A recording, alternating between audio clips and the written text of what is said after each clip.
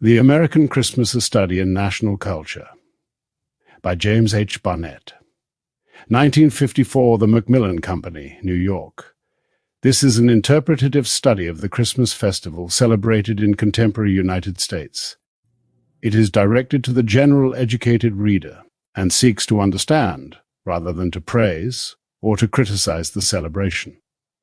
Though it offers information and explanations of modern holiday customs and behavior, it does not pretend to advance an inclusive theory to account for the origin and development of Christmas in this country. I do not believe that the present state of knowledge concerning the festival warrants such an attempt at this time. One reason for this is that there is as yet an inadequate body of significant, authenticated facts concerning the historical development of Christmas in the United States, from which such a theory might be derived.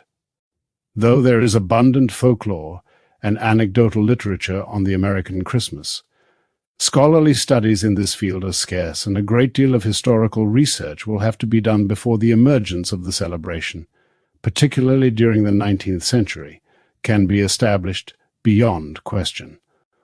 On the other hand, it is possible to learn a great deal about the contemporary celebration through the use of statistical data, interviews, newspaper and magazine reports, questionnaires, observation and participation in holiday activities.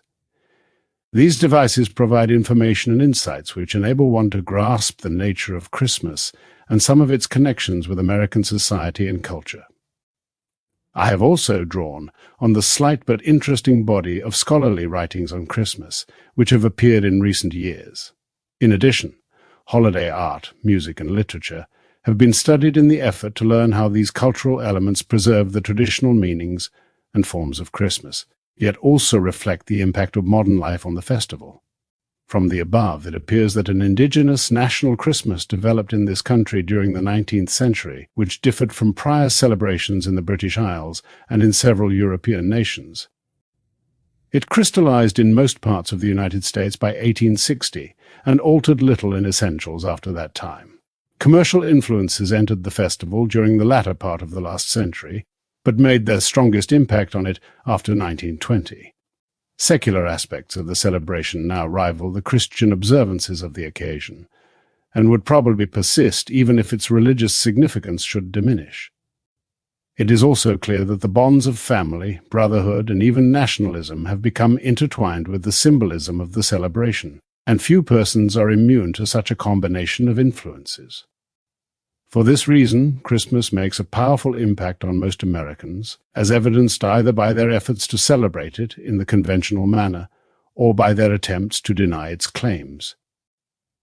The organization of materials by chapters, the emphasis, and so on, have been dictated by convenience rather than by any research design or theoretical considerations, because this study has been conceived and executed chiefly at a descriptive level. I have tried to combine the viewpoint of social history with that of sociological analysis, and have ventured occasional interpretations derived from psychodynamic psychology. Although this eclectic approach has the defects of its virtues, Christmas is sufficiently complex to warrant study from several different perspectives.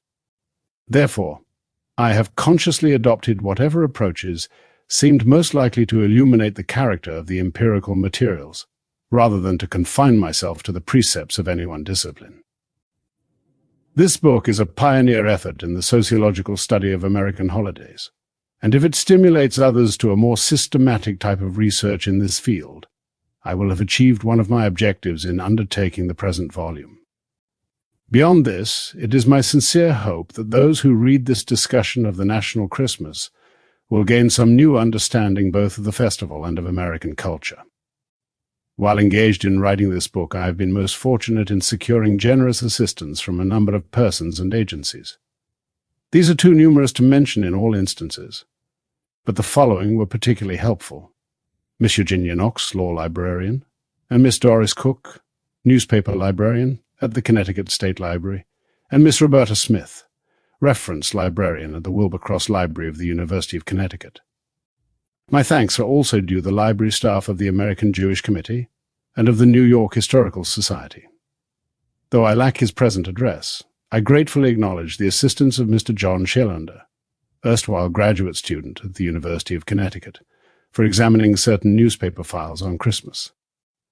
My thanks are hereby expressed to Dr. Leslie Dent Johnston for drawing my attention to several important scholarly works on Christmas and the cult of St. Nicholas, and for the loan of his valuable doctoral thesis Classical Origins of Christmas Customs, 1936. I am also greatly indebted to Professor and Mrs. Walter Landau for translating into English some important Dutch materials on St. Nicholas, and to Mr. Sidney Krug for translating passages on Christmas from an authoritative work published in Danish.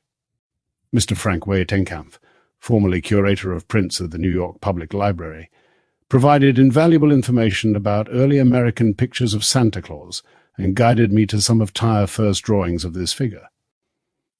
Dr. Marvin Sussman generously sent me a copy of certain parts of his doctoral thesis which were relevant to Christmas observances.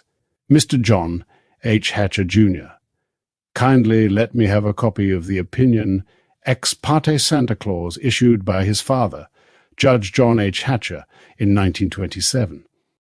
Mr. Robert L. May, both through correspondence and a personal interview, furnished interesting and useful information concerning the career of Rudolph the Red-Nosed Reindeer. In addition, Johnny Marks, who wrote the song about Rudolph, gave me an enlightening account of its creation.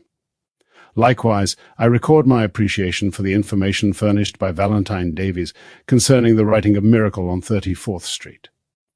My thanks are hereby expressed to Mr. Charles Barnett, Mr. Stanley Lawrenson, and to Professors George Simpson, Solon Kimball, and Harold S. Jacoby for assistance in distributing questionnaires on gift exchanging at Christmas. Walter H. Baker Company and Samuel French Inc. generously permitted me to examine a large number of Christmas plays at my leisure. Stanley Burnshaw gave me helpful counsel on matters of English style and clarity of expression. At the University of Connecticut, both colleagues and the university administration were helpful in many ways. A sabbatical leave for the first semester of the academic year, 1951 to 1952, made it possible to do a major part of the writing, and a reduced teaching load, after that time enabled me to complete it. I am particularly indebted to Provost Albert E. Waugh, who early displayed an interest in this book and steadily encouraged me in the study of our national holidays. A number of colleagues gave me valuable assistance and provided useful criticism and counsel. Among these, I am especially grateful to Walter I. Wardwell and Philip E. Taylor. The indefatigable Charles Niles, news coordinator at the university, would be surprised to learn that the amount of popular interest aroused by our joint story on Rudolph in December 1950 helped me decide to write this book. Finally, I take the greatest pleasure in acknowledging the assistance of my wife, Esther Dodge Barnett.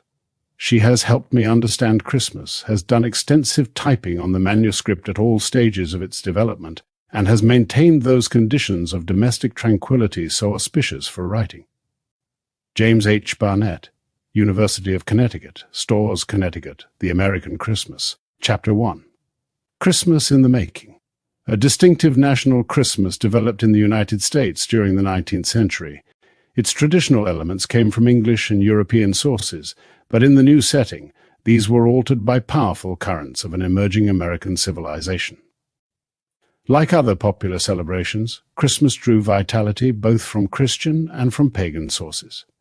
It was anchored in the biblical account of the Nativity, but also contained European folk beliefs and practices, which revealed Greek-Roman and Teutonic influences. Early colonists brought both religious and folk features of the celebration with them, and contributed the cultural base on which the national festival developed. In addition, during the middle decades of the last century, the figure of Santa Claus appeared and began to dominate its folk aspects.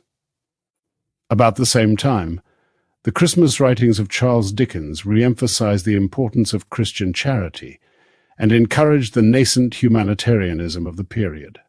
All these factors affected the development of our national Christmas in very important ways.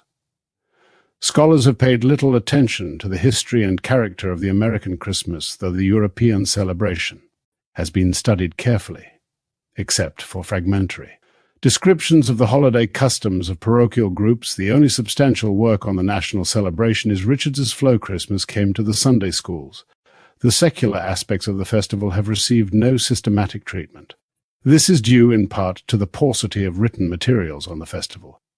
In the main, knowledge of Christmas folk beliefs and customs has been preserved and transmitted by the spoken word.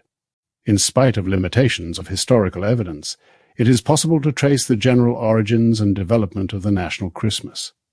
Since its religious observance was the source of bitter denominational quarrels during the 17th and 18th centuries, this conflict provides a pertinent approach to the topic. The churches and Christmas. Few Americans are aware that large groups of colonists objected to Christmas during the 17th and 18th centuries. Many loathed it as an abomination, even though others observed the occasion as a religious feast. In general, Puritans, Baptists, Presbyterians, and Quakers strongly opposed the religious observance of Christmas.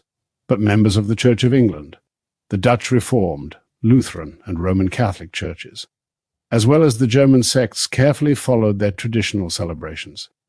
Religious, ethnic, and national ties were intermixed in defining attitudes toward the festival. Christmas came to the American colonies while it was the subject of strenuous controversy in England. For the Church of England, the Feast of the Nativity was one of the most important of the year, even though the English Puritans condemned it as popish and the secular celebration as a wanton bacchanalian feast. New England Puritans shared this hostile attitude toward observing Christmas. Early records indicate that on December 25, 1620, they worked at the erection of their first building, in what has been called a studied neglect of the day. Opposition of the English Puritans to festivals culminated in an Act of Parliament in 1647 which abolished the observance of Christmas, Easter, and Whitsuntide. This was echoed in 1659, when Puritans of the American colonies enacted a law in the General Court of Massachusetts to punish those who kept Christmas. Anybody who is found observing, by abstinence from labor, feasting, or any other way, any such days as Christmas Day, shall pay for every such offence 5 shillings. As early as 1621, Governor Bradford of the Plymouth colony publicly reprimanded several lusty young men of the colony, who maintained that it was against their conscience to work on Christmas Day, but were discovered at play on the streets in this day. According to Bradford, some were pitching e-bar, and some playing at stowball, and such like sports. Immigration brought additional members of the Church of England to the Plymouth, Salem, and Boston communities. This was accompanied by schismatic movements among the New England Puritans, and led to a gradual lessening of severity of laws governing the observance of religious festivals. The year 1681 saw the law against the celebration of Christmas repealed, but many of the Puritans were not reconciled to this action. In 1685, Judge Sewell, a Puritan, wrote concerning Christmas, "Some somehow observe the day, but are vexed, I believe, that the body of the people profane it, and, blessed be God, no authority yet to compel them to keep it."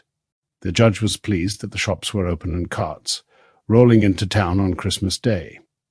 One of the Puritan doctrinal objections to Christmas was the belief that church government should not ordain anything contrary to or not found in the Scriptures.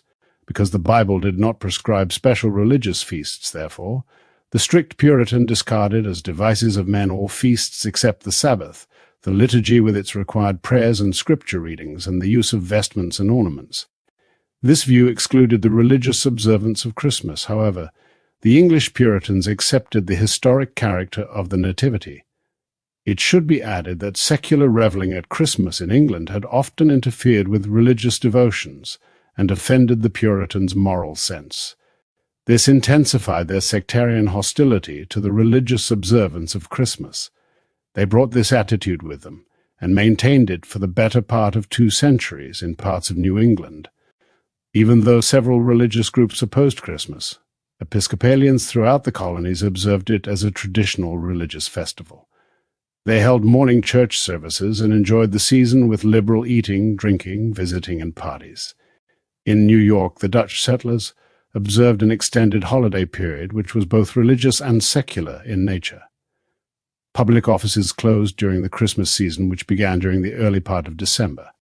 The Dutch celebrated St. Nicholas, or Sinterklaas, Day on December 6th, but gradual numerical dominance of English settlers shifted the midwinter festival to December 25th, concerning the difference between the attitude of the Dutch and the Puritans toward Christmas observance, one writer said. The tranquil, contented burghers were sure to make the most of Christmastide, and their neighbours who cursed it must have seemed to them the most whimsical of lunatics. In other colonies, attitudes toward Christmas conformed to denominational and ethnic ties of the settlers. Considerable variation in local attitudes and customs was the rule. Communities settled mainly by Roman Catholic, Episcopalian, or Dutch Reformed colonists observed Christmas, while those dominated by Quakers, Baptists, Congregationalists, and Presbyterians vigorously denounced it. This was the pattern of Christmas keeping throughout the seaboard colonies during the period from 1620 to about 1750.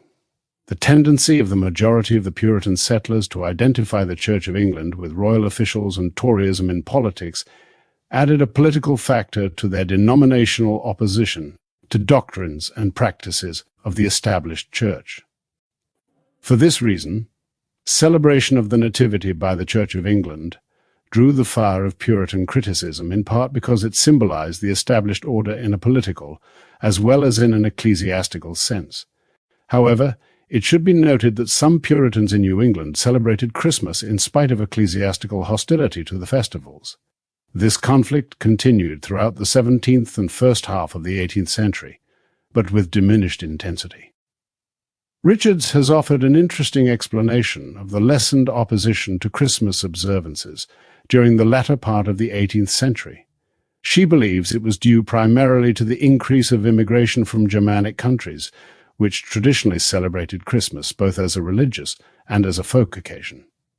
However, it is also true that Scotch-Irish immigration of the 18th century brought many who were hostile to the Church of England and therefore to Christmas. Consequently, the controversy persisted through most of the 18th century. Thus, religious, political, and perhaps social class differences found expression in disagreement over the ancient celebration. The latter half of the 18th century saw a swing of attention to the realm of economics and politics and religious controversies, including that of Christmas observance, became of less importance, though their causes persisted.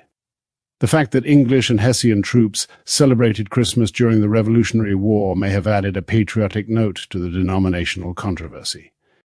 General Washington crossed the Delaware River on the night of December 25, 1776, to surprise and defeat the Hessian troops stationed at Trenton, New Jersey.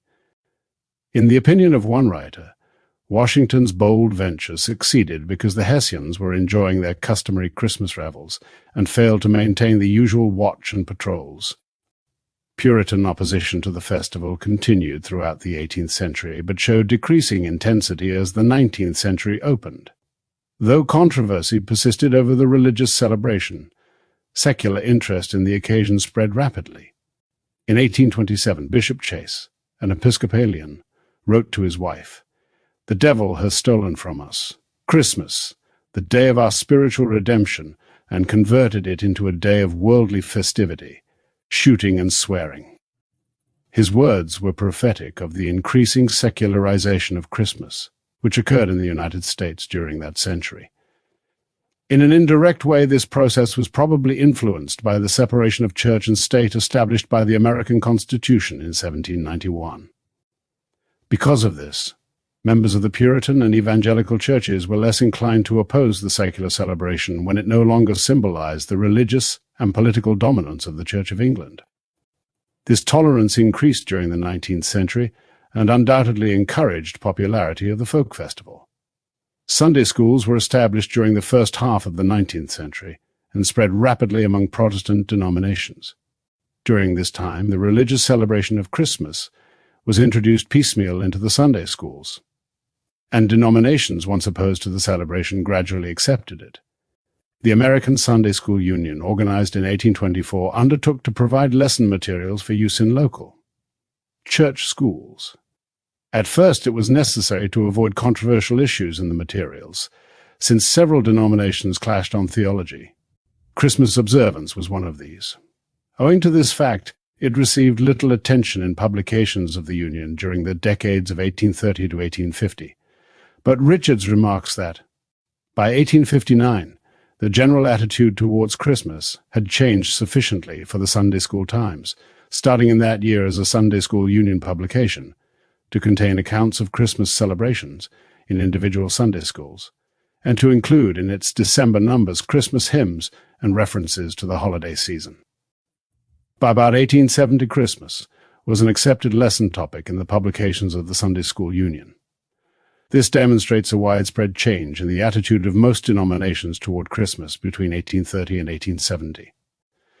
An interesting confirmation of this is found in the fact that many of the popular Christmas songs of a religious character were composed between the years 1850 and 1868. As the religious celebration appeared in the church school, certain traits of the secular holiday were also introduced. Sunday schools began to integrate these with the religious ones. Thus, in 1847, a Sunday school Christmas tree was set up in a New York City Episcopalian Sunday school. Carols were sung, and gifts were provided for the underprivileged children. Lesson materials admonished the well-favored to share their worldly goods with the less fortunate at Christmas.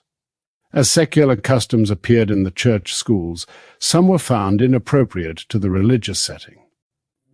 For example, by 1877, gift-giving was being abused because some children apparently went to Sunday school at Christmas only to obtain a gift.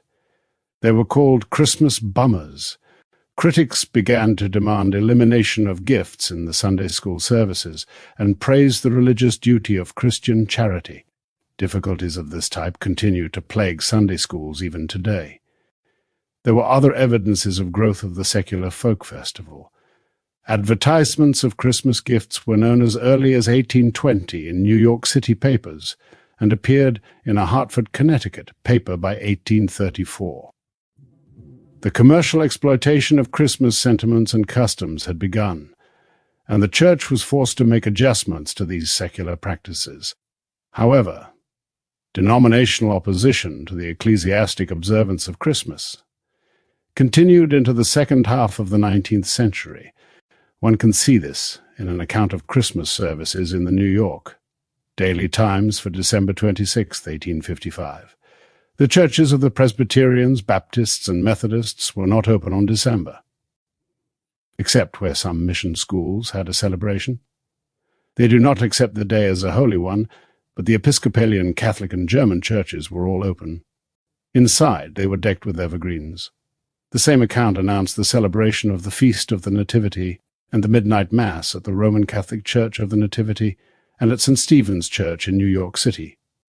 However, as the century advanced, traditional opposition to Christmas slowly disappeared, and a church historian has remarked that by 1880, the religious significance of Christmas had been growing in all evangelical churches. In the 20th century, Sunday schools of the Protestant denominations have embraced Christmas widely, both as a religious and as a social celebration. In addition, both Roman Catholic and Protestant churches now commemorate the Nativity by special services, and their members participate in the folk celebration as well, thus reflecting gradual changes in religious thinking and a popular inclination to celebrate both aspects of the occasion, folk beliefs and customs. Though the Puritans of New England outlawed both the religious observance and social celebration of Christmas for a number of years, many early colonists did not share their anti-Christmas attitudes. Folk festivals persisted even in parts of New England dominated by the Puritans. In the area around New York City and Pennsylvania, and in the southern colonies, both religious and folk celebrations were customary in the 17th and 18th centuries. Most of the Christmas folk customs came to this country from England, Holland, and Germany. Colonists from these countries emphasized eating, drinking, family gatherings, merrymaking, and joyousness during the Christmas season, which usually began well in advance of December 25th and extended often to January 6th. Food and drink consumed by each group reflected national customs. Usually, a holiday salutation was customary in greeting friends, relatives, and even strangers during the season. The Yule log custom was brought from England, though the island practice of serving the boar's head was not widely adopted. Small whole pigs were used sometimes as a substitute. English colonists contributed mince pies and plum pudding to the Christmas dinner. They also brought the wassail custom with them. Though the term originally meant warm ale, it later embraced a wide variety of special Christmas beverages. A somewhat romanticized account of a family Christmas celebration in Old Virginia, an area settled by Church of England colonists, described the wassailing as follows. There is the clink of glasses and cups, the good old vintages, which give nobody a headache, cheer the heart, and the lord of the manor raises his glass, and with a smile on his ruddy face, drinks to the general joy of the whole table. Caroling was a Christmas folk practice which became popular quickly in the colonies and was taken over by many groups. Carols included both religious and folk songs which had grown up about the season. In addition, the English brought their traditional custom of decorating houses and public buildings with holly, ivy, and mistletoe.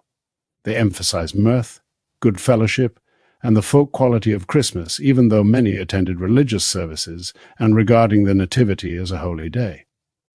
Christmas gifts were not emphasized by the early English colonists, though the wealthy were expected to be generous to the poor. Children received small presents, but they did not think of Christmas primarily as a time when they expected gifts. In common with some of the Pennsylvania German settlers, the English were familiar with the school custom of barring the master just before Christmas. The Dutch colonists brought to New Amsterdam, New York, a number of Christmas traits which were incorporated later into the American celebration. Chief among these was the visit of St. Nicholas, who was popular with Catholics and Protestants alike in Holland. He was adopted by many of the American colonists, but lost his ecclesiastical appearance in the process. Dutch lore about St. Nicholas centered on his December 5th visit, when he brought presents to good children and switches for the bad. They were taught to leave some hay for the white horse on which he traveled. Both the Dutch and the Germans gave small gifts to children at Christmas, and stressed the season as of special importance to the young. Like the English settlers, they considered Christmas chiefly a time of merriment and communal joy. It was regarded as a season, not as a day or a brief festival. In addition to the Christmas customs, they shared with the English and New York Dutch. The Germans who settled in Pennsylvania brought the Christmas tree with them. An account of a Christmas celebration held in Bethlehem, Pennsylvania, on December 25, 1747, includes the statement, "For this occasion several small pyramids and one large pyramid of green brushwood had been prepared, all decorated with candles, and the large one with apples and pretty verses." This brushwood pyramid was probably the progenitor of the Christmas tree.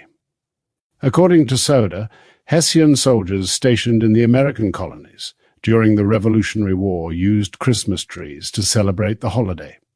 Between the years 1832 and 1851, Christmas trees appeared in Cambridge, Philadelphia, Rochester, Richmond, Worcester, and Cleveland. The custom was fairly common in the United States before it was introduced into England, and owes little or nothing to English practice. Among the Pennsylvania Germans, the name of the Christmas gift-bringer was Christ Kindling or Kris Kringle. He came on Christmas Eve, December 24th, rather than on December 5th, the eve of St. Nicholas's Day. They were also familiar with the figure of Belsnickel, known as Knecht Ruprecht in Germany, who was reputed to be the servant of St. Nicholas. He was a threatening figure who punished bad children and rewarded the good with presents. Pennsylvania German children decorated their trees with animal cookies, apples, strings of popcorn, and brightly colored paper. Some sects, such as the Moravians, put lighted candles on their trees as early as 1752, and later placed them in windows, as became the custom on Beacon Hill in Boston. The construction of Christmas yards or gardens was a common practice among the Pennsylvania Germans, but there. Reproduction of the manger scene, known as the putz, is a more widely known trait. In recent years it has diffused to many sections of the United States. Nativity scenes appear at Christmas in Protestant homes today, as well as in those of Roman Catholics and the German sectarian groups. The beliefs, symbols, and customs described above entered this country between 1620 and 1800. By informal means they spread throughout the settled areas, with resulting community variation. Between the years 1800 and 1860, both the religious and the folk aspects of Christmas diffused widely. Each section of the country developed a Christmas celebration which mirrored its local culture, national backgrounds, and natural surroundings.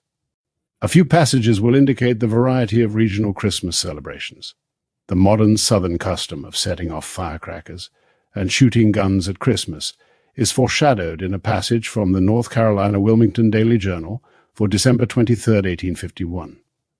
John Barleycorn retained his usual spirit, and our town authorities on Christmas generally let the boys have their way so far as mere noise is concerned. There was therefore much firing of crackers, rockets, sapiens, etc., and a good deal of cheering and shouting, but nothing worse, and as the night wore on even these ceased, and the town slept. As settlers pushed west and ethnic groups clustered in localities, their traditional old-world Christmas celebrations appeared. Heilbronn wrote in 1849 of a Christmas celebration in Minnesota. On Christmas morning, the grave and devout will be at church. Church-going was a natural part of the frontier holiday observance. In fact, it was taken for granted, and was seldom the subject of comment. A Swedish Lutheran pastor complained that he found it necessary to prepare his sermon in a saloon near Shakopee, where several drunkards made a lot of disturbance until late at night. At Faribault, the Yule celebration began in the Episcopal Cathedral at 6 in the morning with a carol service, which by the late 70s was looked upon as one of the time-honored customs of the parish. Here, the religious and folk aspects of the celebration dwelt side by side with little conflict, because the traditional pattern had carried over to the New World. In Texas, Christmas was celebrated with vigor, as indicated by the following passage written in 1839. It is now 9 p.m., and tomorrow's Christmas. The way the votaries of that jolly god Bacchus are humping it is curious. Fiddles groan under a heavy weight of oppression, and heel-taps suffer to the tune of "We Won't Go Home Till Morning," and now and then the discharge of firearms at a distance remind me that merriment now despotic rules to the utter discomfiture of dull care, while I, O Gemini, have nothing stronger wherewith to lash my cold, sluggish blood than water. This lament strikes a familiar note in several descriptions of the folk observance of Christmas in Texas during the mid-19th century. A botanist, William H. Brewer, traveled up and down the state of California during the years 1860 to 1864 and described a Christmas spent in San Francisco in 1862. I was at church this morning, an Episcopal church, all decorated with evergreens, and this afternoon it seemed as if all the city was in the streets. The customs of Europe and the East are transplanted here. Churches are decked with evergreens. Christmas trees are the fashion. There is no snow visible even on the distant mountains. Christmas here, to me, represents a date, a festival, but not a season. This passage suggests elements of the later national Christmas by mentioning evergreens in the churches and the popular Christmas tree. The author's regret at the absence of snow and wintry scenes anticipates the contemporary inclination to associate snow, ice, and wintry weather with Christmas. An editorial passage in Brother Jonathan, 1842, indicates that Christmas was already regarded as the children's celebration in the New York City area. Tomorrow will be Christmas. Jolly rosy Christmas, the Saturnalia of children. Ah, how the little rogues long for the advent of this day, for with it comes their generous friend Santa Claus with his sleigh, like the purse of Fortunatus, overflowing with treasures. Here appear the themes of children. Santa Claus, his sleigh, and untold treasure for the little rogues. These elements have become central to the contemporary American Christmas. The carol philosophy of Dickens. A new element was added to the American Christmas about the middle of the 19th century. This was the carol philosophy of Charles Dickens, which combined certain religious and secular attitudes toward the celebration into a humanitarian pattern. It excoriated individual selfishness and extolled the virtues of brotherhood, kindness, and generosity at Christmas. For Dickens, this was a time when many of the conventional restraints of social life should give way to an expression of a deeper sense of brotherhood and solidarity. Dickens preached that at Christmas men should forget self and think of others, especially the poor and the unfortunate. All should participate in the great festival of brotherhood. This was the message of Dickens in his Sketches by Boz, Pickwick Papers, and above all, in A Christmas Carol, published in 1843. The reception and continued popularity of this tale not only is a tribute to his literary skill, but also suggests that its theme has an enduring appeal. A Christmas Carol is a literary sermon against selfishness and a panegyric on brotherhood and benevolence, particularly at Christmas. It asserts that kindness and charity should be expressed at this time by all, but especially by those who have ignored or neglected these sentiments during the rest of the year. Scenes from A Christmas Carol are annually revived in numerous pageants throughout this country and on nationwide radio and television programs, and the book still has a sizable Christmas sale. Some of the characters of the story, such as Scrooge, Tiny Tim, and Bob Cratchit, have become literary stereotypes. Though the narrative involves an occasional religious reference, it is essentially secular. The plot of A Christmas Carol concerns Scrooge, a merchant and financier who has hardened his heart against his fellow men, neglected his family, squeezed the poor, sacrificed his fiancée to avarice, and refused to acknowledge Christmas as a unique celebration.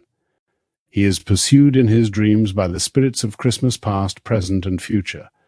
These cause him to relive his youth and his early Christmas experiences, then to witness a Christmas celebration by his employee, Bob Cratchit and family, and that of some close relatives. Invisible, he watches the domestic celebrations of the two families and learns of his own social isolation at a time when all others are reaffirming the bonds of fellowship. Finally, the spirit of Christmas future forces him to witness, by provision, his imminent death, unwept and unsung.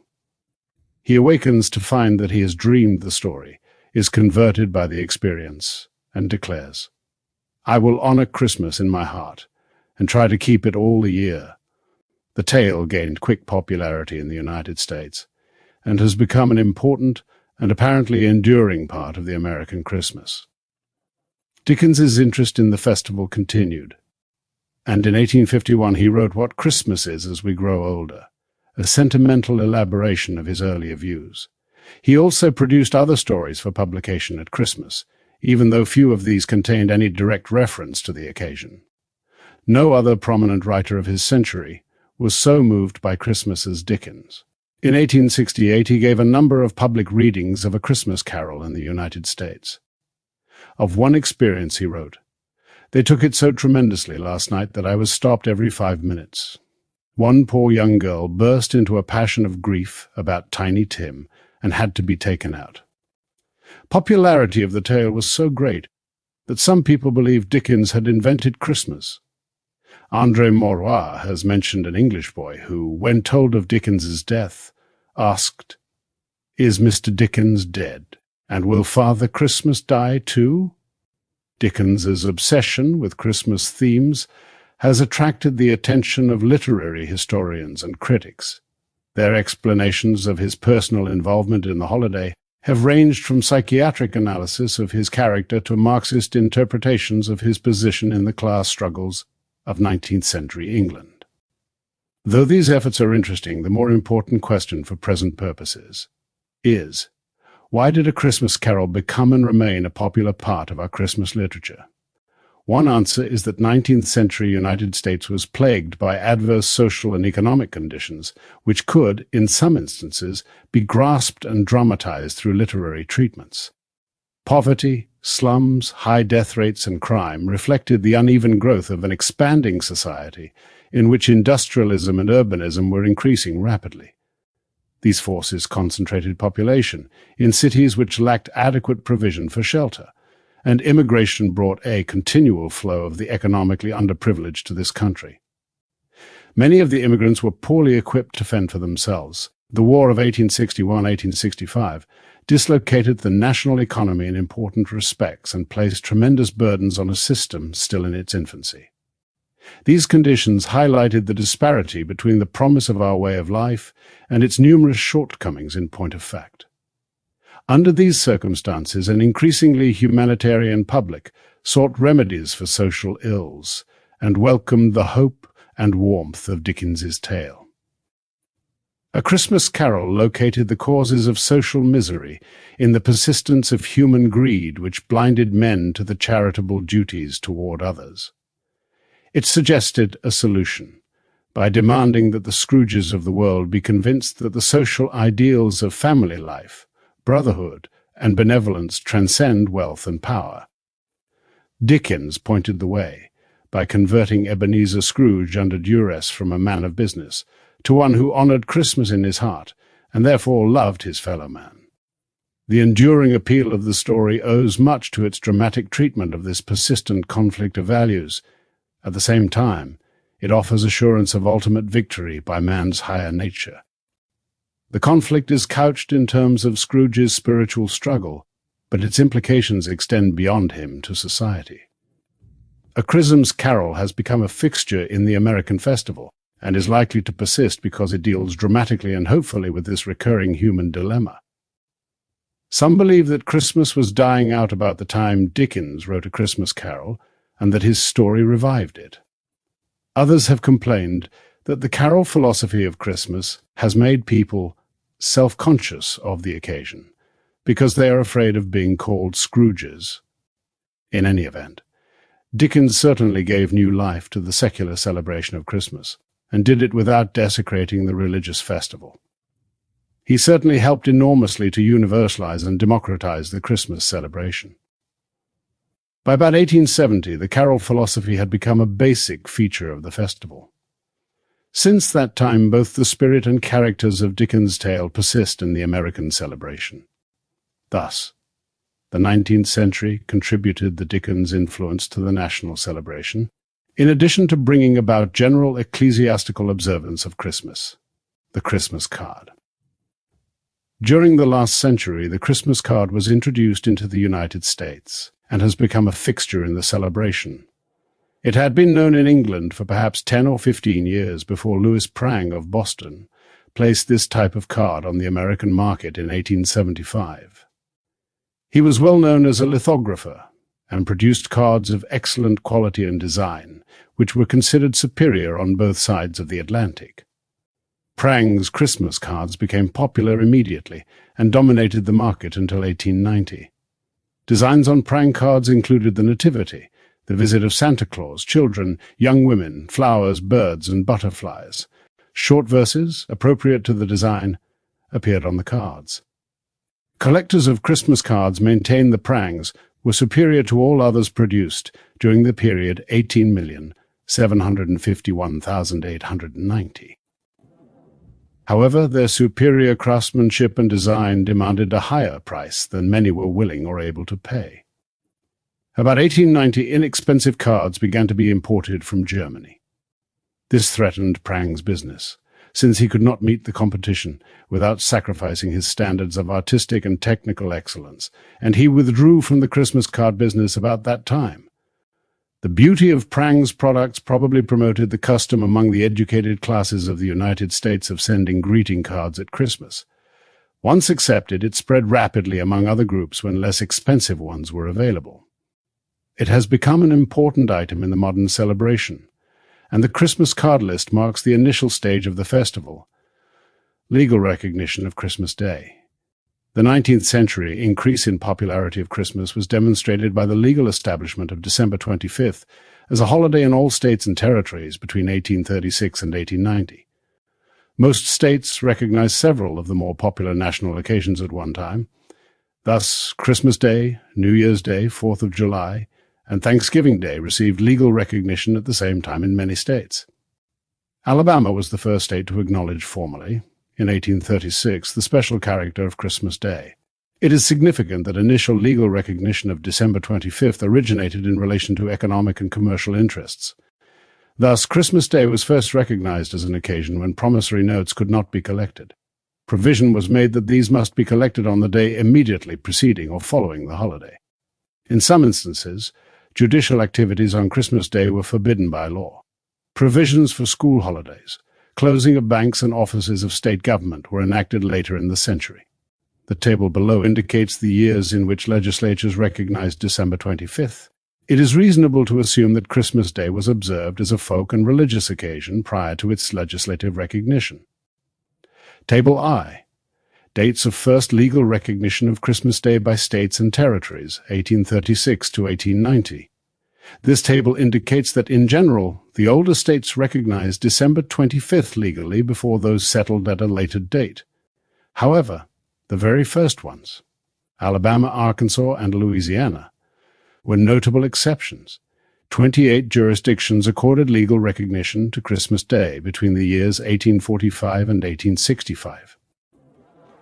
After this period, there were a year or so until 18 states took official action on the holiday during the Civil War years, 18,000,000. They indicate that the middle decades of the 19th century of Christmas Day as an unconditional holiday. Opposition to the celebration and its acceptance as a folk festival, it was becoming the most popular of our national holidays and manifested specifically American qualities in its folk aspect. One suspects that the legal recognition accorded December 25th consciousness, which found symbolic expression in the Christmas festival. This idea received slight confirmation from the fact that a large number of states recognized this day during the Civil War years, when the sense of national identity attained a new intensity. Furthermore, the fact that in 1870 Congress established December 25th as a special day for the District of Columbia indicates that the celebration had attained considerable national popularity by that time. The national festival. By the latter part of the 19th century, the various elements of Christmas had coalesced into a festival of great popularity and of considerable social significance. It not only embodied the import of the Nativity, but also affirmed a secular faith in the durability of family ties and the importance of human brotherhood. In addition, Christmas folk imagery had become linked to patriotism. This was apparent in Thomas Nast's Civil War drawings, which portrayed Santa Claus distributing presents in army camps and soldiers returning home on furloughs at Christmas. Nast's pictures probably both reflected and stimulated popular identification of Christmas with American life. In addition, the 19th century celebration foreshadowed the commercial exploitation of the contemporary Christmas. So far as denominational observance of the Nativity was concerned, the end of the 19th century found those churches which had traditionally marked the occasion continuing to hold morning services on Christmas Day. This group included the Episcopalian, Lutheran, Dutch, and German, Reformed churches. In addition, Roman Catholic churches frequently observed the occasion with a midnight Mass on December 24th and several Masses on Christmas morning. On the other hand, the denominations once hostile to celebrating the feast began to hold services on the Sunday nearest December 25th. These included a Christmas sermon, seasonal decorations, special music and programs in the church schools. The Presbyterians, Baptists, Methodists, and Congregationalists made up this group. Richards nicely summarizes this shift in denominational sentiment toward Christmas observance by saying, "Within the Protestant churches, Christmas had emerged from its Roman Catholic associations and had been recognized as a part of the general inheritance of Christendom. Termination of the long-standing quarrel over Christmas was symptomatic of a general decline of hostility between militant Protestant and Roman Catholic groups in 19th century United States. One suspects that general observance of Christmas by different churches had a unifying social effect on the members, in spite of diverse ceremonies.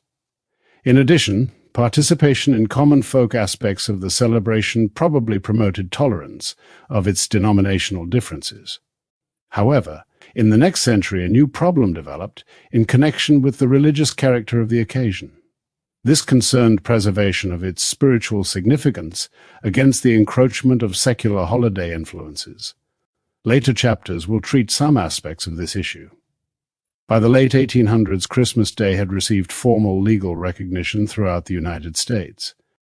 In addition, school vacations were common on this occasion, and many, though not all, parts of the country took a holiday from work on Christmas Day. The folk celebration included the following: limited pre-Christmas shopping, decorations in the stores, the Christmas card custom, erection of trees in homes, use of holly, ivy, and mistletoe, both in public and in private places. Family reunions, the gift-bringing visit of Santa Siwaneus, caroling, festive foods and drinks, plays, some gift exchanging by adults, and a background, real or imaginary, of winter. The 19th century pattern of beliefs, customs, and values indicated trends in Christmas observance that would become dominant in the 20th century. Thus, by the latter part of the last century, the folk-secular aspects of Christmas were taking precedence over its religious ones. This was apparent in the increasing importance of the figure of Santa Claus and in greater emphasis on gifts and holiday feasting. It was evident also in the centering of the celebration, insensibly about the home, family, and children. Even the granting of legal recognition to December 25th emphasized the importance of secular power in the festival. The Christmas carol humanitarianism of the 19th century preserved some of the spiritual implications of the Nativity without rejecting folk customs and festivities. It was thus congruent with both major aspects of the celebration. In addition, it expressed belief in the importance of brotherhood in spite of the American emphasis on individual achievement. Even today, the Christmas theme of charity and generosity aids in preserving an important balance between fraternal and self-centered emphasis in the national culture. Thus, the 19th century saw the crystallization of an American Christmas festival, which manifested traditional elements yet reflected the contemporary social and cultural scene. Correspondingly, though the celebration has retained a measure of autonomy, its customs and beliefs have been powerfully affected by changes in American society. Chapter 2. The social role of Santa Claus. The increasing popularity of the folk Christmas in the 19th century was manifested in the appearance and formalization of Santa Claus as its dominant symbol. In fact, both his historical origins and the more recent alterations in his appearance and significance reflect in interesting ways the persisting struggle between religious and secular forces for dominance in the festival. For the time being, this conflict seems to have been resolved in favor of the non-religious influences. In his earliest American appearance, Santa Claus was regarded as the patron of children and their special gift-bringer. In his different national incarnations, he came on December 5th, 24th, or even on the 31st. So far as the United States was concerned, by 1860 his visit was assumed to occur on the eve of the Nativity. Indirectly, he has affected religious as well as folk aspects of the national festival. Though Santa Claus is a creation of the literary and folk imagination, his progenitor, St. Nicholas, was an authentic historical figure who served as Bishop of Myra in the Eastern Church during the 4th century. He became very popular and was canonized in the 9th century. Careful scholarship has traced the diffusion of his cult throughout Europe. However, the St. Nicholas figure from which Santa Claus developed was brought to the American colonies as a mixed religious folk figure. He had long been popular in several European countries. The Dutch who settled New York during the 17th century brought the folk cult of St. Nicholas. He remained the dominant figure of their midwinter celebration until the close of the next century. In Holland, St. Nicholas was expected on the evening of December 5th, when children placed their wooden shoes by the fireplace and left hay for his horse. Wall has provided a popular account of his visit. After nightfall, dressed in his red bishop's robes, he would appear in the sky on a beautiful white horse, and, followed by his black servant, would alight on the rooftops, descend the chimneys, and fill the shoes of deserving children with sweetmeats and cookies.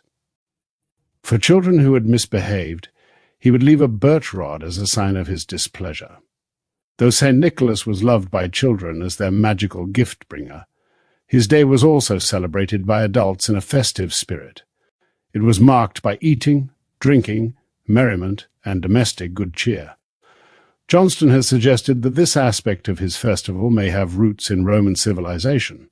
It is therefore by no means impossible that St. Nicholas had absorbed some characteristics of a happy, festive sort from the ancient Roman Saturnus, and I am inclined to think that our modern St. Nick, Kris Kringle, or Santa Claus, goes back to that ancient figure for this particular side of his character. Another attribute of St. Nicholas also suggests cultural borrowing. A diminutive term for St. Nicholas in Norway was Nis, and this name also designated a small imp. This may have been the basis for Clement Clarke Moore's description of St. Nicholas as a right jolly old elf. Tales of the Coming of St. Nicholas, either on December 5th or 24th, prescribed different means of transportation. In some legends, he rode a white horse, while in others he came in a small wagon. Washington Irving, in his Knickerbocker's History of New York, 1809, also described St. Nicholas as traveling through the skies in a wagon. Spencer has suggested that the magical travels of the good saint resemble those of the Teutonic deity Thor. This figure reputedly rode through the firmament in a chariot drawn by 2 white goats. There is no scholarly authority for the idea that he came in a reindeer-drawn sleigh. Clement Clarke Moore employed this notion in his famous poem A Visit from St. Nicholas, but this appears to be an instance of literary invention and is not supported by folklore research.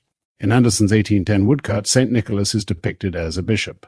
He is tall, stately, dressed in a bishop's robes, holds a purse in one hand and a birch rod in the other. Beside the bishop stand 2 children. One, the good child, is happy with presents, while the bad child has a rueful countenance and wears a switch in his buttonhole. This is a sign of St. Nicholas's disfavor. Words of an old Dutch verse accompany the picture, describing him as a gift-bringer. St. Nicholas, my dear good friend, to serve you ever was my end. If you will, now, me something give, I'll serve you ever while I live. The drawing does not include the black servant who accompanied St. Nicholas on his annual visit in Holland. This figure did not appear in the American version of his visit. By 1820, the United States possessed this tale of a popular saint who visited children on December 5th, 24th, or 31st as a magical gift-bringer. He traveled on horseback, in a wagon, or even walked. In some accounts, he came down the chimney and placed presents in the shoes or stockings of good children and switches in those of the bad. Transition. As the Nativity account provided the religious background for celebrating Christmas, Moore's poem A Visit from St. Nicholas, 1822, embodied its folk character and crystallized popular notions of the visit of the gift-bringer early in the 19th century, and its imagery has persisted to the present. It blended the traditional St. Nicholas with folk figures such as brownies and elves and provided the first step in the transition from St. Nicholas to the contemporary Santa Claus. Moore used the names St. Nicholas and Santa Claus interchangeably and employed the familiar St. Nick as well as the more formal name. His St. Nicholas was small, elfish, and dressed in fur, not in the robes of the Bishop of Myra.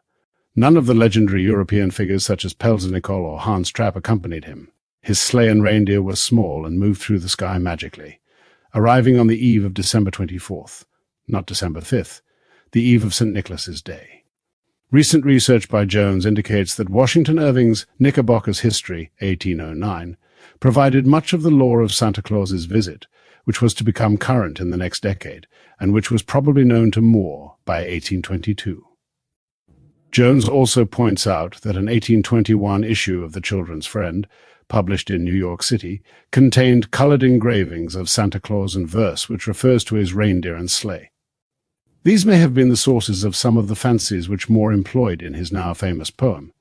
Moore's failure to mention the Nativity in his poem is interesting because he was an ordained minister and the author of several theological works. However, none of his other writings bear any resemblance to this well-known poem. His authorship of this work has been questioned, but there is no doubt about its influence on the imagery of the folk Christmas. Not long after the publication of Moore's A Visit from St. Nicholas, a number of American artists began to portray the emerging figure of Santa Claus. These pictures varied greatly until the time of Thomas Nast. An early portrayal of Santa Claus by Sherman and Smith appeared in a New York City magazine in 1843. This engraving depicted him sitting by a fireplace putting toys in children's stockings. He was small, dressed in a fur coat, and wore a close-fitting cap on which a bishop's cross appeared. He also smoked a small Dutch pipe and had a pleasant, but not a jovial expression. The caption, under the picture, Santa Claus the Night Before New Year, indicates that gift-bringing on days other than December 24th and 25th persisted in New York City, at least until 1843. Some doubt is entertained by specialists that the Sherman and Smith drawing prefigures the American Santa Claus.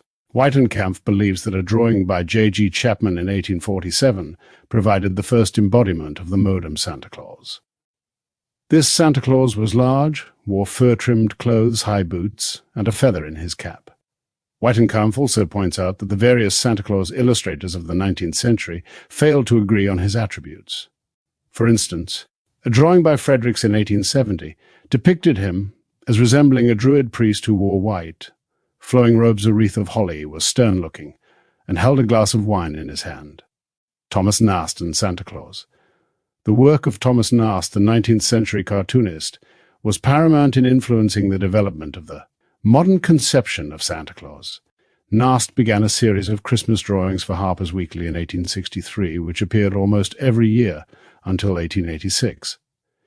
Payne traces Nast's conception of Santa Claus to Pelzer Nicol, a legendary companion of St. Nicholas. However, in Nast's early drawings, Santa Claus more nearly resembles the jolly old elf of A Visit from St. Nicholas. In the picture Santa Claus, his works, Nast formalized this figure by portraying his yearly round of activities. One scene found him filling stockings with toys, while in another he used a spyglass to discover children who should be rewarded or punished at Christmas. In still other drawings he made toys and dolls, decorated a Christmas tree, and drove his magic sleigh through the sky. He personified the children's gift-bringer and resembled the little people of folklore. Nast was the first American cartoonist to relate Christmas to patriotism. Some of his Christmas drawings were concerned with the Civil War. An early one showed Santa Claus distributing gifts to Union soldiers at Christmas. In another, he portrayed a Northern soldier arriving home for an unexpected Christmas furlough, while in the background Santa Claus deposited toys for the children. It is a tribute to Nast's pictures that his conception of Santa Claus became widely accepted in this country. He finally portrayed him as a large, jolly, white-bearded figure dressed in fur. By the latter part of the 19th century, this was the accepted stereotype of the gift-bringer. Parents of each generation confirmed the existence of this Santa Claus for their offspring. Some children doubted.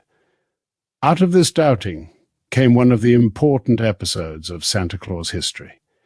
In December 1897, Francis Church, an editorial writer for the New York Sun, received a letter from an 8-year-old girl named Virginia O'Hanlon, asking if there really was a Santa Claus.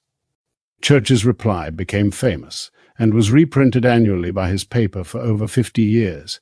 He replied, in essence, that Santa Claus existed as an idea even, though he might never be seen. Church developed his thesis skillfully, suggesting that Santa Claus existed in part because people must believe in some such figure. He likened Santa Claus to the fairies who were never seen, but whose acts proved their existence. Virginia was assured that Santa Claus would endure 1,000 years to make glad the heart of childhood. Church couched his interpretation in ornate didactic phrases. This befitted an editor intent on preserving a child's fancy, yet also obligated to the claims of reason. His editorial was a landmark in the crystallization of Christmas sentiments in this country, for it affirmed a belief dear to children and assented to by adults. Edna Proctor Clarke's poem, The Revolt of Santa Claus, reflected the appearance of a new element in the stereotype of the folk. Saint, this poem told of his decision not to make his annual visit on Christmas Eve. He felt that the emphasis on facts had become so great and imagination so weak, that his visit had become meaningless. One by one, children of several nations assured him of their love and predicted universal disappointment if he failed to make the trip. He was moved by the children's pleas and decided to visit mankind again. The fact that he was disenchanted about his annual trip gave Santa Claus a human quality previously lacking. Early in the century he belonged to the strange world of elves and fairies, but by 1900 he had changed into a gift-bringer for children and was human in many respects. By the turn of the present century, Santa Claus personified the popular spirit of Christmas, which emphasized gifts, joy, and merriment. Children viewed him as their magical gift-bringer and special friend. Both in music and in story, his figure was amplified and enriched, so that a folk cult grew up about his annual visit. Songbooks of 1890, 1899, 1908, and 1916 carried such titles as Santa Claus is Come to Town Santa Claus, Last Christmas Eve, and Old Santa Claus Sat, All Alone. Short stories by Bret Harte, James Lane Allen, John Macy, Rourke Bradford, and others popularized and humanized this burgeoning symbol. Under such circumstances, one might expect that this popular figure would be related to other aspects of American life and culture. Santa Claus as symbol. During the past 50 years, Santa Claus has become a symbol of charity and generosity. This is evident in contemporary news accounts about him.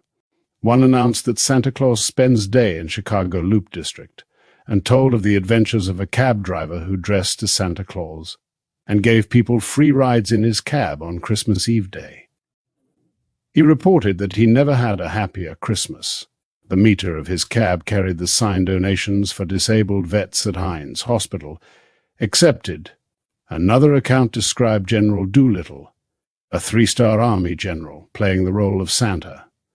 Claus at the Walter Reed Hospital on Christmas Day in 1947. During World War II, Red Cross activities in distributing gifts at Christmas were described as follows. Red Cross Santa, ready over world. In 1950, Santa Claus was appealed to in a letter published in a Boston, Massachusetts paper. It described the plight of a family which had lost its home and possessions through fire. The headline of the story read, "Santa talked about family made homeless by fire." Similar examples can be observed in urban newspapers nearly every Christmas. The symbol of Santa Claus is employed regularly to express charity, generosity, and benevolence. To an even greater degree, the Santa Claus figure expresses affection and devotion to children. Powerful emotions center about the belief that children ought to have a happy Christmas. This means that they should receive gifts from Santa Claus and have a Christmas tree, accompanied by excitement and the affection of adults. The importance of Santa Claus is evident in Christmas headlines. GIs to play Santa to German children. Santa at hospital party. Santa Claus calls on boys and girls at temporary home. This is repeated year after year. The importance of Santa Claus as the gift bringer is so great that many adults believe children have a right to expect him and to have a happy Christmas. This holds true, even if the celebration is not held on December 25th. A story which appeared in September 1947 illustrates this. The headline read, "Child name omitted dies awaiting Santa Claus." With death so near, her parents decided to give her a final Christmas party.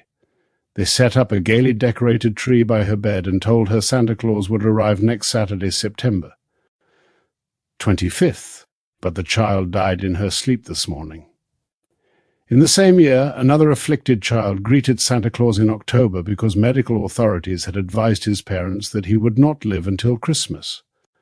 The concern that ill children should have their Christmas and get presents from Santa Claus suggests that this experience is considered a natural right of children. The appeal of Santa Claus was revealed in another manner in 1945. A war orphan living in an institution wrote to him asking for a real home. The letter was publicized, and over 100 families indicated willingness to offer a home to the child. Orphanage authorities couched their appeal for help in these terms. "We've just got to find homes or deny the Santa Claus legend." An elaborate effort to preserve faith in the cherished folk tale took form in the Santa Claus Association, organized in 1914 by John D. Gluck in New York City. Its declared purpose was to preserve children's faith in Santa Claus. This agency planned to obtain letters addressed to Santa Claus from the postal authorities and to investigate them. If need appeared, individual donors of the association would provide toys and presents for the winters. Sometimes, the association paid rent for destitute families, but it maintained that its chief objective was to preserve children's faith in Santa Claus. The association operated in New York City from 1914 to 1928. Similar organizations developed in several other large American cities. In 1928, the federal postal authorities refused to permit letters addressed to Santa Claus to be turned over to the Santa Claus Association. The organization was investigated and criticized. In defense of his policies, Mr. Gluck said, "All I ask is that these people don't sock it to us at this time of the year and spoil the faith of little children. Modem advertising and merchandising have used Santa Claus for financial gain. Many persons believe that commercial use of this figure and the emphasis on gift exchanging have spoiled or ruined Christmas. Though this may be true for some individuals, business exploitation of Christmas has actually increased interest in the folk celebration." Pre-Christmas advertisements make frequent reference to Santa Claus to attract the attention of buyers. A department store asserted in a half-page advertisement, "This year's Santa is shopping at, while another firm of national reputation has the real Santa, insisted that, of course, Claus." The Western Union Telegraph Company placed a messenger's cap on Santa Claus in a December 1950 advertisement. He was shown pointing to special Western Union Christmas messages with manifest approval. Department stores in large cities have installed special telephone lines so that children can talk to Santa. Chambers of commerce usually include him in their municipal Christmas decorations. A wide variety of commercial agencies, department stores, banks, investment firms, and so on, employ the symbol of Santa Claus to promote business activity. The continued use of this figure, year after year, demonstrates its commercial value and has resulted in an ever wider knowledge of the gift-bringer. Santa Claus is certainly more popular with contemporary children than he was in 1900. The use of real Santas by many retail stores has done much to stereotype the figure. The New York Times commented in 1927, "A standardized Santa Claus appears to New York children. Height, weight, stature are almost exactly standardized, as are the red garments, the hood, and the white whiskers. The pack full of toys, ruddy cheeks and nose, bushy eyebrows, and a jolly, paunchy effect are also inevitable parts of the requisite makeup. In general, this description characterizes the contemporary Santa Claus. Standardization of the figure and the increasing commercial demand for Santa Clauses has undoubtedly led to the development of several schools for training Santas. One of these was established by Charles W. Howard of Albion, New York.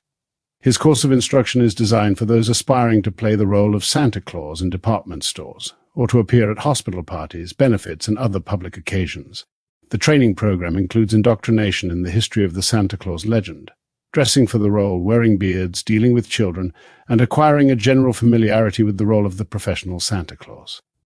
A new type of Christmas organization came into existence in 1943, named Santa's Helpers. This firm provided visits by Santa Claus to individual children, to children's parties, schools, clubs, and so on. Those who purchase its services must supply advance information on the family or group to be visited, thus enabling the professional Santa Claus to play his role with some degree of familiarity with both people and surroundings. About 1947, a toy factory was opened at Upper J, New York, which bore the name North Pole Home of Santa's Workshop. Later, this establishment was expanded to include a toyland with such attractions as reindeer, a professional Santa Claus, sheep, a toy train, and numerous items to appeal to the young. It is one of the more elaborate examples of the commercial exploitation of Santa Claus folklore. Frequent use of the professional Santa Claus sometimes confuses children who encounter several different ones in a single day. The City Council of Boston asked the mayor in L. 948 to permit only one Santa in the city in 1949, and to station him on the historic Boston Common. One council member asserted that there is a Santa on every corner, and children are beginning to wonder. Use of the figure of Santa Claus by commercial artists was attacked in a bill introduced in the California Senate in 1939. Senator Westover declared, "Santa Claus primarily belongs to the children, but commercial artists have used his figure to such an extent that he is depicted selling everything from bottled beer to automobiles." The clash of folk beliefs and economic philosophies is amusingly illustrated by an episode which occurred in Muskegon, Michigan, in 1949. A local savings bank decided to advertise the virtues of thrift on billboards. It erected one during the Christmas season, which carried the message, "There, no Santa Claus work earn save." This dental of the existence of Santa Claus aroused so much protest from parents that the bank was forced to alter its advertisement. The president of the bank declared, "The myth of Santa Claus is far-reaching and implies a nation of people who seem to accept a Santa Claus with headquarters at Washington. A town in Indiana, which acquired the name Santa Claus in the 1890s, has recently turned it to profitable use by erecting a 40-foot municipal statue of him. Thousands of children visit the town annually to see the statue, and a large volume of mail is sent to the local post office each year for remailing in order to obtain the local cancellation. Rival business interests have engaged in quarrels and litigation over sites and trade names in the city of Santa Claus. A new extreme in the commercialization of Christmas symbols was attempted by a firm which sought incorporation under the laws of Indiana as Christmas with Santa Claus, Indiana.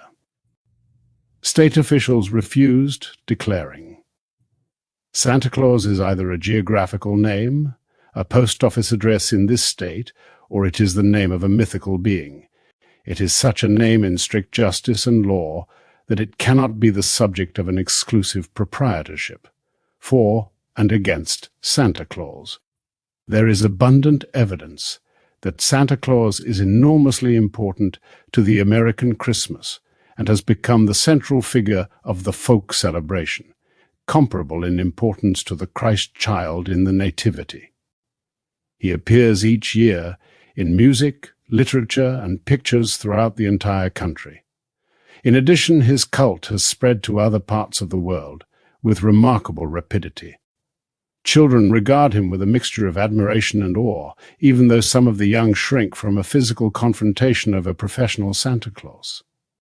Adults appear determined to preserve the faith of young children in the gift-bringer, and to attack critics of the secular saint periodically. Well-known public figures express their views on the Santa Claus myth. In 1923, Collier's Weekly asked 18 well-known writers for their opinions of him. The group included Joseph Conrad, H. G. Wells, James Branch Cabell, and H. L. Mencken. 8 asserted a fervid belief in the desirability of the myth, 5 were neutral, and 5 opposed it. Statements varied from G. B. Shaw's Santa Claus be blowed to Booth Tarkington's moderate, "I think that children should be permitted to preserve their happy illusions as long as possible." Some years later, a group of American women artists were interviewed concerning their belief in the existence of Santa Claus. Their reactions were strongly in the affirmative. An article summarizing their views was headed, "You can't tell." "Some people, there is no Santa Claus," one of the group said. "I never stopped believing." Other champions of Santa Claus have asserted faith in his existence and have defended the conspiracy of adults to preserve belief in him on grounds of possible benefits to children. Judge John H. Hatcher of the West Virginia Supreme Court was one of these. In 1927, he issued an opinion entitled Ex parte Santa Claus from his court. Judge Hatcher attacked both those who sought to alter the popular conception of the person and visit of Santa Claus, and those who wanted to abandon the tale. In concluding his defense of the gift-bringer, the judge asserted, "Let legislation outlaw the law of evolution if they must. Let the Constitution be amended till it looks like a patchwork quilt, but rob not childhood of its most intriguing mystery, Santa Claus. Let him be to succeeding generations as he has been to us.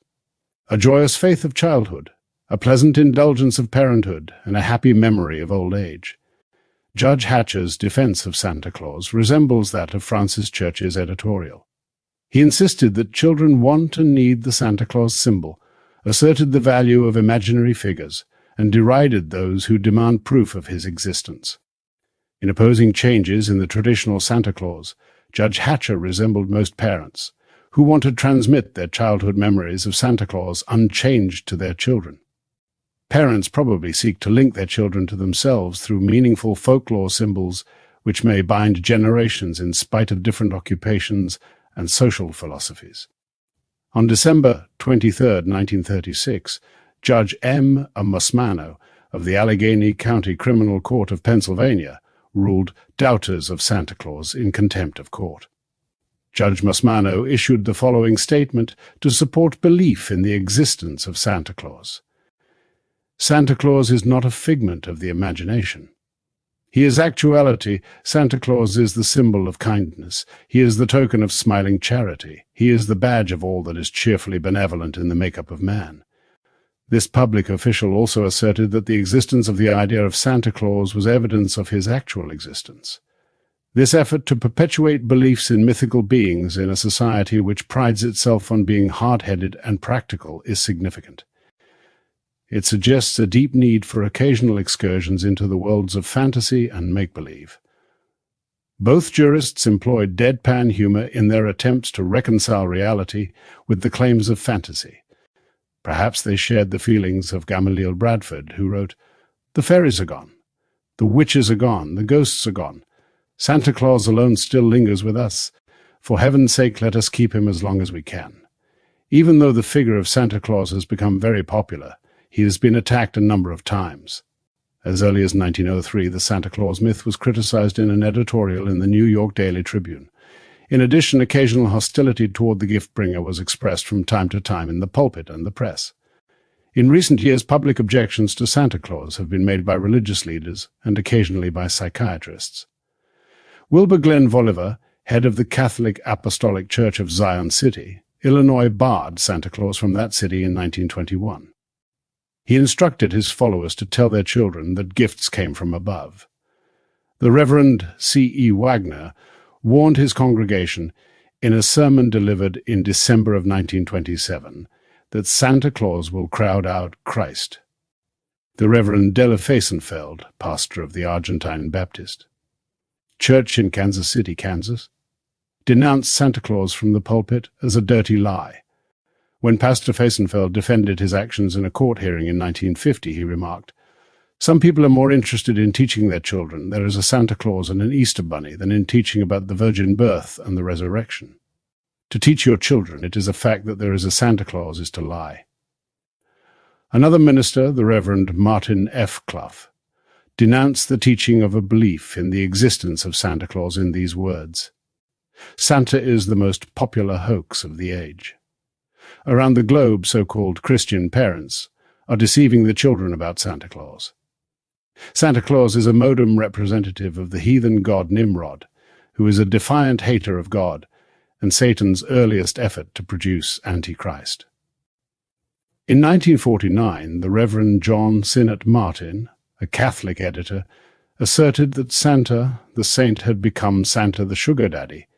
Many children are so steeped in the commercialized version of Christmas that the ox and the ass, the true symbols of the Nativity, have been crowded from their thoughts by visions of gift-bearing reindeer dancing across the rooftops. He also criticized the teaching of Santa Claus's existence on other grounds, and insisted that children's eventual disillusionment about Santa Claus would injure them emotionally, destroy family discipline, and the influence of the Church. In spite of these dissenting voices, the major religious denominations appear disinclined to attack the figure of Santa Claus or to deny the story of his visit. Rather, they have emphasized the nativity tale and the Christian character of the occasion. Churches adjust their celebrations to the competing symbols of Santa Claus and the gift-laden Christmas tree according to local conviction and custom.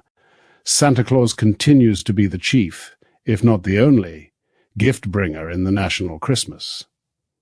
In spite of the fact that gifts were reputedly brought by the Christ child in Germany and by Le Petit Jésus in France during the 19th century, this legend has not achieved popularity in the United States. Perhaps this was due to the initial opposition of the Puritans and others to the religious celebration of the occasion. These groups would have found the idea of the Christ child as a gift-bringer repugnant, but were, perhaps, able to accept the secular Saint Nick in the same role.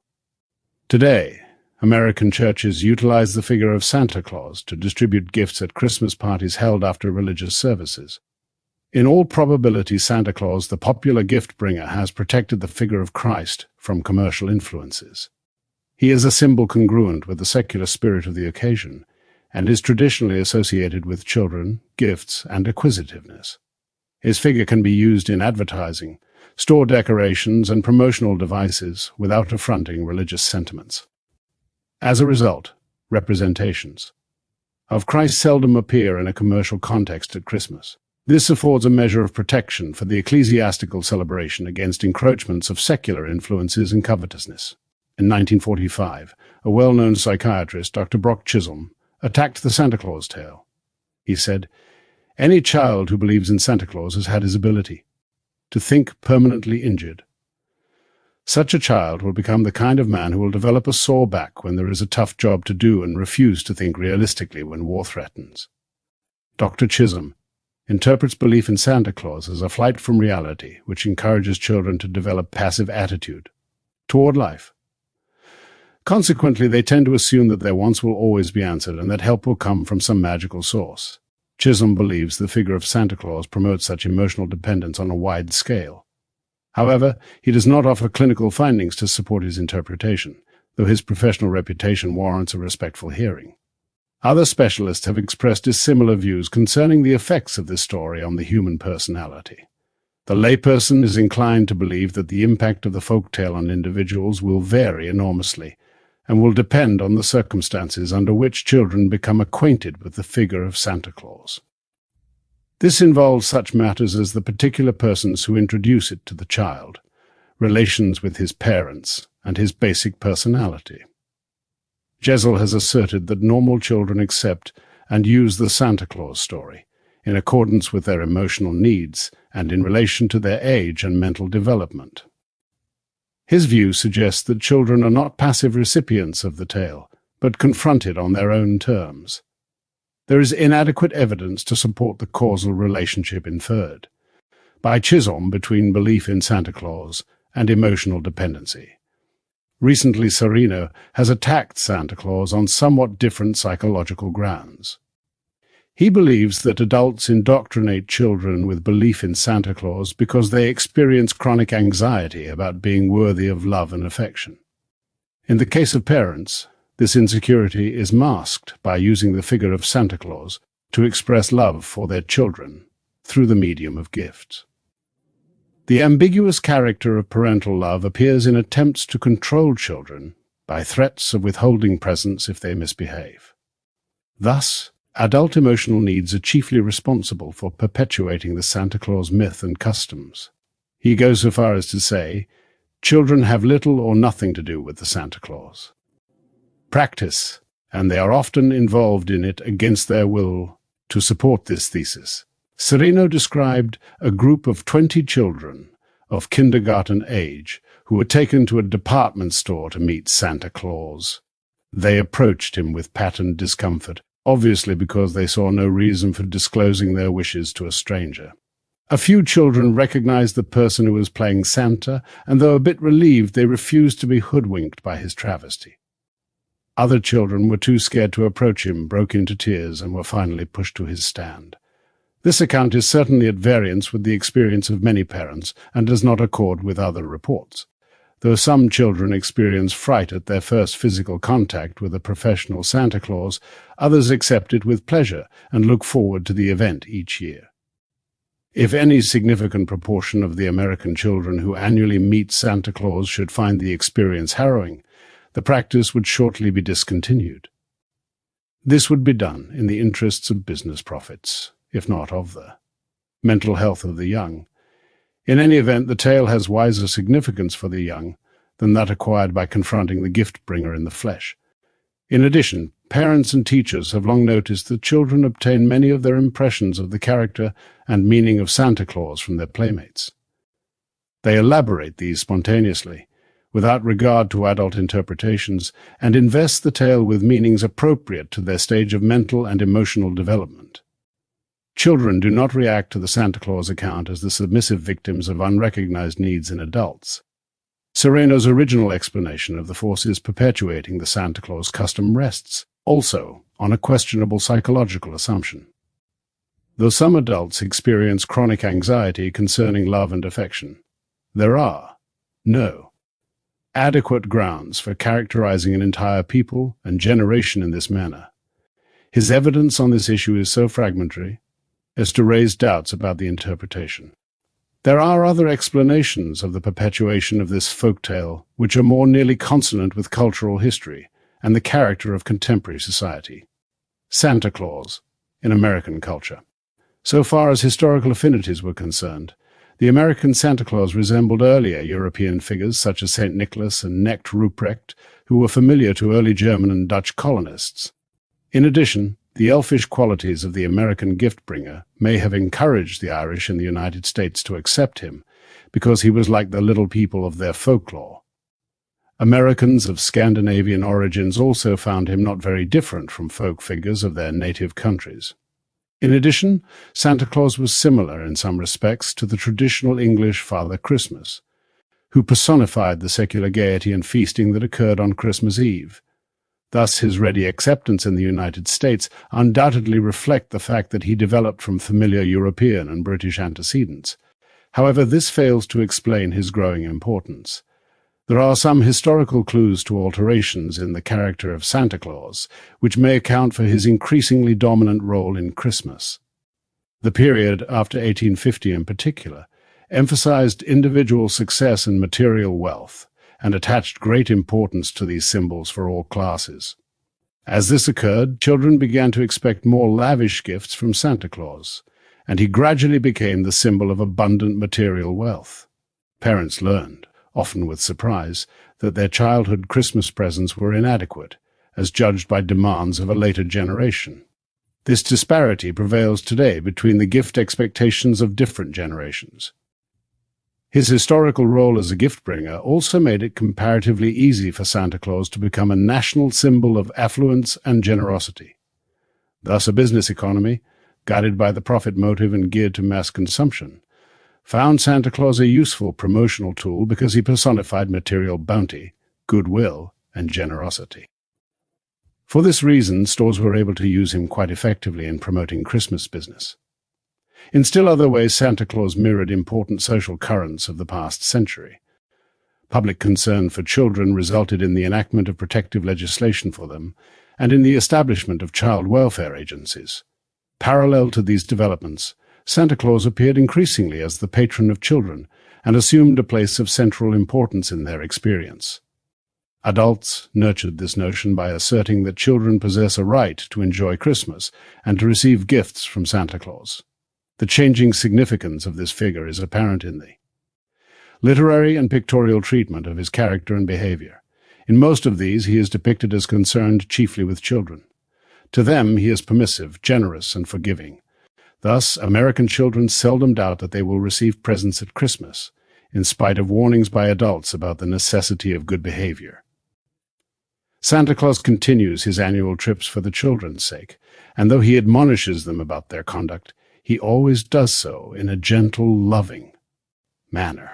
Paradoxically, he appears androgynous in spite of his conventional masculine dress. This suggests the possibility that Santa Claus has acquired feminine, and particularly maternal characteristics. This development in his character may be related to recent changes in American life and culture. For example, within the past century, women have achieved political, economic, and social rights and privileges formerly denied them, and are generally believed to exert a preponderant influence in child-rearing and family life. The disciplining of children is carried out increasingly by mothers, and the direct influence of fathers on offspring is declining, especially in the urban middle classes. As the influence of women has grown greater in this country, it may have affected even the folk figure of Santa Claus by introducing feminine qualities into his character and appearance. Though he is considered the patron of children, adults do much to maintain and transmit the tale of Santa Claus from generation to generation. As children, they readily accept the belief in the gift-bringer, but eventually discover its fictional character. Nevertheless, in their later roles as parents, they conspire in perpetuating it. In this respect, there is substance to Sereno's insistence that the story concerns parents chiefly, even though his explanation of this is open to question. Children learn the Santa Claus story through parents, other adults, playmates, and by songs, stories, and pictures. It contains the figure of the gift-bringer, his visit on Christmas Eve, reindeer, magical powers, and emphasizes affection for children. The significance of the tale varies with every child, because it reflects the attitudes of those who familiarize him with it, as well as his personality needs. This means that though the cultural content of the story remains relatively fixed, its psychological significance varies somewhat for each child. Sereno has referred to the story of the gift-bringer as the Santa Claus custom. This is a useful characterization, because it denotes the attitudes of most parents toward the belief and defines their relation to it. Furthermore, children of the last 70 to 5 years have, for the most part, acquired familiarity with the person and visit of Santa Claus as a normal part of their social experience. Later, as parents, they consider it a duty to transmit the story to their children as a significant part of American childhood culture. Undoubtedly, parents differ widely in their estimate of the importance of this indoctrination and as to the manner in which it should be carried out. Continued belief in Santa Claus beyond the age of 8 or 9 is viewed as a sign of social naivete in a child. Adults, who are consistently over-optimistic, are said to believe in Santa Claus. One suspects that the efforts of most parents to introduce their children to the department store Santa Claus demonstrates chiefly their desire to have their offspring acquire the standard cultural knowledge of their age group. Familiarity with Santa Claus is considered evidence that their youngster is a normal American child. This interpretation throws some light on the conflict experienced by Jewish parents over the Santa Claus tale.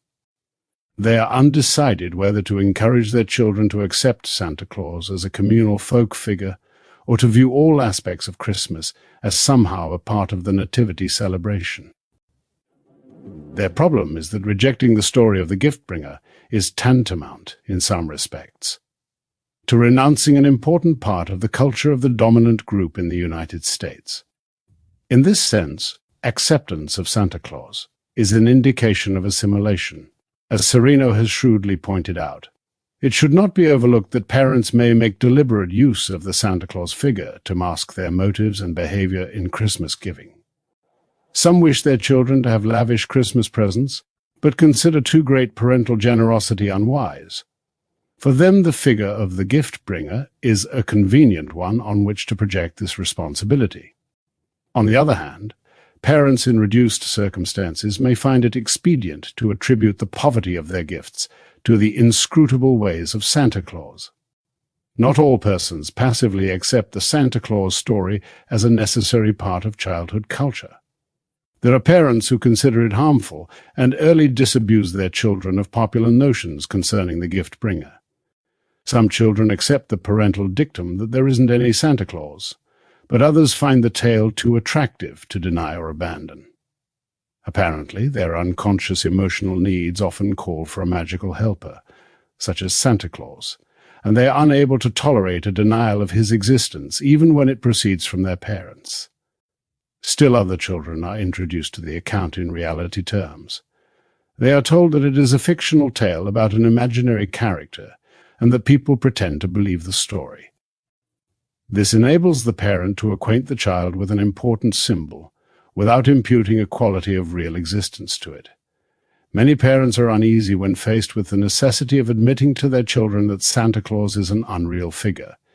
In part, this is due to their reluctance to acknowledge that they have lied. Since American cultural norms generally forbid lying, yet prescribe it under some circumstances, this confused attitude is understandable. Further, the normal parent may worry lest his child suffer keen disappointment on learning the truth about Santa Claus.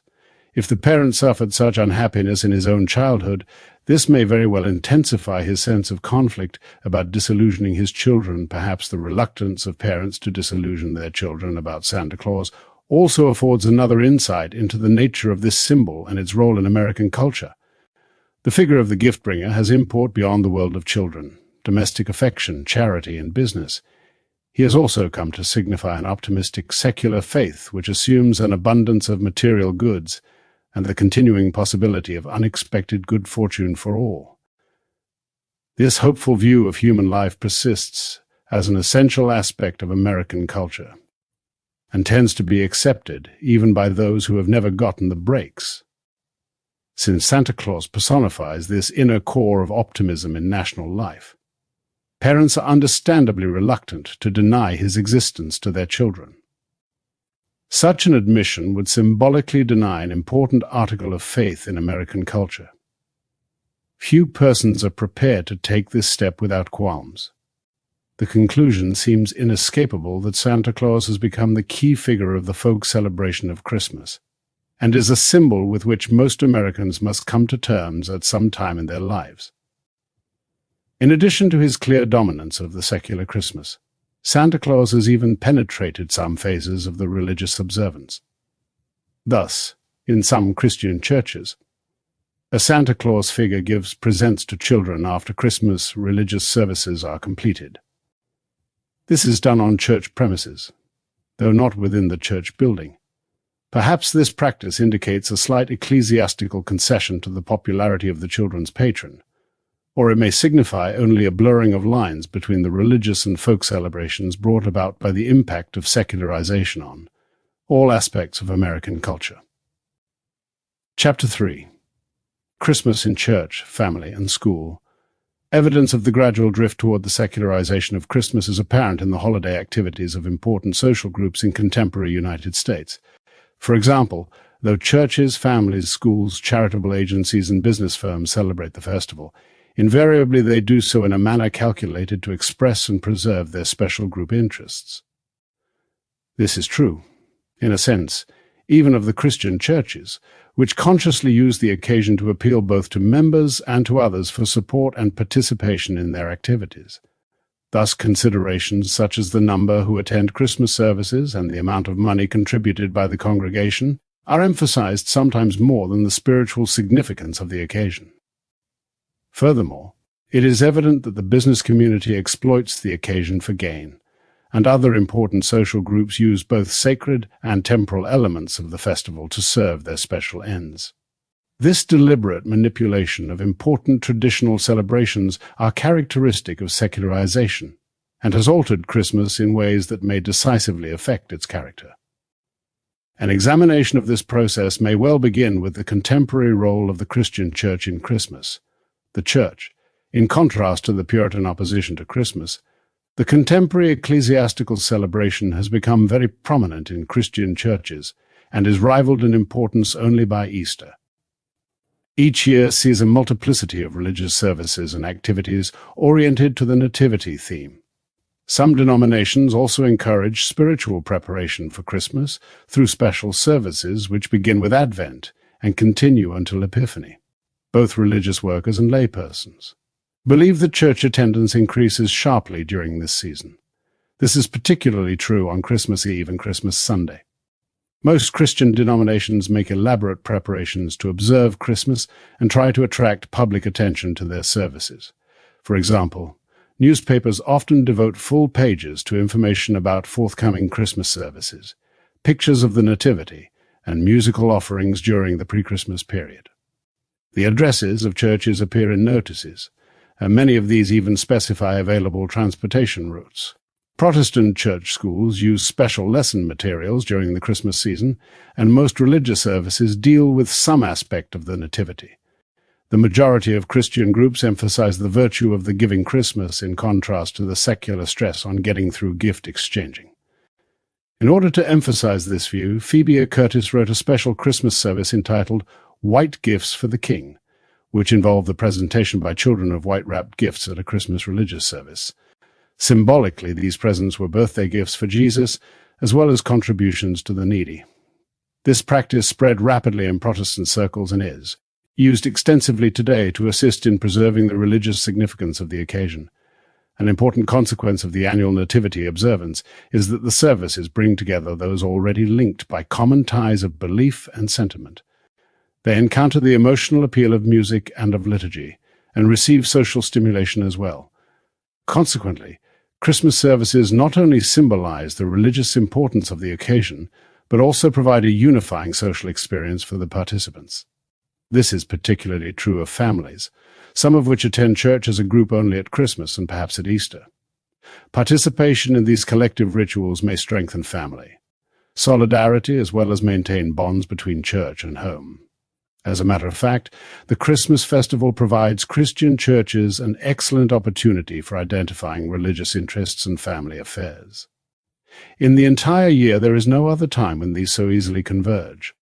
This is due to the fact that the nativity theme naturally arouses and stimulates family sentiments because it epitomizes our idealized version of parental affection and the mutual devotion of father and mother. To an unusual degree, it expresses unalloyed family feelings, with special interest centered on the child. Insofar as the religious observance evokes sentiments which are also idealized in secular aspects of our culture, it thereby secures strength for its own rituals and tends to integrate different realms of values. For example, the humble surroundings of the manger at Bethlehem provide an atmosphere of humility and brotherhood, which is also congruent with American sympathy for the poor and the oppressed. As a result, the annual display of manger scenes in thousands of churches and homes both strengthens the appeal of this tale and reinforces humanitarianism in American culture. Thus, Christmas religious ritual has a powerful effect in maintaining common values in our society. Furthermore, it is interesting to note that the gift-bringing visit of the wise men and the presence of animals in the manger scene bears some resemblance to the later visit of Santa Claus to the children. Here, again, the nativity imagery has influenced secular culture. However, Christmas religious pronouncements on brotherhood and peace highlight the frequent differences between social ideals and actual behavior. Thus, Christianity extols human brotherhood and peace, but American society does not consistently exemplify these values in practice. On the contrary, the American application of the principle of brotherhood is often restricted to the white race, and though peace is considered desirable, it is not an ultimate value in our society.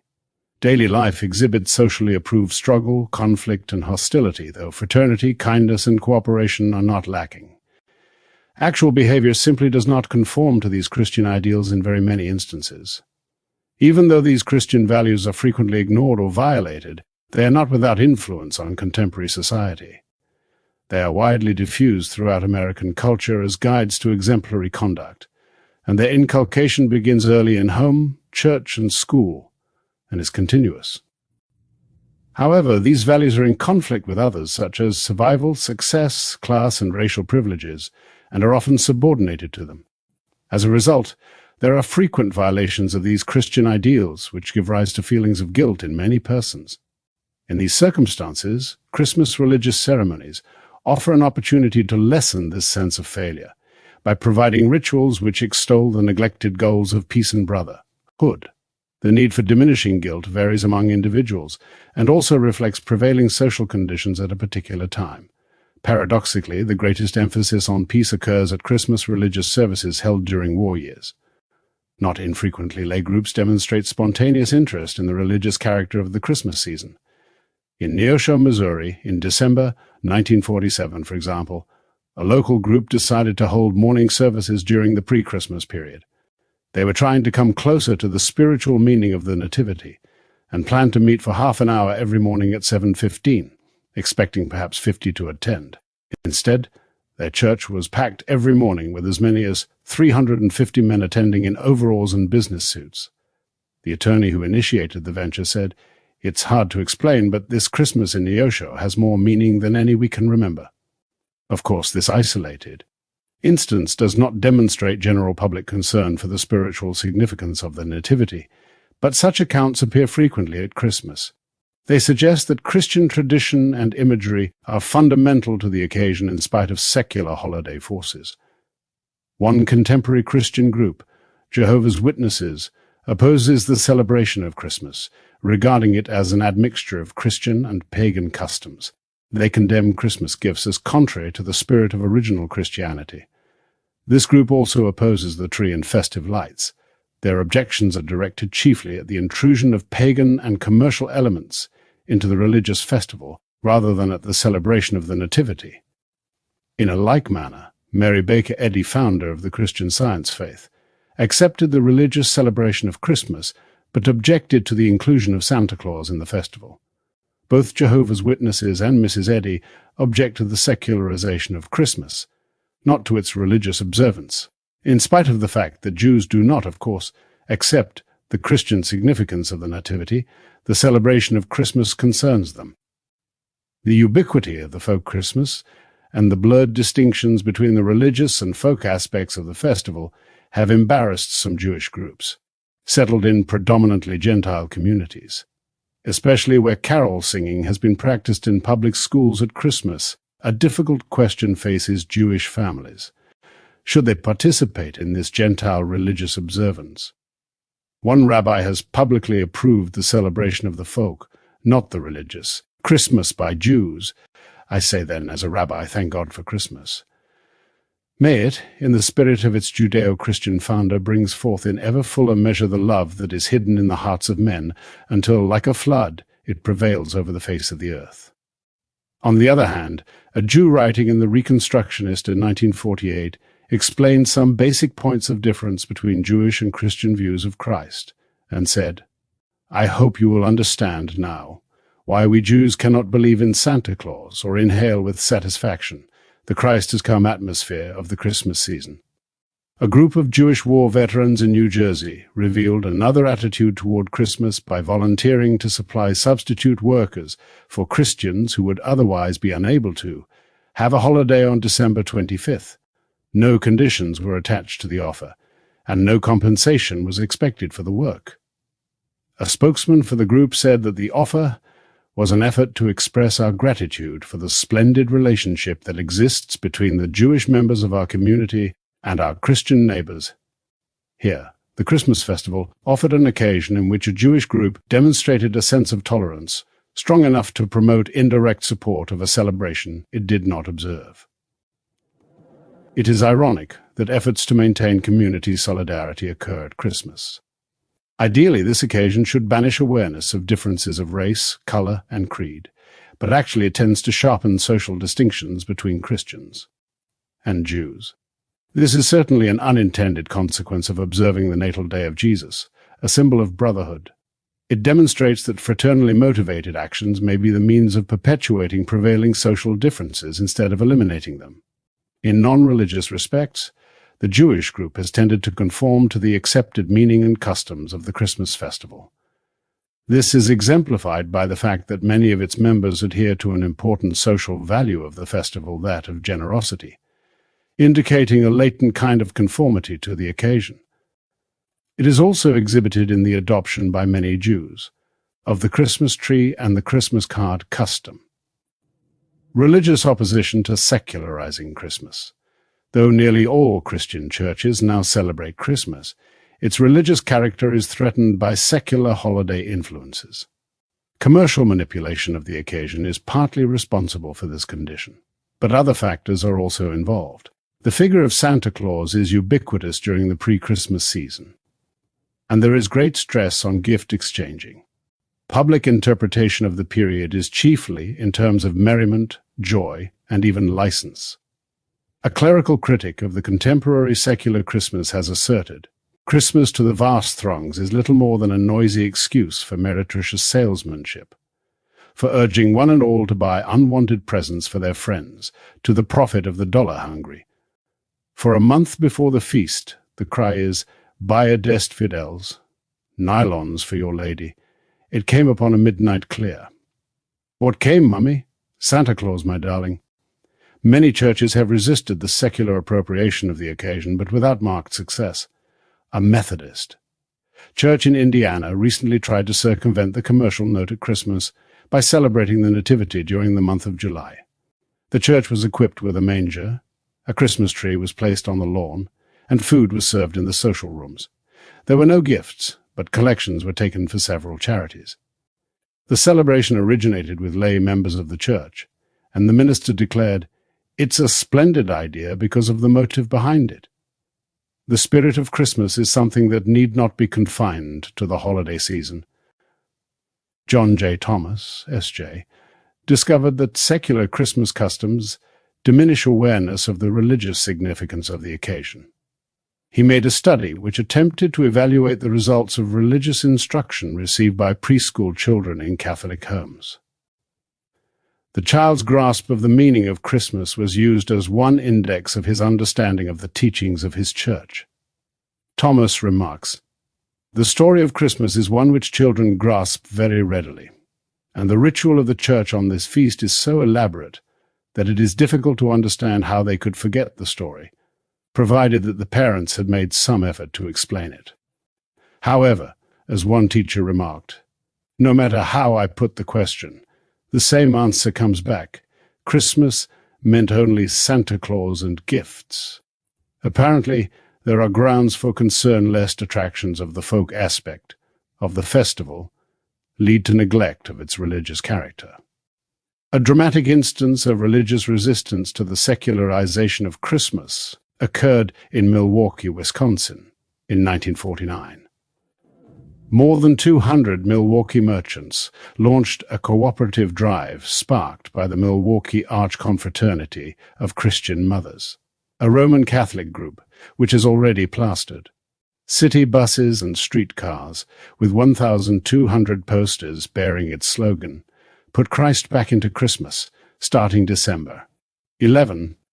Some 275 taxicabs will display pictures of the Nativity. Hotel and theater marquees will carry the slogan, as will 160 billboards and daily radio and TV announcements. This campaign was backed by Lutherans, Episcopalians, and by many Jews who feel that Christmas should be restored to its original religious meaning. There is no doubt that the religious character of Christmas in the United States is maintained with some difficulty, and that it will continue to be threatened by secular emphasis. However, it must be remembered that midwinter folk festivals are very ancient and were early approved by the Christian Church as appropriate at the Christmas season.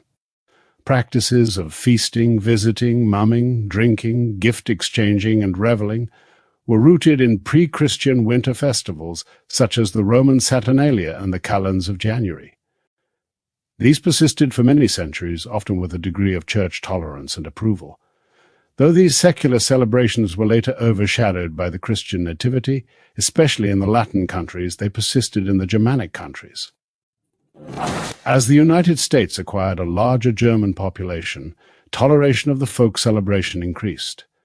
The decline in the strictly religious significance of the occasion is but one evidence of the secularization occurring in this country during the past century. Rationality and science have diminished the hold of religion on men's minds and have made possible the acquisition of new material satisfactions. These developments have been paralleled by a decline in religious influences in American culture, even though church membership has kept pace with population growth. At the present time, about 55% of the population of this country belongs to churches. Further, the folk's secular celebration of Christmas as a midwinter festival offers satisfactions not found in the nativity observance. These take the form of holidays from work and school, eating and drinking, traveling, gift acquisition, sociability, and general relaxation from routines. Such attributes of the folk celebration are psychologically attractive and compare favorably with those of the religious observance. Thus, it is hardly surprising that the popular phase of the festival now threatens its religious character. In the main, conflict between the sacred and secular elements in the American Christmas indicates its vigor, because festivals contain varied beliefs, customs, and symbols. A variety of persons are unable to answer many different needs and desires. Accordingly, occasions such as Christmas will appeal to the public only so long as both religious and folk interests find ready outlet. Strict ecclesiastical domination of the festival with suppression of the folk phase would lead to surreptitious celebration and rebellion. On the other hand, the complete dominance of the folk Christmas, promoted by an excess of commercial zeal, would reduce it to an orgy of gift exchanging, merriment, and sensory gratification. This would eventually eliminate the Christian and fraternal values of the festival. Therefore, it appears that a balance between sacred and secular phases of the celebration will enhance its social importance and contribute to its survival. The family. Family celebrations of Christmas tend to preserve both aspects of the festival. At the same time, they strengthen the ties of kinship. The importance of relatives at Christmas is apparent in the recurring newspaper and magazine accounts of seasonal family reunions, the great increase in travel just before December 25th, the astronomical number of holiday, telephone calls, and in the great volume of Christmas mail. A large portion of these activities involves the kinship group. The possible return of the President to his home at Christmas is a matter of interest each year. Frequent editorials reinforce the common belief that everyone should be at home for Christmas if possible. During World War II, newspapers exhibited pictures of soldiers taken during the holidays and displayed marked sympathy for those unable to return home for Christmas. The imputed plight of this group was expressed in a headline, "Statesman flying coal to Berlin, misses third Christmas at home. The pull of the holiday was so great for an American. Ex-soldier that he swam ashore from a ship at Plymouth, England, to spend Christmas with his English wife and young daughter." In December 1945, a well-known American magazine described how an average Midwestern small-town family spent Christmas at home. The activities of the parents, their 7 children, and their wives, husbands, and children were set forth in considerable detail as they prepared Christmas dinner, decorated the tree, sang carols, and distributed presents. Just before Christmas in 1948, a judge in a New York City court released a husband whose wife had tried to bail him out with money, saved from a meager food allowance. The couple wept as they said, "No matter what happens, we'll be together for Christmas." In an interview in 1951, the wife of Robert Vogler, an American imprisoned in 1949 by the communist regime in Hungary, expressed poignantly the feelings of her family about Christmas. They 2 sons had been taking special care of the Christomas presents they received that terrible December of 1949, so they can show them to their daddy when he returns to us, even if they have to wait the full 15 years to which the Hungarian communists sentenced him. The Vogler sons' insistence on preserving Christmas presents until their father could see them meant that a Christmas had not been missed, and that the Vogler family was psychologically intact in the face of tragedy. One suspects that the American emphasis on family celebration of Christmas not only is proof of the strength of this group, but also reflects fear of its dissolution. The search for jobs take unnumbered thousands from their homes each year, and many occupations require sacrifice of some aspects of family life. This has resulted in the breakup of numerous families which nevertheless use occasions such as Christmas to restore symbolically their lost sense of unity. Where an actual return home at Christmas is not possible, compensatory, long-distance solidarity is encouraged through gifts and messages. Even those who usually pay little attention to kinship ties are inclined to make some gesture recognizing family membership at Christmas. Thus, this occasion not only leads millions of families to assert and celebrate their existence as small, intimate groups, but also increases their awareness of distant kinship ties. This does not occur by chance, but reflects congruence between the cultural character of the festival and emotional ties of the family.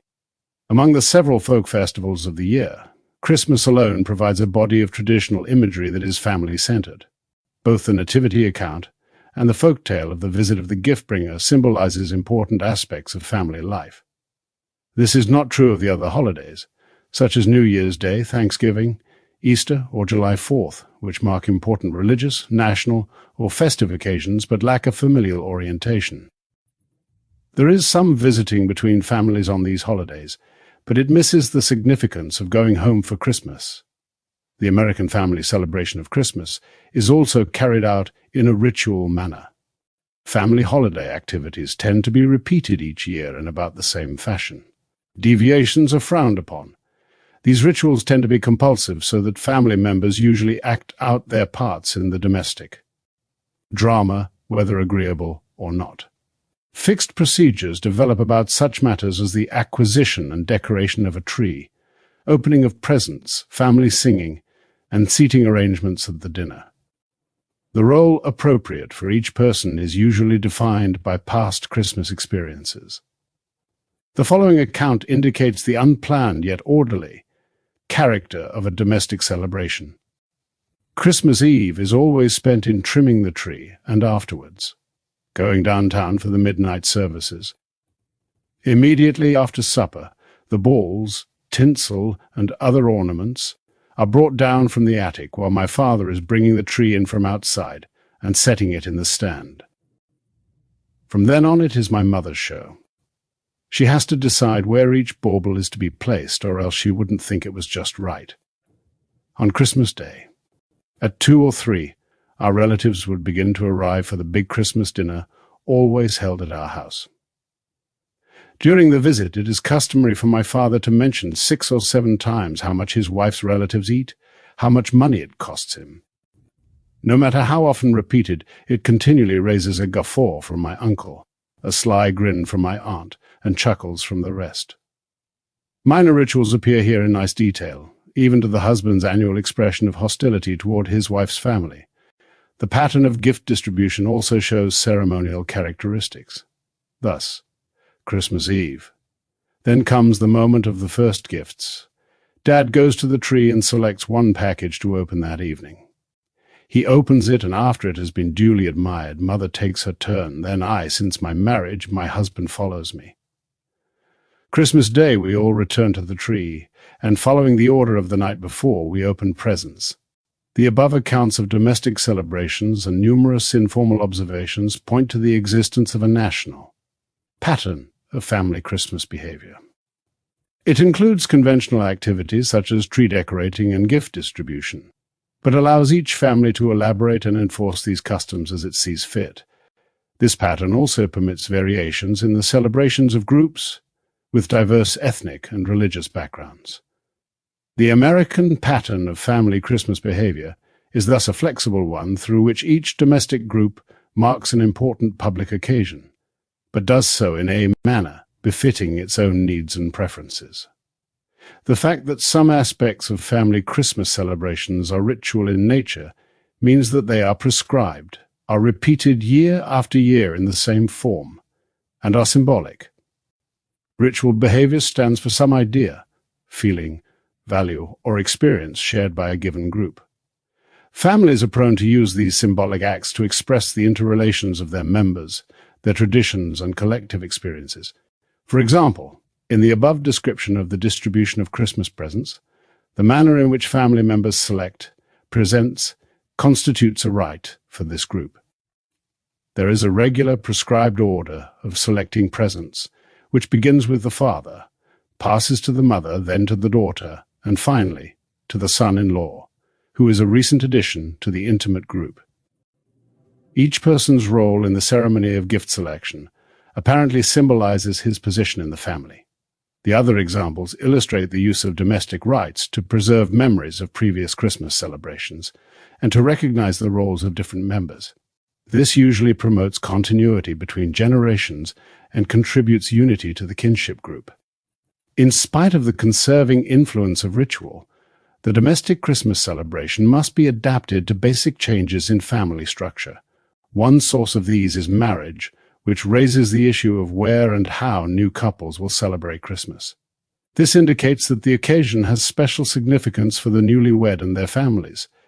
Solutions of this problem is affected by the residence of the couple in relation to that of their parents, the strength of family ties, the husband's occupation, and past significance of the celebration. Newly married couples often alternate early Christmas celebrations between the home of the wife and that of the husband, or spend Thanksgiving with one family and Christmas with the other. Some divide Christmas Eve and Christmas Day between the two. With the appearance of children, there is a tendency to hold celebrations at the home of the grandparents until the children are 5 or 6 years old. Around this time, the more recent parents and young children begin to celebrate Christmas in their own home and invite the grandparents to join them. This suggests a shift in dominance within the original kinship group. An interesting study by Sussman showed that in those instances where the children married in a manner approved by their parents, their families had observed Christmas in a traditional fashion. He found convincing evidence that Christmas rituals both expressed and promoted continuity between generations of a family. Within the family, Christmas gifts symbolize not only seasonal generosity but also the inner life of the group. This is especially true of children, who often interpret their position in the family in terms of their gifts. Painful childhood experiences involving Christmas gifts tend to persist throughout adult life, as illustrated by Lincoln Steffens' account of a miserable Merry Christmas. I saw that my stocking was empty. It hung limp, not a thing in it, and under and around it nothing. I can feel now what I felt then, and I am sure that if one could see the wounds upon our hearts, there will be found still upon mine a scar from that terrible Christmas. Christmas presents are often involved in the emotional problems of children. This is especially true of difficulties, which involve their parents and siblings. A Negro, describing his childhood emotional struggles, asserted that gifts at a particular Christmas had disillusioned him keenly and crystallized a conviction which he carried into adult life.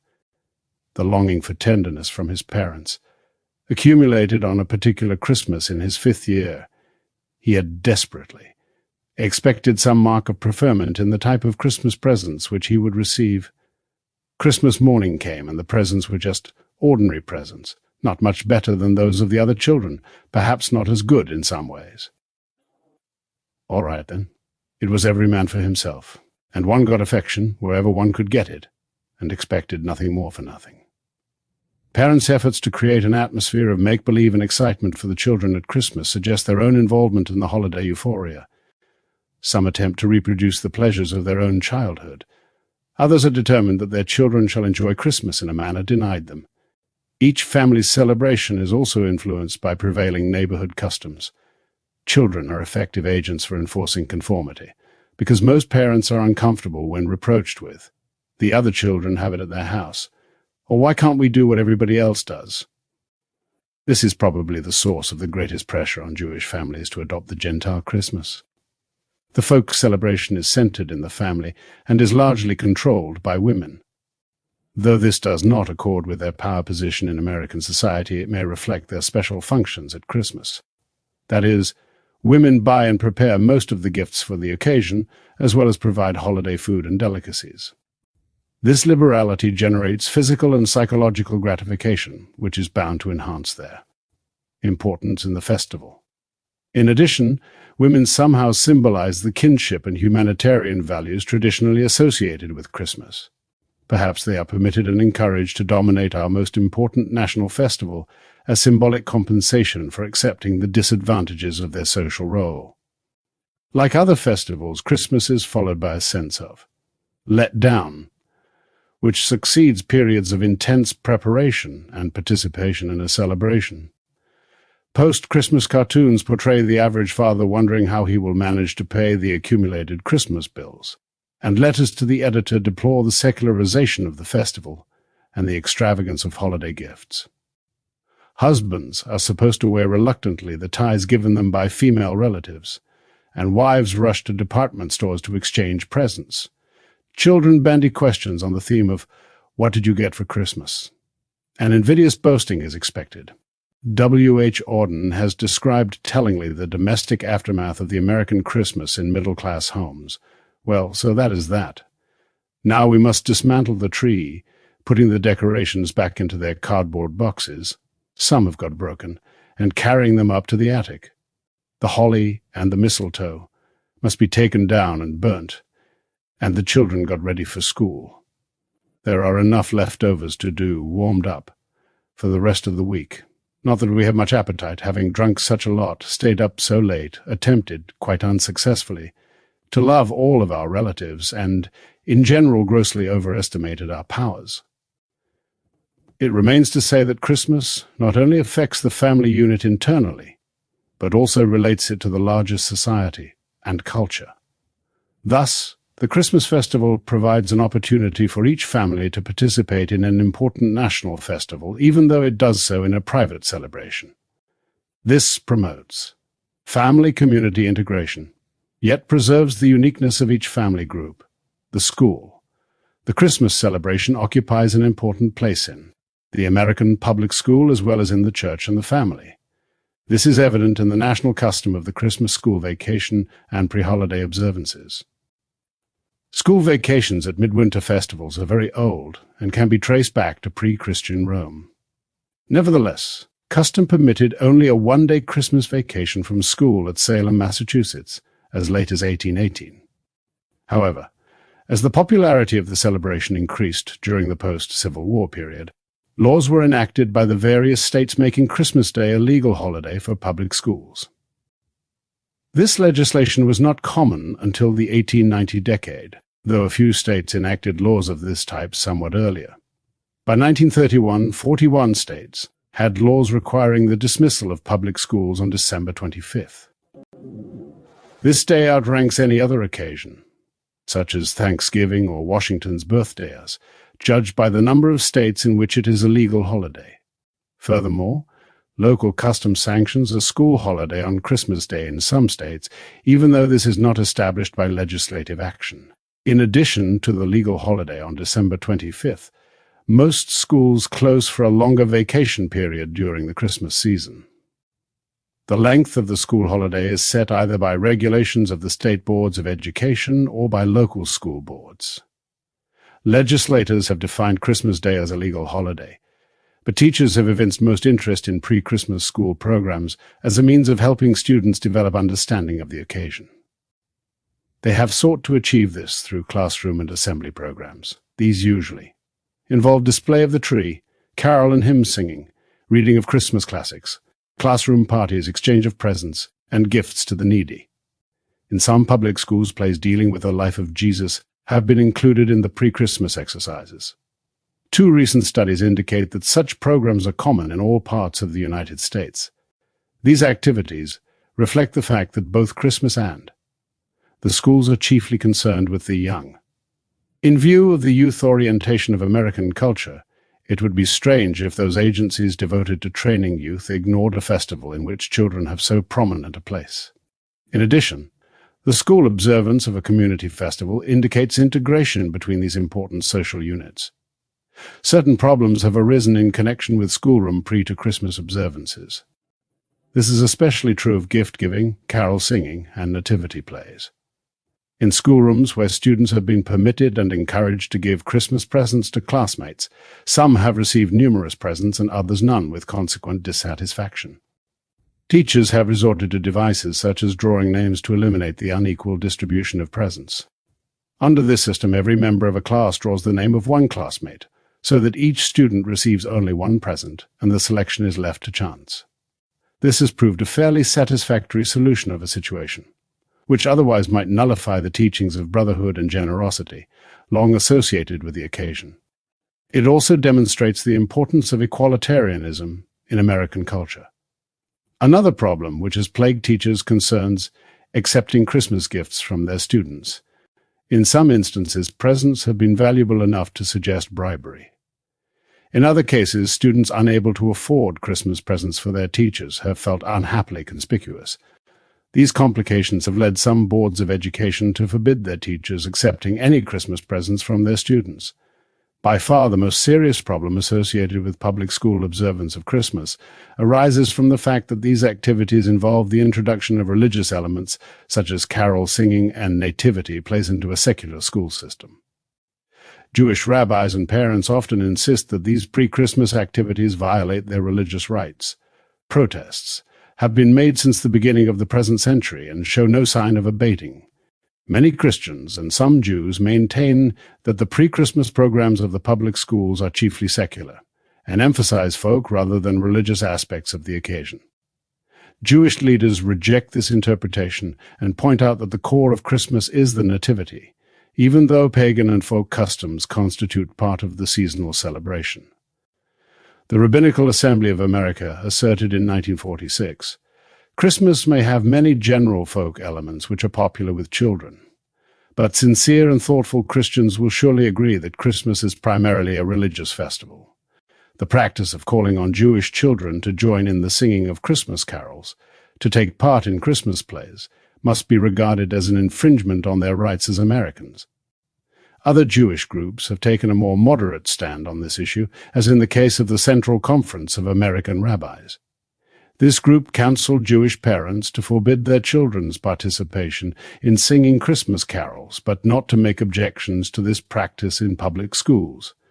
Jewish parents are often keenly aware of the results of forbidding their children to sing carols in public school and community Christmas programs.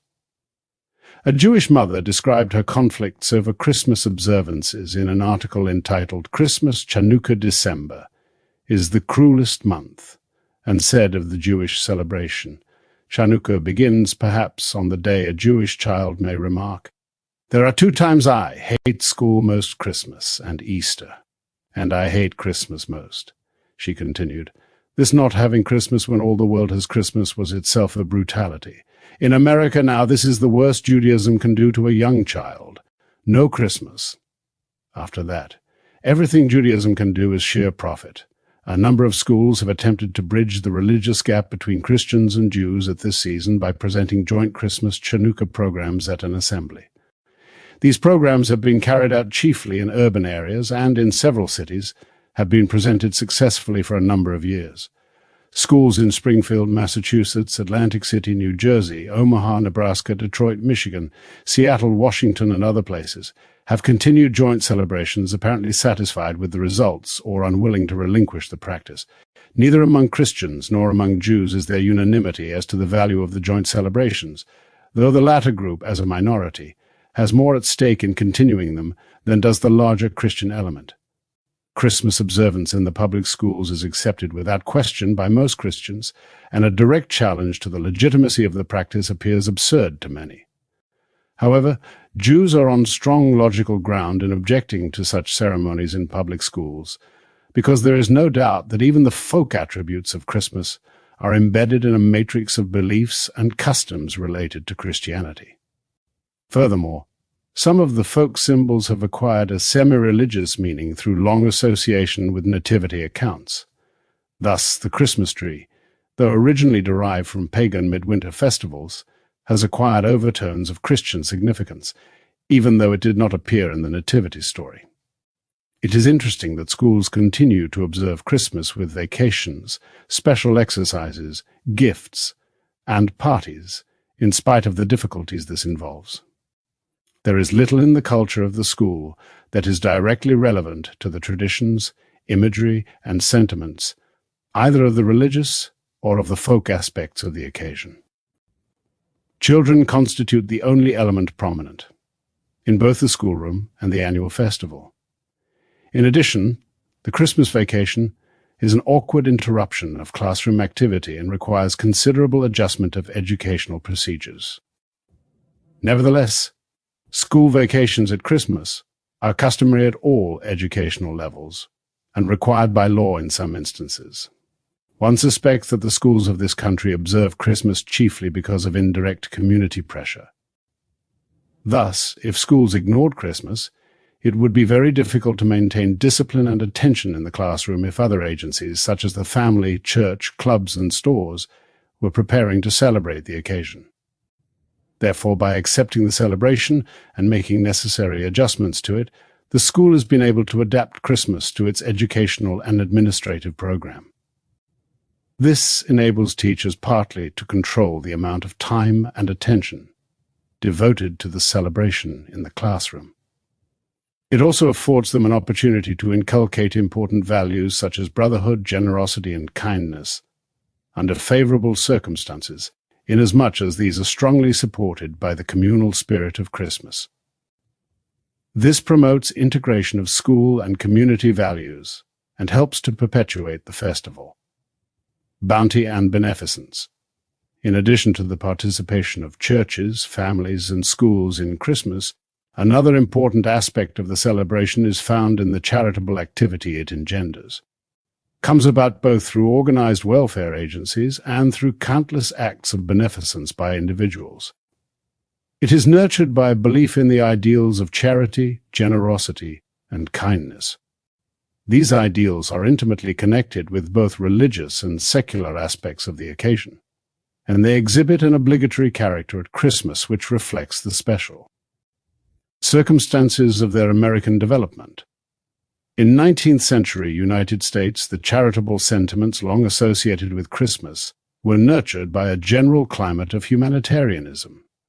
For example, a New York City magazine editorialized just before Christmas in 1842. We should remember, while enjoying the festivities of the day, that to the poor, Christmas brings but few pleasures unless some thoughtful neighbor for one day in the year spreads their humble board for them. While the 17th and 18th century Christmas celebrations had included generosity to the poor, those of the 19th century gave greatly increased emphasis to this precept. It is interesting to recall that some Protestant denominations long opposed the religious celebration of Christmas, and that their leaders yielded reluctantly to the popular demand for the festival.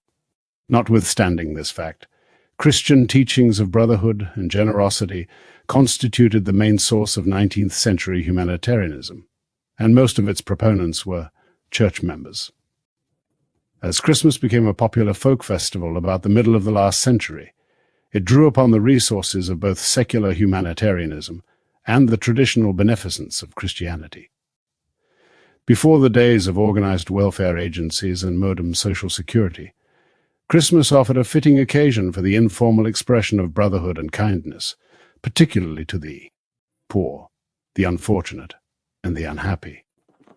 Furthermore, the increasing wealth of the United States in the period after the Civil War may have promoted a greater sense of the possibility, as well as of the obligation, of active charity. Two general types of liberality and sympathy for the unfortunate are manifested in the American Christmas: the informal, individualized kind and organized activities planned and carried out by groups and formal agencies. Newspaper accounts describe many spontaneous acts of Christmas charity and thoughtfulness directed both at children and at adults. The greatest concern is manifested for the young who are not expected to live until Christmas, or for those fatally ill at the holiday time. Headlines suggest the intensity of public response to news about such unfortunate children. Mother's Appeal brings 10,000 cards, TV set, and gifts to bedridden girl. Hymn record comforts dying girl celebrating early Christmas. Children share Christmas party with sick girl. Continued interest in the critically ill child who has survived to celebrate Christmas in spite of medical predictions was revealed in the story Youngster Has Third Borrowed Christmas.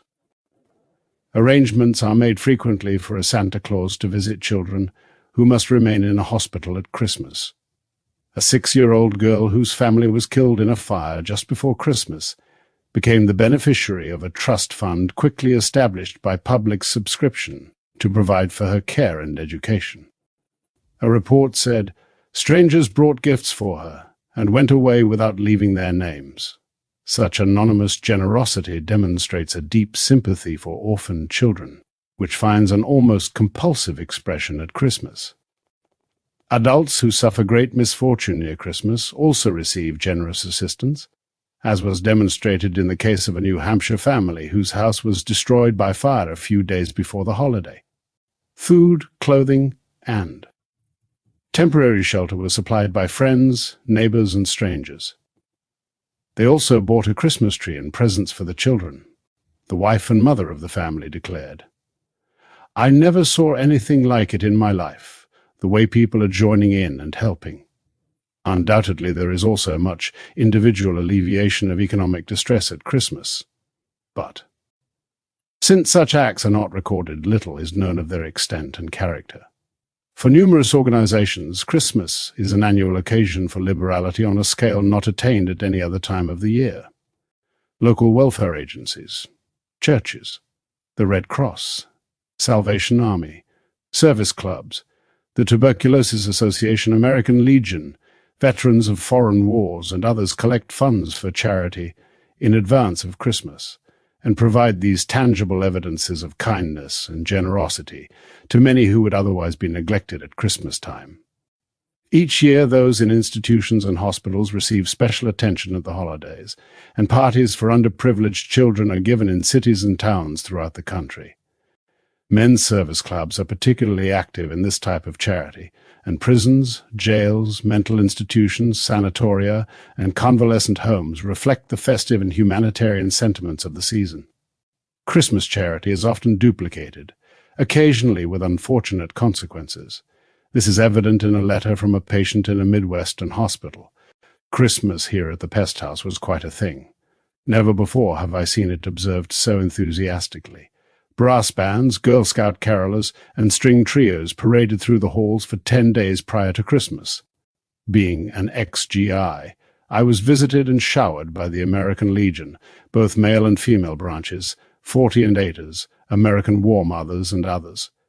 It became progressively more embarrassing until I finally put my foot down when the Salvation Army tried to bless me with some fruit and candy. Needless to say, the take was pretty terrific, and I'm sure the strain of the holiday season didn't put many of us back more than a month in our progress toward recovery. Social work agencies have found that the orgy of Christmas generosity sometimes upsets long-run plans for their clients and brings results that are professionally undesirable. A caseworker wrote, "Few agency workers ever pass through the pre-Christmas season without headaches.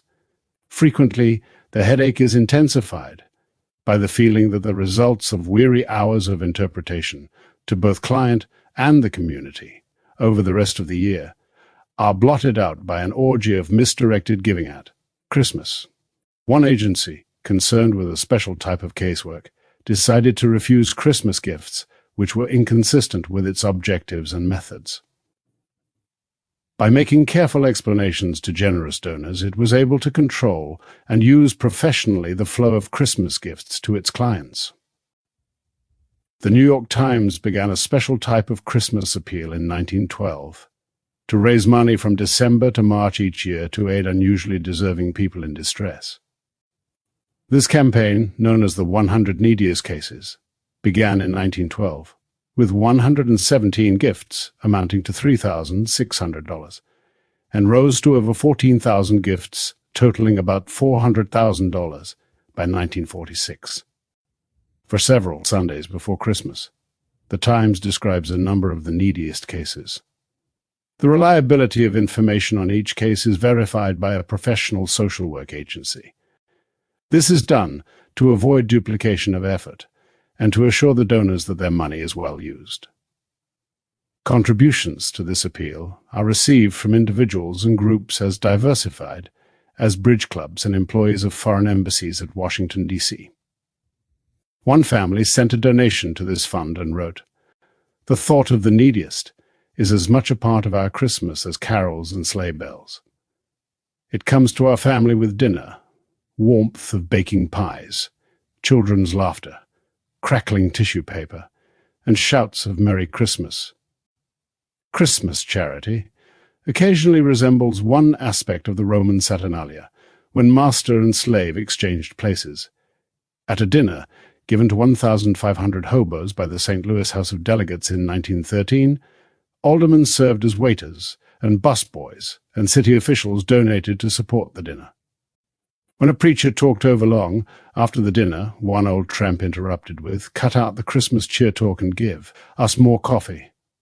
Amnesty to those in jail or prison is still practiced at Christmas, and the holiday is often made the occasion for granting pardons or for commuting sentences. General Douglas MacArthur granted a Christmas amnesty to Japanese war leaders in December 1949. This act of official clemency is particularly interesting because Christmas is not a Japanese holiday and would presumably have significance only for those nationals who had become Christians. It is doubtful that this was true of all the prisoners released on this occasion. One can only speculate on the reasons for this act. A final example of the tortuous ways of Christmas kindness appears in the strenuous efforts made by Connecticut officials to deliver unemployment compensation checks before Christmas in 1949. State employees worked overtime, and postal authorities gave the checks special handling to assure delivery before the holiday. A newspaper report was given the interesting headline, "Checks speeded to jobless in time for Yule shopping. Christmas kindness and bounty even include animals." State societies for the prevention of cruelty to animals and branches of the Animal Rescue League often provide food and blankets for horses at Christmas. In Detroit, Michigan, the local Humane Society has held an annual party for horses for the past 20 years, at which time each horse is given a large stocking containing hay, oats, carrots, apples, and several lumps of sugar. As one member of the society explained, after all, horses have feelings too. Department stores report an increase in the sale of gifts for dogs and cats at Christmas. This may reflect ancient folk beliefs about the presence of animals in the nativity scene, or more likely the fact that domestic pets are symbolically members of families and consequently share in Christmas generosity. A note of grim irony was introduced into the Christmas of December 1944 by the New Yorker, which reminded Americans of the Christmas gifts received that year from our armed forces, such as Eniwetok, Los Negros Islands, Castelforte, and St. Lo. These were captured at bloody cost, and the magazine concluded its acknowledgment of the tragic bounty. There isn't time to look at them all. It will take years. This is a Christmas you will never forget. People have been so generous. The annual outpouring of generosity and goodwill at Christmas raises the interesting question, why does this happen? It is, of course, possible that Christmas is simply an occasion, hallowed by tradition, which prescribes fraternal and benevolent deeds. This explanation is hardly convincing. It does not account for the sense of urgency which characterizes Christmas kindness and good works. At this time, the expression of goodwill has a compulsive quality not appearing at other times of the year. This is manifested concretely in the lavish gifts, which strangers send to sick children, and in the irrational duplication of presents which formal organizations give to those in hospitals and welfare institutions. It even extends the spirit of the season to animals and often produces bizarre examples of kindness, as in the Christmas parties for horses. A more tenable explanation of the forces underlying Christmas charity is possible if it is viewed in relation to prevailing Christmas in church, family, and school social values. For instance, brotherhood is one of our accepted moral ideals, yet is frequently neglected in daily life. Undoubtedly, this causes feelings of guilt and uneasiness in many persons, and leads some to try to banish them by acts of charity that are often irrational. Thus, paradoxically, Christmas beneficence draws support both from traditional values and from the contradictions of contemporary life. This interpretation also raises the question of why Americans slight accepted beliefs in brotherhood and cooperation. One answer is that our society indoctrinates its members with the belief that each individual ought to attain some tangible form of success, preferably through competition. This point of view prevails in business, politics, education, sports, and, to a degree, family life, as well as in charitable giving. Insofar as Americans have imbibed this heady drink of socially induced ambition, they tend to ignore or slight the precepts of brotherhood, kindness, and cooperation in favor of those related to attaining individual success. However, many persons experience a sharp conflict of values because, though the ideals of brotherhood and kindness are relegated to a secondary place, they retain their normative quality. Therefore, widespread feelings of guilt develop from this clash of divergent social norms and furnish some of the motivation for Christmas charity. In addition, sentiments of brotherhood and charity are not completely suppressed by the dominance of success goals and the exigencies of competition. Generous public support of a variety of welfare agencies is proof of this. However, charitable activity is increasingly carried on by rational means and through formal organizations. This reduces the satisfactions which might develop through the immediate personal contact of donor and recipient, and undoubtedly leaves many persons with an unfulfilled desire to help the needy in a more direct manner. Christmas offers an opportunity to gain this type of satisfaction and produces countless acts of individual charity and kindness, as well as substantial contributions to welfare agencies. It should be said in passing that the mass media of communication have stimulated both individual and organizational types of holiday charity. This is especially true of newspapers, which carry details of the plight of the needy at Christmas and dramatize them in stories and pictures. As a consequence, strangers frequently offer assistance to persons they know of only through news accounts. In perspective, it seems clear that American churches, families, schools, and charitable agencies celebrate Christmas according to a common pattern, yet emphasize those aspects of the festival which fosters their special interests. In addition, the Christmas activities of such groups constitute the core of the celebration and tend to preserve and strengthen both its religious and its humanitarian values. At the same time, these groups are invigorated by participating in a communal festival which reduces social distinctions and overleaps the bounds of convention. This rewarding experience promises perpetuation of the festival for a long time to come, and suggests that secularization of the occasion does not necessitate loss of its social vitality. At this point, it remains to examine the way in which commercial exploitation has affected Christmas, both in its religious and in its secular aspects. This will make possible a fuller understanding of the impact of secular forces on the celebration. Chapter 4. Exploiting a Festival. The growing importance of Christmas in the American economy reflects chiefly the increasing efforts of commercial interests to exploit its traditions and sentiments for profit. This is especially apparent in retail business, although the demand for holiday goods also affects wholesale trade and manufacturing. Merchants began holiday advertising as early as the 1830s, and by the 1890 decade, business influences in the celebration were numerous. However, the studied exploitation of the festival did not develop fully until the third decade of the present century. This came about as an indirect result of the abnormal demands made on industry and commerce by World War I, which caused large-scale expansion both of the productive and of the distributive facilities of the nation. At the close of the war in 1918, the American economy was geared to a high level of output, and a host of new products were ready to be sold. However, consumer demand was shrinking, and there was serious danger of a stagnant market. In this dilemma, business leaders sought some means of increasing normal, peacetime buying, and turned to promotion and high-pressure sales methods, both merchants and advertising. Agencies recognized the commercial potentialities of folk festivals and began to exploit these occasions shortly after 1920. This was immediately successful and has continued unabated to the present. The Christmas gift custom. From a commercial standpoint, the usefulness of Christmas depends on the extent to which people give presents. If the practice is followed by most persons, it affords a regular annual demand for certain types of goods. It also provides businessmen with some information on the nature and extent of seasonal wants from year to year. Because our giving conventions are amenable to suggestion and direction through advertising, merchants have tried to maximize the public sense of both the propriety and the obligation of giving presents at Christmas. In addition, they have not been reluctant to suggest the types of gifts, appropriate both to persons and to the occasion. The association of presents with Christmas is not an old one, and the contemporary emphasis on holiday gifts did not develop until the 19th century. In European countries, children had long received nuts, candies, oranges, and cakes on St. Nicholas's Day.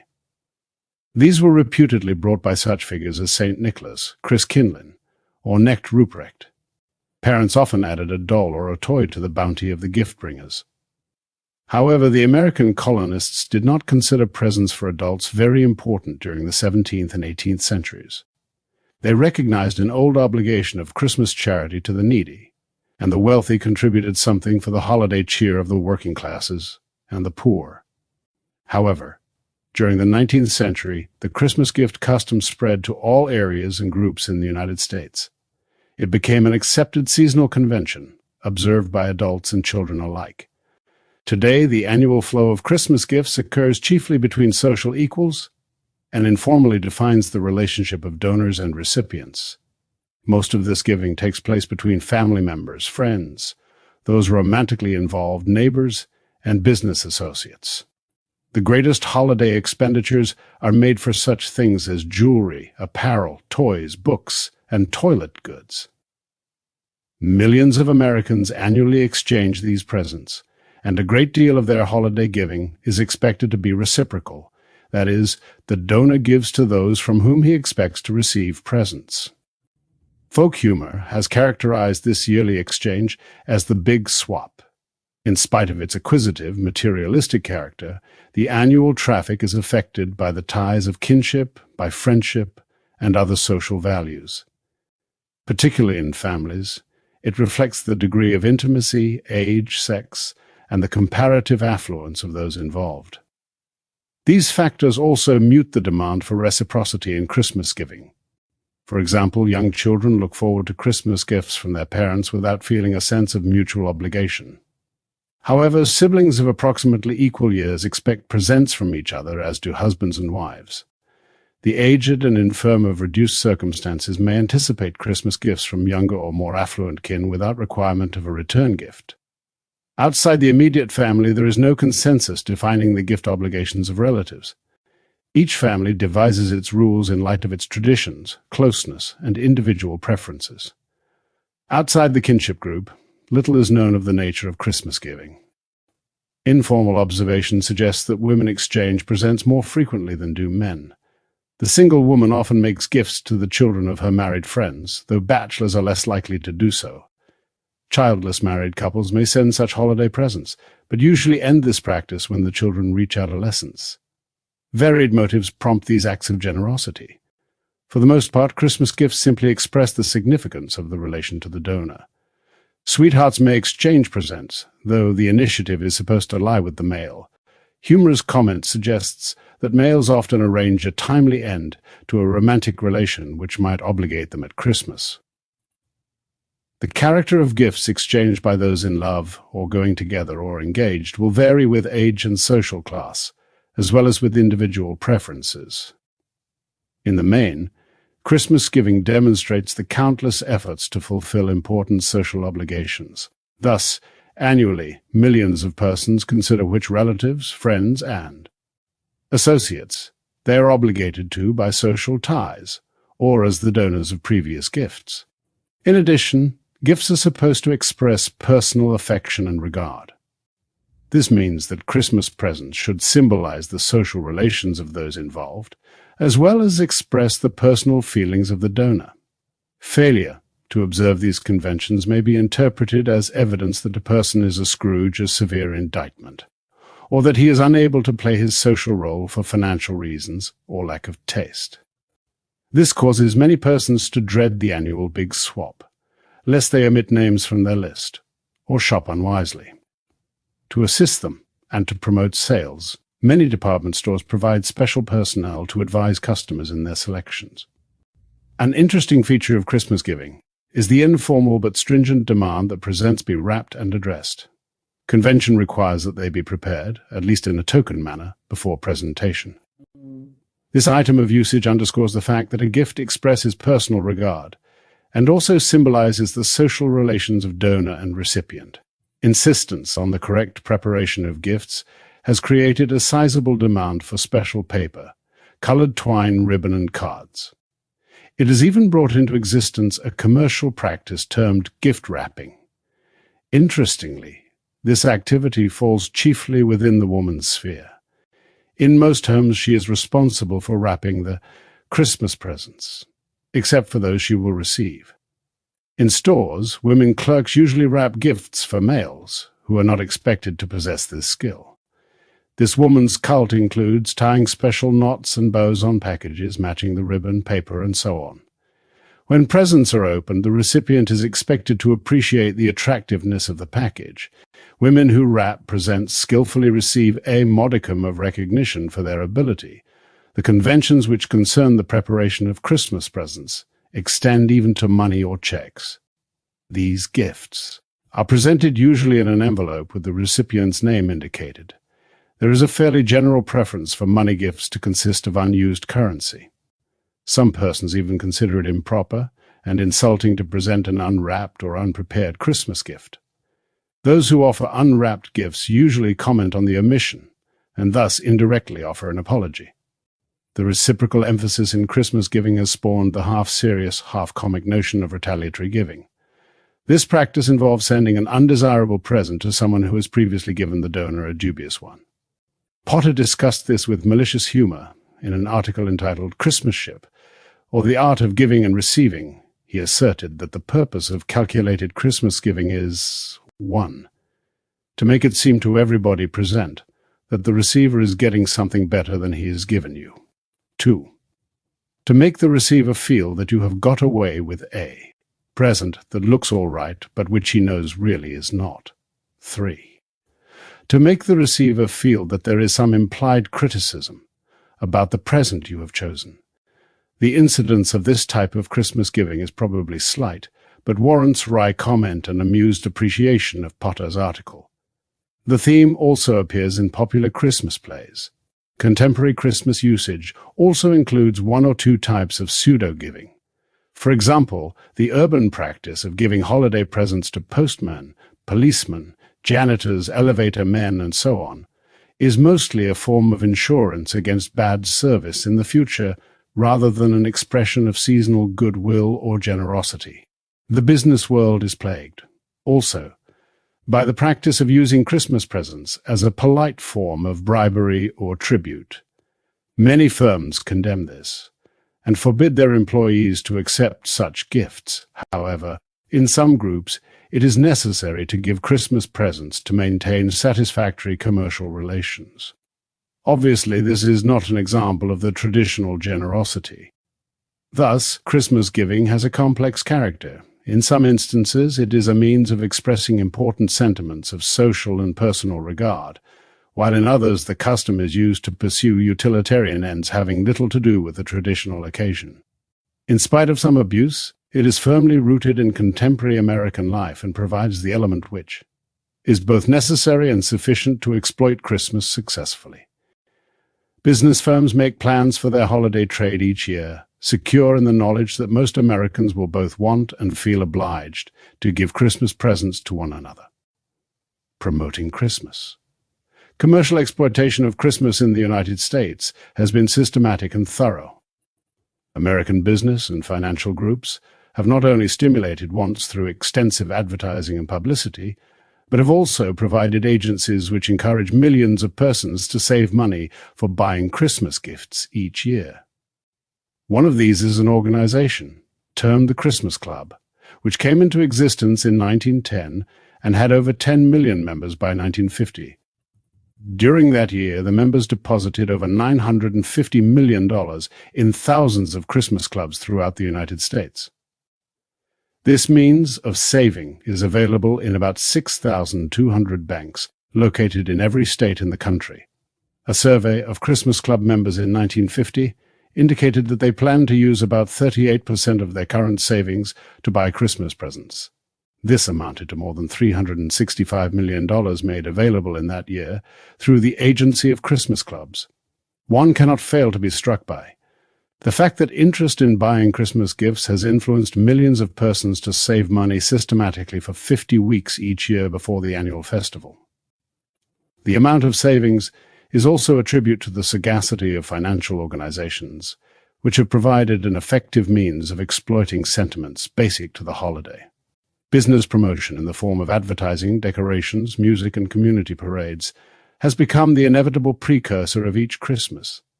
This is borne out by informal observation and by the increase in newspaper display advertising during November and December.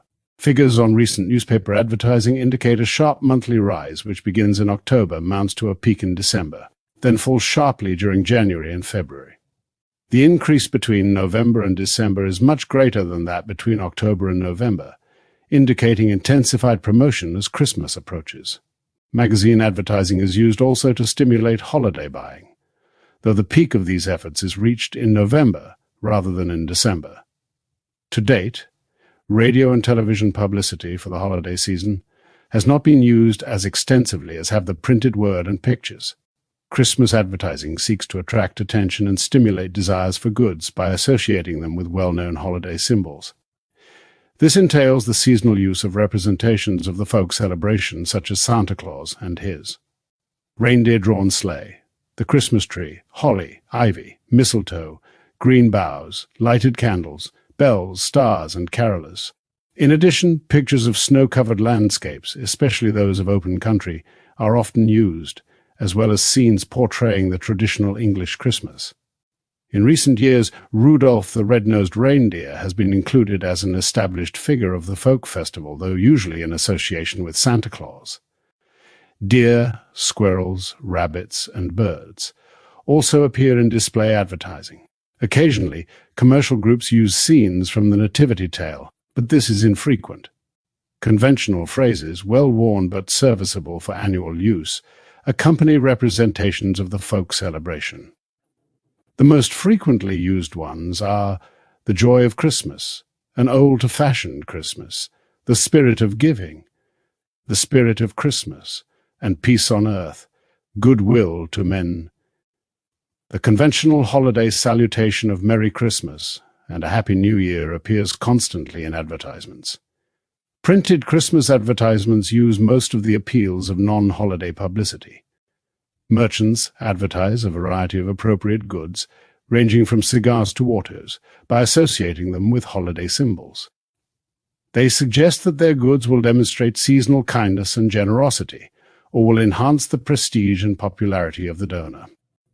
Only the sexual and romantic love themes, so common in other advertising, are omitted or given slight attention in Christmas promotion.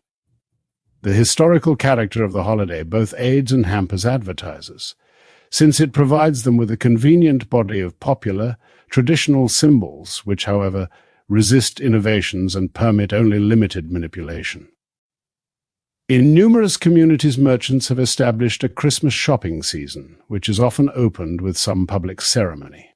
It begins usually on the Monday after Thanksgiving.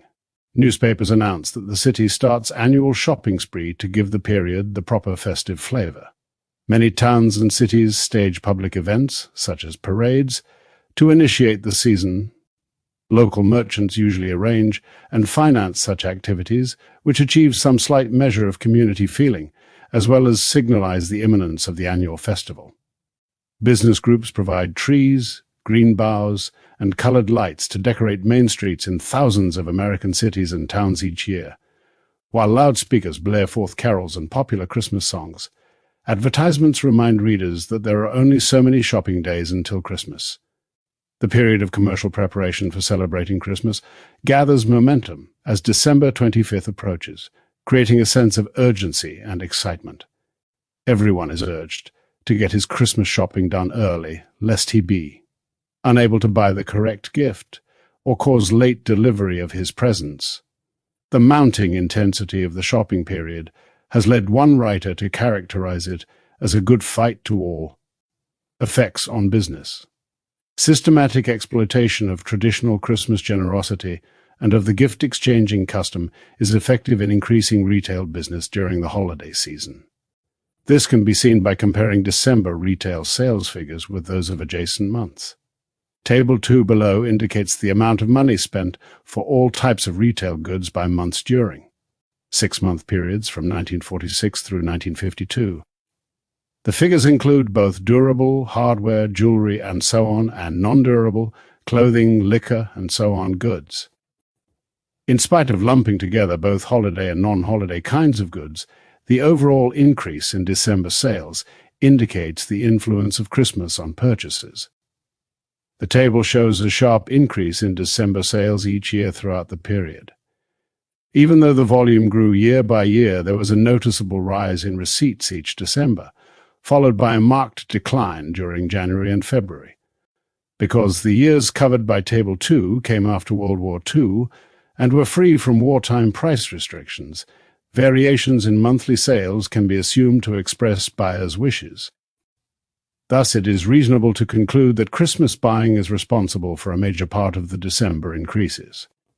The impact of Christmas buying on December business is even more apparent if one examines retail sales figures of specific types of merchandise. Some kinds seem to reflect the influence of holiday purchases, while others remain stable or even decline in December. The next table shows some of these variations. Undoubtedly, December sales of retail goods reflect the combined influence of several factors.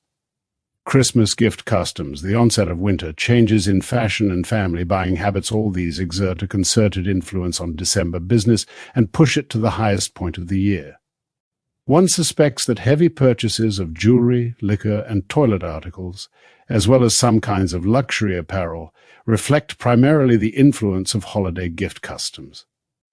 Those in modest financial circumstances frequently give clothing and household equipment at Christmas, in the effort to add a festive touch to a present of the necessity type.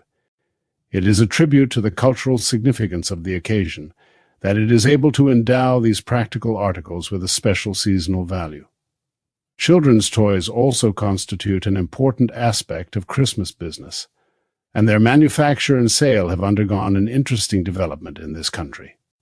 As late as 1923, the United States imported far more toys, in terms of monetary value, than it exported. At that time, toys came chiefly from Czechoslovakia, Germany, and Japan. Since World War II, our toy imports have come chiefly from the United Kingdom, though in 1948, The United States resumed this type of trade with Germany and Japan. However, between 1923 and 1947, there was a sharp reversal of position. As of 1948, American manufacturers exported over 5 times the value of toys imported into this country. This shift in position has come about through increasingly successful competition by American firms. Toy manufacturers and distributors have undertaken to increase their sales throughout the year, and especially outside the Christmas season. It is estimated that slightly over 1/2 of the year's retail business in toys is now done during the Christmas season. In 1947, the total value of toy production in the United States was estimated at $322 million. The economic importance of toys in Christmas business is a reflection of their cultural and psychological significance. In American society, they are symbols of the children's world, and the annual Christmas traffic in toys demonstrates the social importance of the young and also provides clues to the role of playthings in our culture. American adults seem to acknowledge a right of children to receive some kind of gift at Christmas. Thus, parents consider toys for the children the first requirement of the domestic celebration, and the numerous organizations which give parties for underprivileged children always include playthings for them. In certain respects, Christmas toys mirror aspects of American life and culture. For example, a large proportion of those sold during the holidays are mechanical and are often miniature replicas of machines used by adults, as in the case of engines, fire trucks, airplanes, and bulldozers. These playthings are graded by age and adjusted to the conventional adult roles of the two sexes. Thus, doctors' kits are provided for boys and visiting nurses' kits for the girls. Toys are also used as a medium for training the young in motor skills and knowledge of language. This is evident in the sale of pegboards, alphabet blocks, and the like. The very young are provided with playthings, which encourage fantasy life through such items as marionettes, teddy bears, and other animals. But these toys are noticeably lacking for those above the age of 7 or 8. Soldiers, guns, rockets, and spacesuits reflect perhaps both the troubled world situation and the imaginative fringe of scientific invention and discovery. The cowboy cult continues to find popular expression in a variety of toys which duplicate the dress and equipment of those at home. On the range, in the main, American toys and playthings give but slight encouragement to the development of imagination and fantasy in the young. This accords with the prevailing attitudes of a pragmatic people and culture. On the other hand, our toys exhibit great emphasis on the development of utilitarian skills which may have value in later years. Children are also encouraged through toys to familiarize themselves with standardized social roles such as those of the cowboy, the soldier, the circus performer, the truck driver, and so on. This gives a definite educational bias to the American child's toys and probably explains in some measure the adult enthusiasm for buying Christmas presents for children. Commercial exploitation of Christmas customs has been successful also in the case of the Christmas card. This convention grew in popularity after Prang introduced his famous cards in Boston in the 1870s and is observed by many millions each Christmas. The National Association of Greeting Card Publishers believes that over 1,500,000,000 Christmas cards are sent each year. A conservative estimate of the retail value of this number of cards would approximate $100 million. Designs on Christmas cards usually employ the symbols of the Nativity, Santa Claus's visit, children, animals, and familiar decorative items or scenes. These include holly, ivy, mistletoe, trees, wintry scenes in the country, family dinners, and carolers. Some cards express no definite relation either to the religious or to the folk character of the occasion. Most messages on Christmas cards repeat stereotyped greetings, with some being ornately worded and others restricted to Merry Christmas and a Happy New Year. Commercial success in exploiting this Christmas custom has been based on the provision of a wide variety of cards that meet the tastes and financial resources of different social groups. The Christmas tree also has an important place in the holiday business. Many millions of families and numerous business, charitable, and fraternal organizations buy, set up, and decorate about 28 million trees each year. Of this number, about 5 million are imported, chiefly from Canada. The majority of our trees come from privately owned lands, though about 13% are cut on the public domain. Some 25 different varieties of trees are grown for the Christmas trade, However, the balsam fir and Douglas fir together account for about 57% of all Christmas trees used in this country. The economic importance of the Christmas tree is considerable. Soda estimates that the trees produced in a recent year would make a $20 to $50 million industry, according to whether values are based on the wholesale or retail prices quoted. If the value of decorations, stands, and so on is added to the cost of the trees, it is apparent that the national Christmas tree custom supports an important seasonal industry. Effects on employment and industrial disputes. Commercial exploitation of Christmas affects retail employment during December, and manufacture of merchandise for the holiday business involves the labor of large numbers of workers throughout other months of the year. The annual increase in December employment in trade is followed by a sharp decline in January and February. Occupations such as manufacturing, mining, transportation, communications, and agriculture either drop or increase only slightly in the number of workers employed during December. Another indication of the influence of Christmas appears in the small number of labor disputes begun in December. Both strikes and lockouts fall off during this month and rise sharply in the next 2 months. The December figures vary so sharply from those of November and January as to suggest that special influences of the Christmas spirit account for the low number of disputes begun in this month. Table 4 shows monthly variations in these for 6-month periods. Not only do few disputes begin in December, but in addition the number of workers involved is low in those initiated during this month. Furthermore, figures on strikes occurring in the United States during the years 1901 to 1905 and 1915-1937 show that the index for these was usually lowest during the month of December. The significance of Christmas to laboring groups is also indicated by the fact that December 25th is invariably stipulated as a holiday in contracts between management and unions. In some occupations, such as women's clothing, bakery, wholesale and retail trade, trucking, technical and professional work, employees usually receive the major holidays with pay. However, in mining, manufacturing and construction work, these holidays are given but without compensation. Various provisions are inserted in union agreements concerning extra pay when employees are required to do maintenance and emergency work at Christmas. The Christmas bonus. The varied role of the Christmas festival in the national economy is demonstrated further by recent developments. Related to the Christmas bonus, this practice differs from the usual commercial exploitation of the occasion, but the distinction is probably one of degree rather than of kind. For a number of years, many employers have used Christmas as an occasion appropriate for giving their employees an annual bonus. According to a report made in 1951 by the National Industrial Conference Board, in 1950 Christmas bonus plans were in operation in chemicals, electrical equipment, machinery, paper, textiles, banks, and trust companies. Both large and small firms gave holiday bonuses. Plans varied considerably in that some gave substantially all employees a fixed sum, while others gave a percentage of earnings. Eligibility was specified in all plans, which even included pensioners. The amounts ranged from $5 to several $100s. Some firms gave merchandise, but money appears to be the most popular Christmas gift. Most firms have based their decision to give a Christmas bonus on their business success each year. This criterion has also determined the amount to be given. Management had assumed that granting a bonus was discretionary on its part, but this assumption was rudely challenged in 1950 in the Niles-Bement Pond case. The firm announced that it was instituting a new retirement plan which would cost considerable money. For that reason, it felt unable to give its employees the usual Christmas or year-end bonus. However, the company planned to give each employee a Christmas money gift computed on the basis of $1 for each year of service with the firm.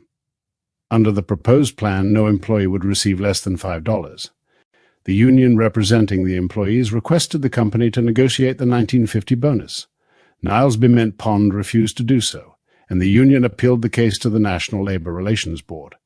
The board issued an intermediate decision in August of 1951, confirmed by a final one in December of the same year, which supported the position of the union. It ordered Niles-Bement Pond Company to bargain with respect to the Christmas bonus and forbade it taking any action on the bonus without consulting the union's representatives. The majority decision of the board held that the bonus was a Christmas one in name only. They regarded it chiefly as a year-end bonus which through repetition had become a regular part of the employee's wage expectancy and therefore subject to the usual collective bargaining procedures. One member of the board dissented, asserting that the bonus was a true Christmas gift, and said, "To bestow freely is the sine qua non of a gift. Particularly at the Christmas season, men are moved to make gifts to those they cherish, to those they employ, and to those less fortunate. If we say that an employer must obtain permission to make a Christmas gift to his employees, and must be willing to haggle about whether he should make any gift or about the value of his gift, we have in large measure destroyed the concept, spirit, and practice of Christmas giving in the labor management field. A genuine Christmas gift has no place at the bargaining table. What appears to have happened is that the term Christmas bonus has been misapplied to the practice of sharing profits with employees during good times. As a result, many workers have come to expect a bonus each year, and no longer interpret it as a sign of managerial goodwill and generosity.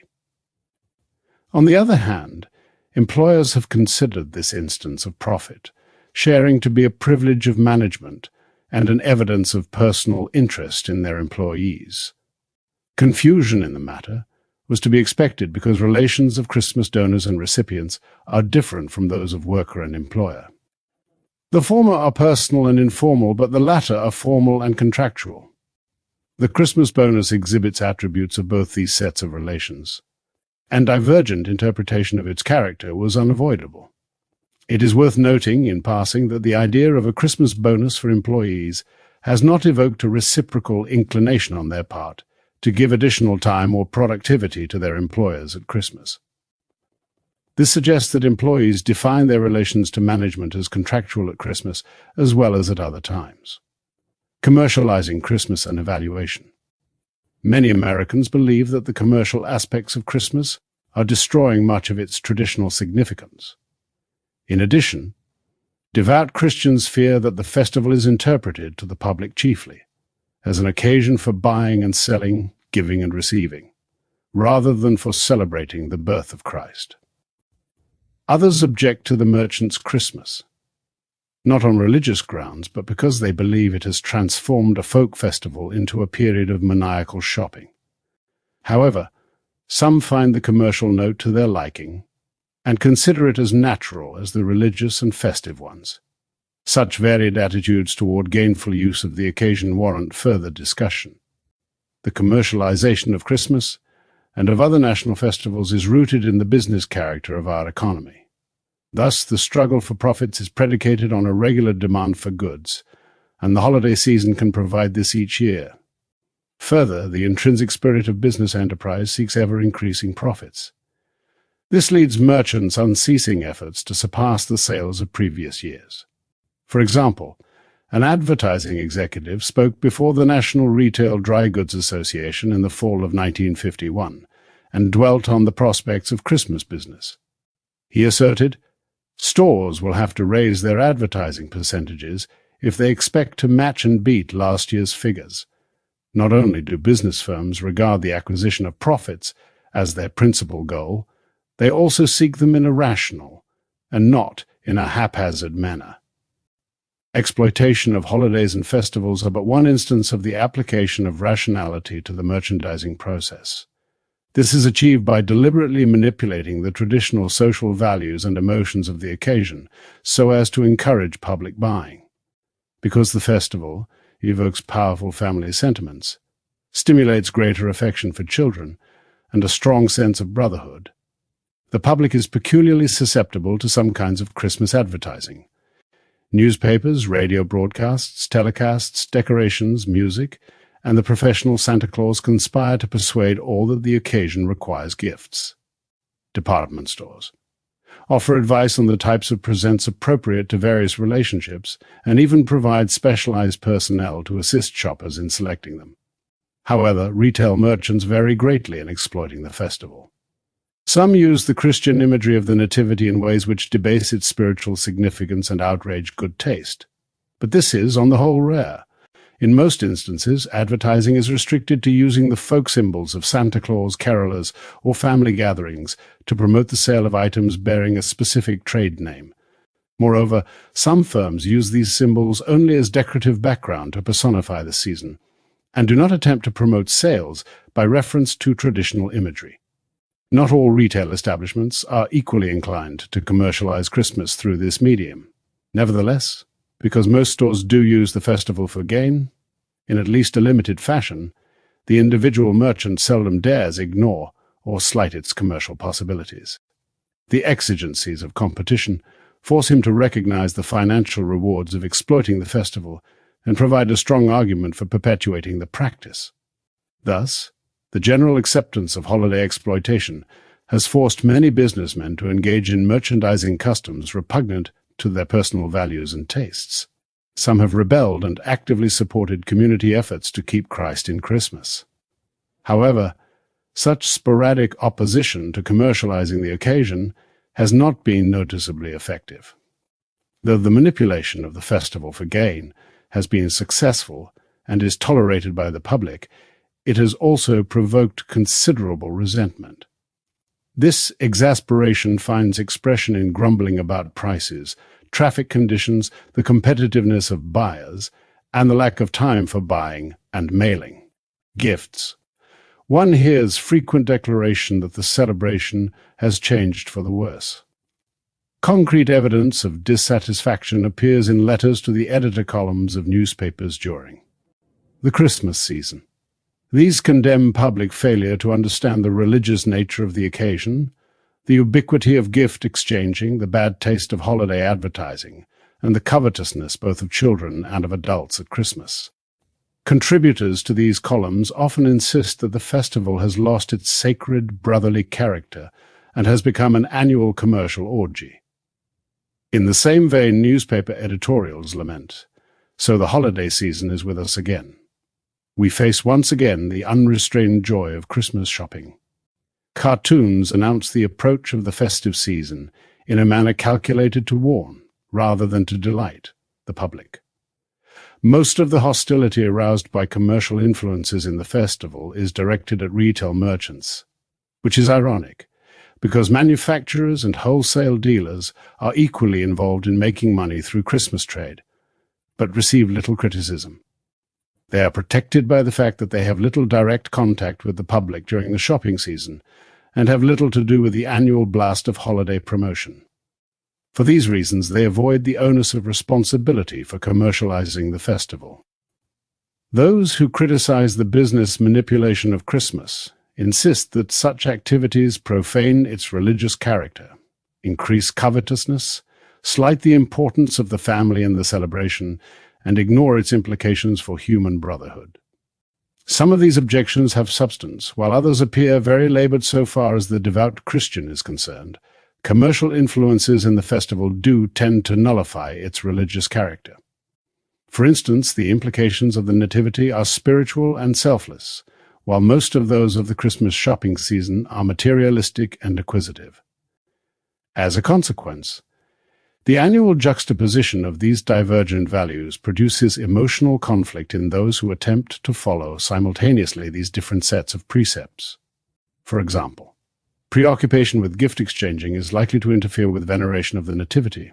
However, it is difficult to believe that commercial manipulation promotes neglect of the familial and fraternal aspects of the occasion. On the contrary, there is considerable evidence of a marked increase in charity and generosity each Christmas. Furthermore, family unity appears more in evidence during this festival than at any other time of the year. If these values are cherished in daily life, they will not be neglected at Christmas. Some allege that commercial exploitation increases covetousness during the holidays. They usually accuse others of such greed, but seldom admit to the same fault in themselves, which suggests that the complaint masks some other dissatisfaction. Perhaps those who dislike the big swap or dread its financial consequences yet are unwilling to abandon the custom displace their anger onto commercial influences. In addition, a good deal of hostility springing from quite unrelated sources are aimed at acquisitive influences in the holiday. For instance, many persons expect each Christmas to be a satisfying emotional experience, but encounter frequent disappointment on this score. Parents recall happy festivals of their childhood, but shrink from confronting the duties and minor irritations of having Christmas for their children. They can no longer anticipate a relaxed, permissive holiday, but must plan, buy, and mail gifts and cards. Under these circumstances, elders experience a sense of deprivation and annoyance which is blamed on business exploitation rather than on a change in their role in the festival. In spite of frequent condemnation, business manipulation of Christmas continues and shows some tendencies to broaden its area of influence. In one generation, the American public has grown accustomed to pre-holiday advertising. The professional Santa Claus, store decorations inside and out, canned music on the streets, the office party, and especially to preoccupation with Christmas shopping. These things are so thoroughly accepted as trappings of the season that their absence would divest the festival of much of its attractiveness. As a matter of fact, many adults accept the commercial props of the holiday with tolerance and even with enthusiasm. This group probably outnumbers those who dislike commercializing the occasion. It should be added that children appear to be delighted with the mercantile backdrop of Christmas. Their credulity is able to encompass even the sight of different Santas in department stores without losing faith in his existence. Those born after 1920 have become accustomed to business influences in the public celebration, and it is doubtful if they will view commercialization of the occasion with a jaundiced eye. Thus, there seems little reason to doubt that commercial exploitation has popularized the folk aspects of Christmas, even though it has done so at the expense of its spiritual significance. Unfortunately, it has also promoted a widespread inclination to appraise Christmas in materialistic, acquisitive terms. To counteract this common attitude, it has become standard practice for the Christian churches of the United States to reiterate annually that Christmas is celebrated primarily in observance of the birth of Christ, and to insist that secular festivities are secondary to its spiritual implications. This fact suggests that the folk and temporal qualities of the celebration have gained ascendancy over its religious ones, and it is likely that commercial influences have played an important role in bringing this about. However, if humanitarian and charitable acts at Christmas are construed as a concrete manifestation of the Spirit of Christ, then business influences are less open to the charge of secularizing the occasion. This is said in the belief that Christmas. Generosity is characteristic of business firms in nearly all American communities, even though the motivation for such beneficence may not be rooted in Christian teachings, since such charity expresses values which are congruent with those of Christianity. It indicates a degree of accord in the participation of church and business in the annual festival. For this reason, though the Christmas activity of business groups generally tends to secularize the celebration, indirectly it also supports its traditional religious values. Chapter 5. Social aspects of Christmas art. Festivals are preserved through art forms, and Christmas has accumulated a rich and distinctive body of songs, stories, poems, pictures, and plays. These embody its traditions and meanings and transmit them from generation to generation. In this country, they also mirror important episodes in the development of the festival and reveal the steady growth of secular influences in the national Christmas. The major portion of traditional Christmas art has long been concerned with the nativity theme, and this fact probably retarded its development somewhat in the United States. Because of Puritan opposition, the flow of English and continental Christmas art to the American colonies was checked at a time when cultural foundations were being laid. As a result, such historical resources were wanting in this country. In fact, the United States did not begin to develop native art in keeping with the festival until the 19th century. Consequently, American Christmas art of this period is neither so abundant nor so varied as that of England and several European countries. Nevertheless, some of its contributions have merit, especially those in literature, and have spread to other countries. They also provide background for understanding the later development of popular Christmas art. Traditional Christmas art, as the evangelical Protestant denominations gradually accepted the observance of Christmas during the 1800s, they sought to develop appropriate religious services for both the church and the church schools. This encouraged the composition of music and songs and the production of cantatas and pageants for Christmas programs. Under this stimulation, a number of well-known hymns were written in the United States during the 19th century. These included such songs as O Little Town of Bethlehem by Phillips Brooks, 1868, It Came Upon a Midnight Clear by Edmund H. Sears, 1850, and We Three Kings of Orient Are by John W. Hopkins, Jr., 1859. In addition, Christmas plays began to appear about A.T.L. Hall and C.A. Miles, The Shepherd King, by J.L. Hall and E.D. Yale, Why the Chimes Rang, dramatized by Elizabeth MacFadden, The Next Door House by Margaret Cropper and others. Church schools often employed both Nativity and Santa Claus elements in Christmas programs. However, this provoked considerable criticism, as the desire grew to eliminate the folk elements from the religious observance. On the other hand, the Episcopalian, Lutheran, Dutch Reformed and Roman Catholic churches and the German sects retained their traditional forms, music and songs in observing Christmas, while their members also preserved familiarity with folk customs. These historical cultural resources have done much to maintain the vitality of the celebration among groups such as the Pennsylvania Germans. Their manger scenes, gardens, and Christmas Eve musical services are a happy blending of tradition, folk art, and seasonal joy, which endows the festival with unusual charm. During the 19th century, Christmas was a subject which also drew the attention of American writers and painters.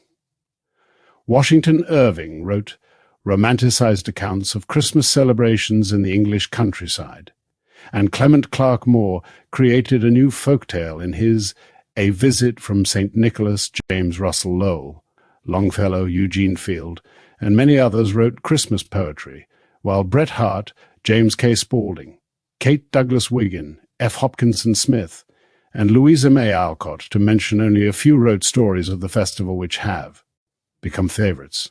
Some took the Nativity as their focus of interest. Others extolled the virtues of humanitarianism at Christmas, while still others elaborated variations of the Santa Claus theme.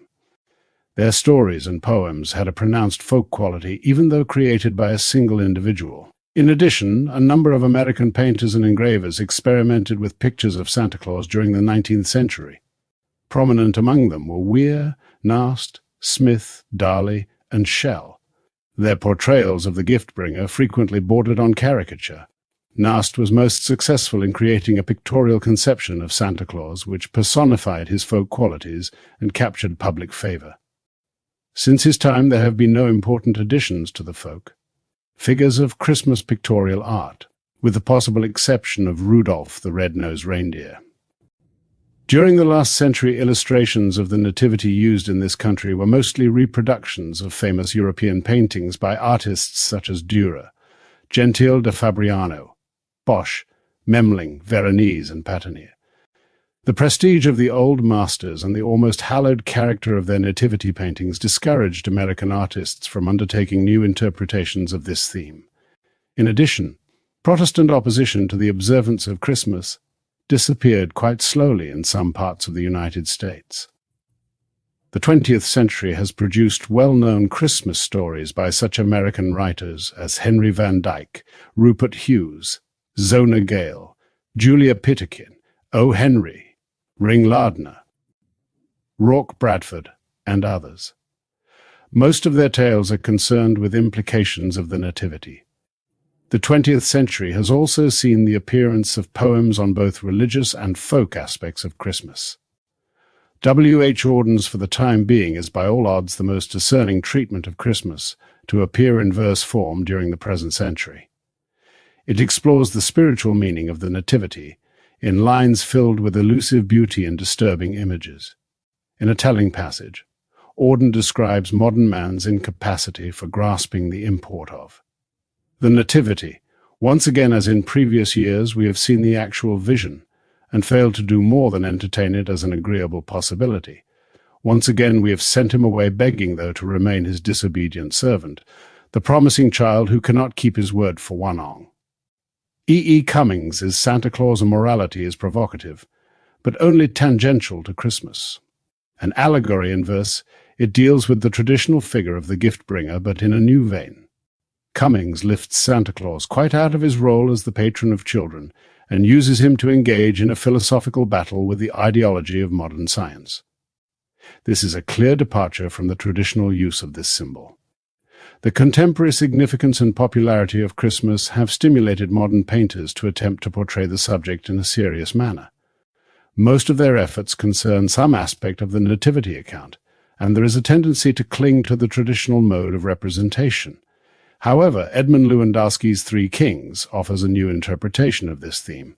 Other American artists who have portrayed Christmas motifs with great competence are Fred Conway, Louis Bosa, Lawrence Sisson, and Robert Gates. These painters offer unstereotyped interpretations of the festival and deal with its modern as well as with its folklore aspects. They are not limited to the inevitable star, shepherds, or animals associated with the occasion. It is significant that they find the tale of Santa Claus lacking in artistic interest but continue to be challenged by the nativity account. Serious music by American composers of the 20th century has been devoted to the nativity story and shows no indication of exploiting other themes in the Christmas festival. The most recent and meritorious example of this type of Christmas music is Giancarlo Menotti's Amel and the Night Visitors, a short opera performed for the first time on Christmas Eve in 1951. This work narrates an episode in the journey of the three kings who seek the Christ child. Most of the music is programmatic and simply recounts the development of its plot. It is conventional, original, and rewarding. Like most nativity music, it creates a sense of anticipation directed toward the central event of the occasion. When all is said and done, the traditional varieties of Christmas art is concerned with the biblical and folklore character of the festival, and not with its contemporary aspect. They symbolize its relatively unchanging elements and permanent values and preserve its conventional forms. Because of this, the accepted examples of holiday art will seldom mirror fugitive shifts in public taste or the changing role of Christmas in American life. However, in very recent decades, a new type of art has begun to develop which seizes on diffuse but neglected aspects of Christmas and exploits them for commercial ends. Popular art. There is a new type of Christmas art which may be termed popular in contrast to serious or fine art because it seeks primarily commercial success and, to achieve this end, deliberately uses themes and symbols that are simple and liked by many. It is of special value in studying Christmas because it reveals the interrelations between the festival and contemporary life. Popular Christmas art is, of course, but one example of this type of artistic activity. Behind it appear the conditioning factors of a busing economy, urbanism, a high degree of literacy, and scientific advances in communication. These have brought in an era of mass communication and entertainment which has already had considerable influence on modern American life.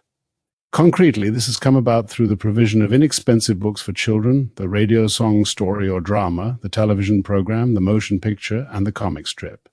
These media condition the appearance and, in part, the character of popular art. They also serve the interests of advertising by providing familiar symbols to increase public demand for goods. Popular art usually employs conventional figures, ideas, and values, and seldom creates new ones. It uses stereotypes to simplify ideas, characters, and situations.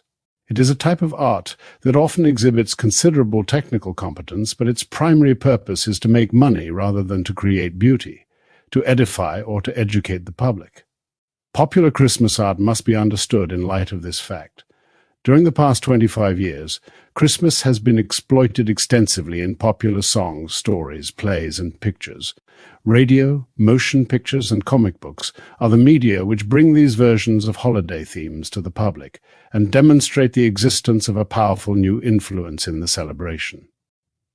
For the most part, the folk and secular lore of the festival has dominated the creations of popular art because of their commercial effectiveness, though occasionally a theme with religious implications is presented. This dissemination of Christmas themes by mass media of entertainment for profitable ends has had a considerable, though indeterminate, influence on the festival and on its place in American life. For one thing, it has greatly increased the public's superficial knowledge of Christmas lore, while at the same time selectively restricting attention to those aspects of the celebration having a wide appeal. Thus, Christmas narratives exemplifying the themes of kindness, brotherhood, and humility, or insisting on the ultimate rewards of piety and generosity, find ready acceptance because they express traditional values of American culture.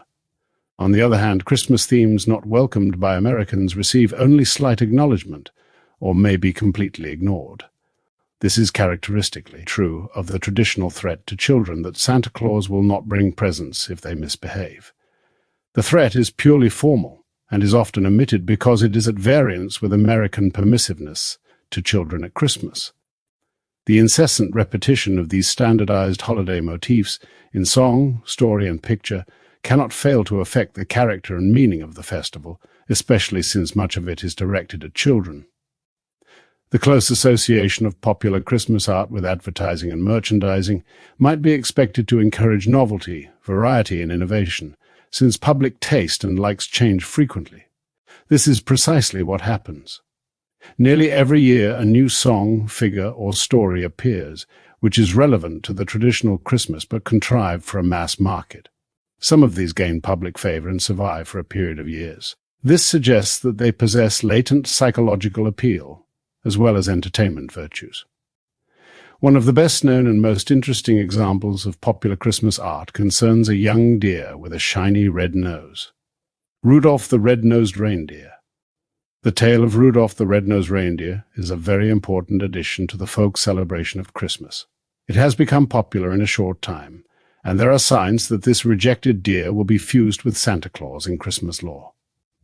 In some respects, the story of Rudolph is an elaboration of elements contained in Moore's A Visit from St. Nicholas, while in others it brings new traits and meaning to the traditional account.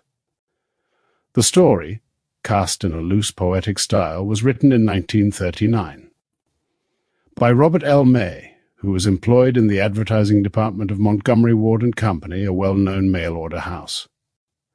He was assigned the task of developing a Christmas animal story, which could be distributed by the branches of his firm as a giveaway during the Christmas season of 1939.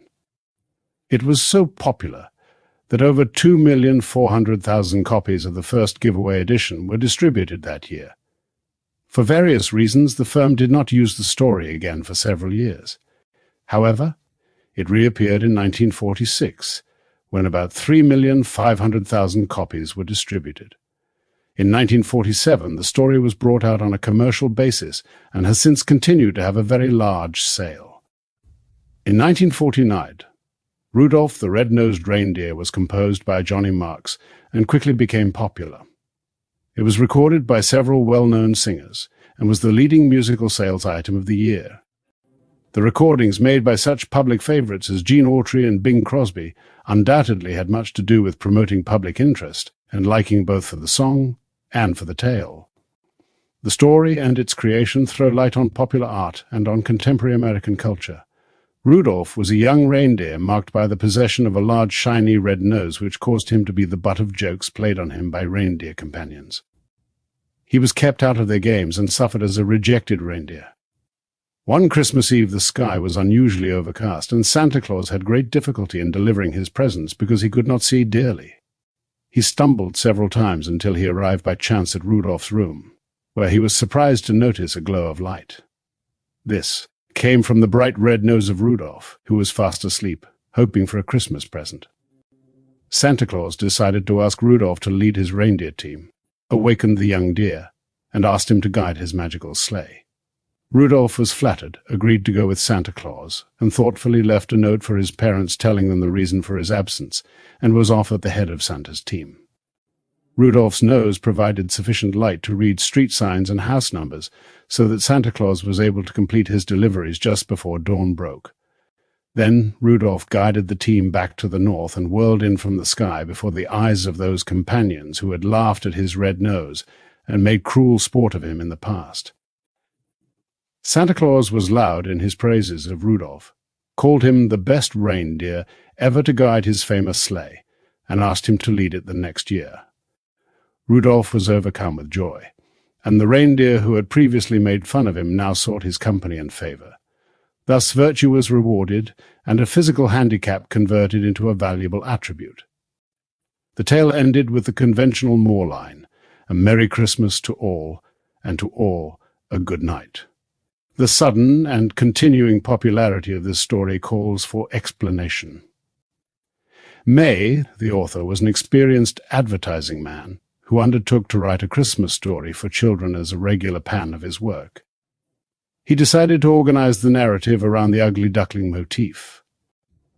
May believes that he was influenced by his own childhood in the selection of this theme. After careful consideration of possible animals, he decided to use the reindeer, partly because the creature was already connected with the traditional Moor story of Santa Claus. The name of Rudolph was selected by a desire for alliteration, a process of rejecting other R names, and by inspired guessing. Then the author made up his mind to relate the story's happy ending to Santa Claus. This blossomed into a decision to give the reindeer some trait which would cause him to be shunned, yet would be of great value to Santa Claus. It was necessary to do so in order to conform to the ugly duckling theme. Though strength or speed might have been useful to Santa Claus, they would not lay Rudolph open to the ridicule essential to his role.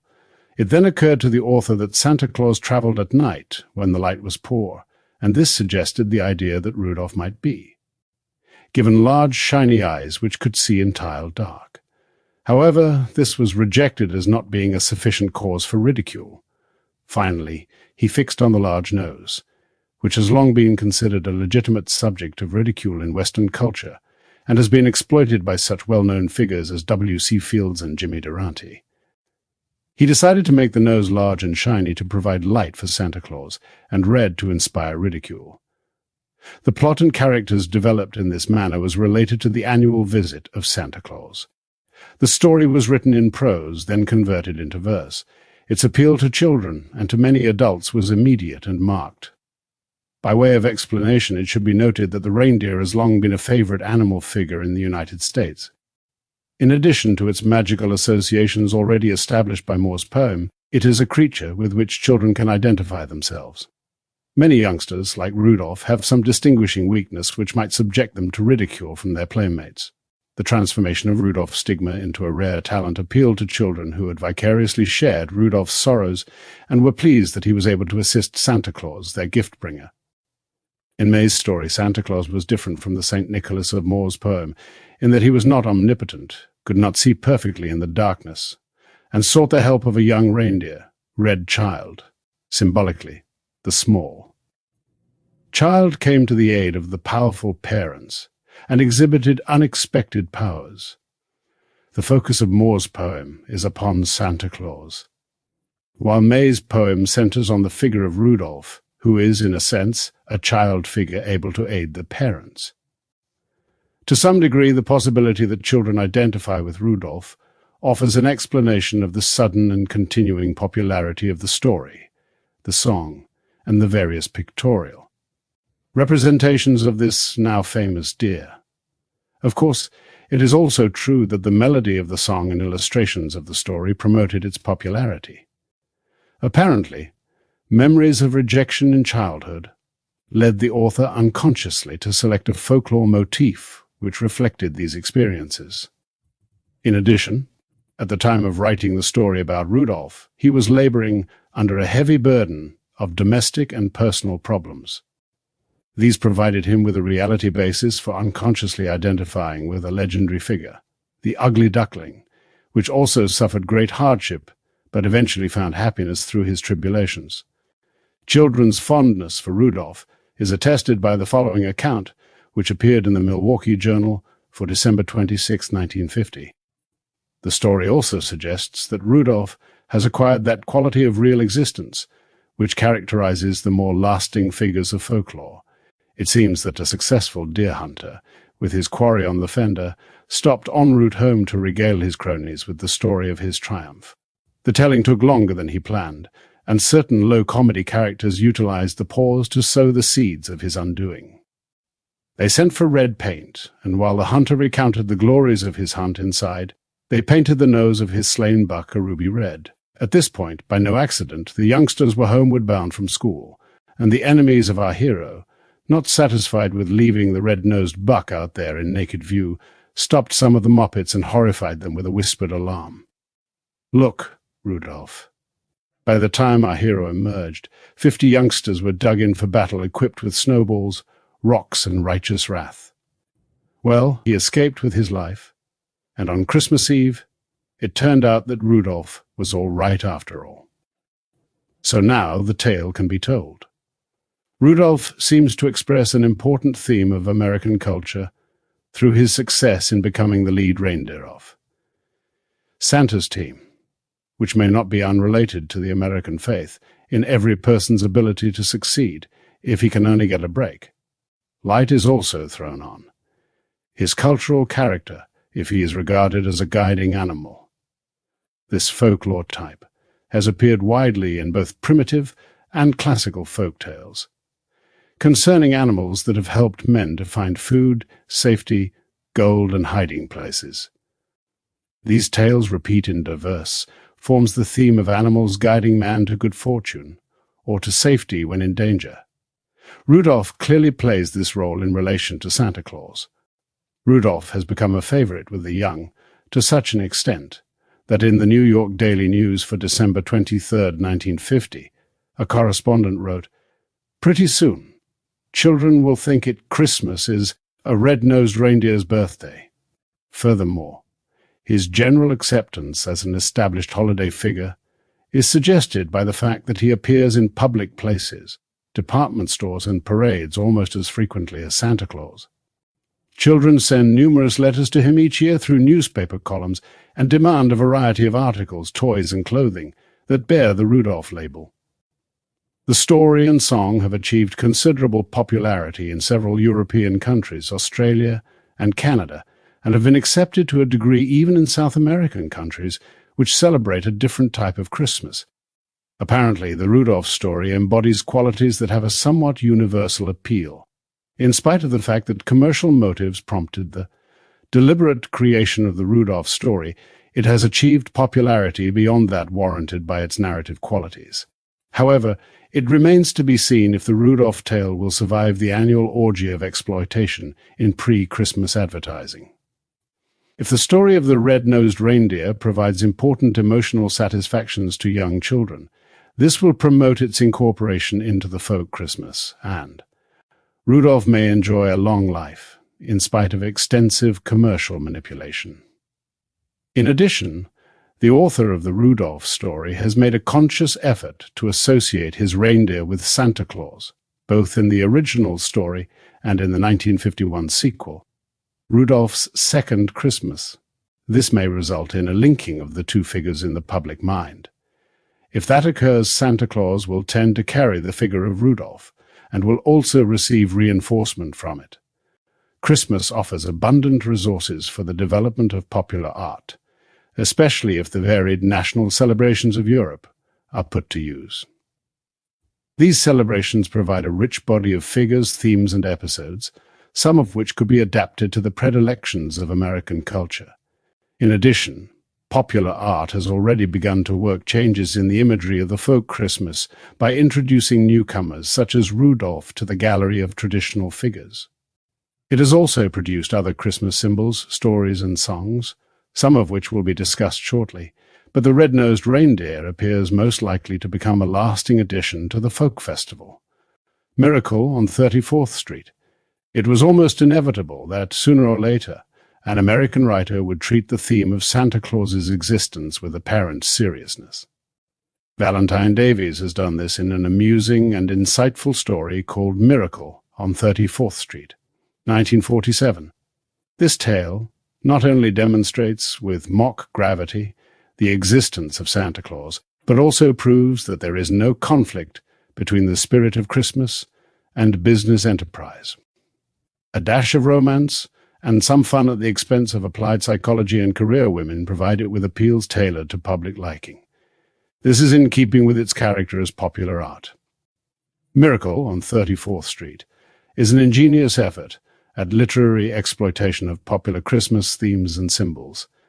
It combats skepticism about Santa Claus and portrays a modern revival of belief in him, where this might least be expected in a large department store in New York City. Faith in Santa Claus, once renewed, softens commercial rivalry between the heads of two competing stores and causes a spirit of helpfulness to supplant greed and competition during the Christmas season. The initial commercial success and frequent revivals of the story in film and radio versions indicate its popularity, which can be attributed to the perennial attraction of tales about Santa Claus, as well as to the skillful craftsmanship apparent both in the novel and in the motion picture. The film has been well received both in England and in France, and the novel has been translated into French very recently. A short synopsis of the story will indicate its treatment of Christmas motifs. An elderly man named Kris Kringle has been told by the house physician of an old people's home that he must leave the institution since he continues to assert that he is Santa Claus. He is advised by the kindly doctor to enter a mental institution, even though he is entirely harmless, because he lacks any means of financial support. Kris rejects the suggestion, leaves the home, and goes to New York City, arriving there on the day of the Thanksgiving parade sponsored by Macy's department store. Kris is persuaded to play the role of Santa Claus in the parade when the original one is discovered drunk. He fits the role so well that he is employed as a professional Santa Claus for the Christmas season at Macy's.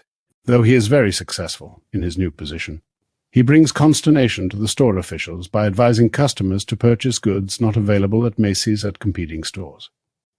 To everyone's surprise, Kris's unorthodox advice is imitated by other stores, which are moved by the Christmas spirit to send customers to Macy's, so that commercial advantage results from Kringle's naive act.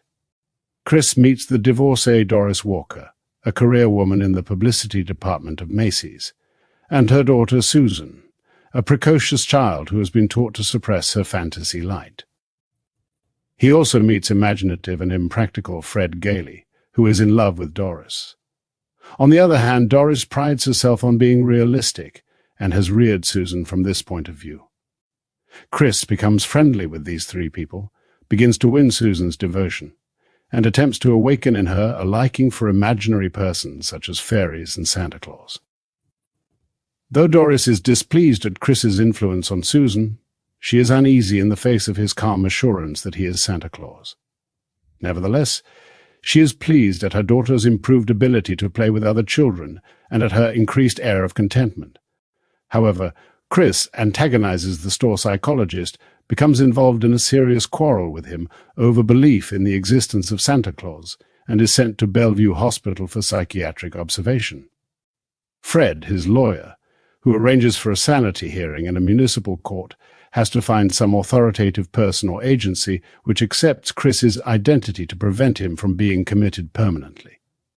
Kris is saved because Susan has written to him, addressing the letter to Santa Claus, in care of the court at which the hearing is being held. A mail clerk, surrounded by thousands of letters addressed to Santa Claus, decides to send them to Kris at the court address. This is done in time for the judge to declare that Santa Claus exists, and because Kris is identified by the United States Postal Service as Santa Claus, to declare him sane.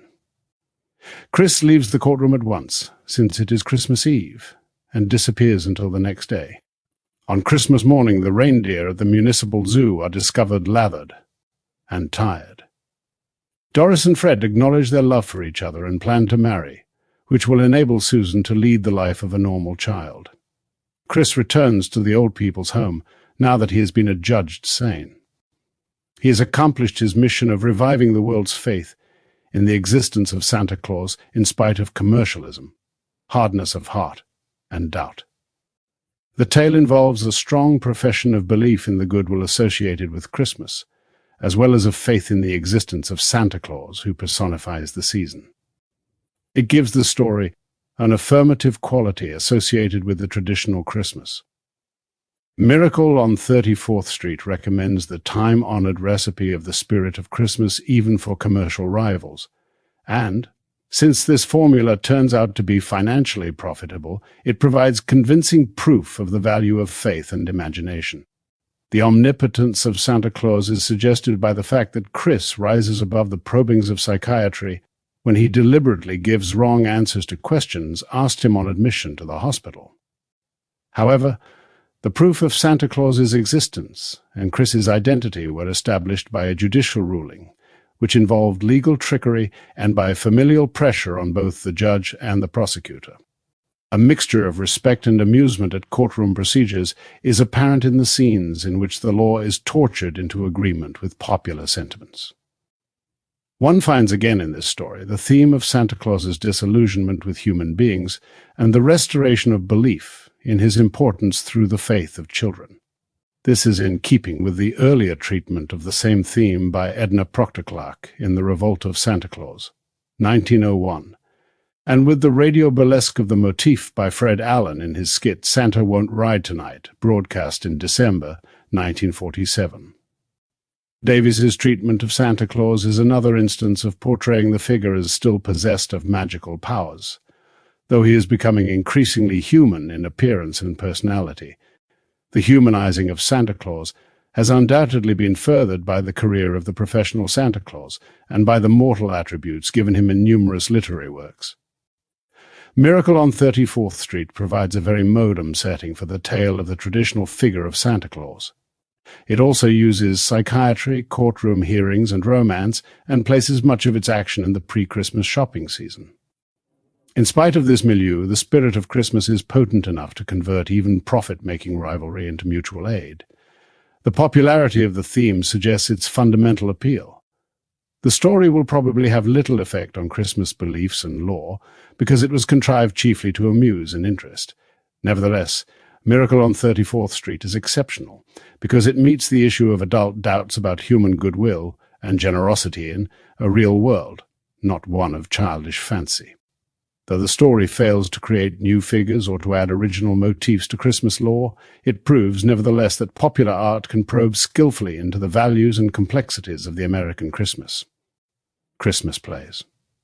Christmas is a favorite subject in another variety of popular art.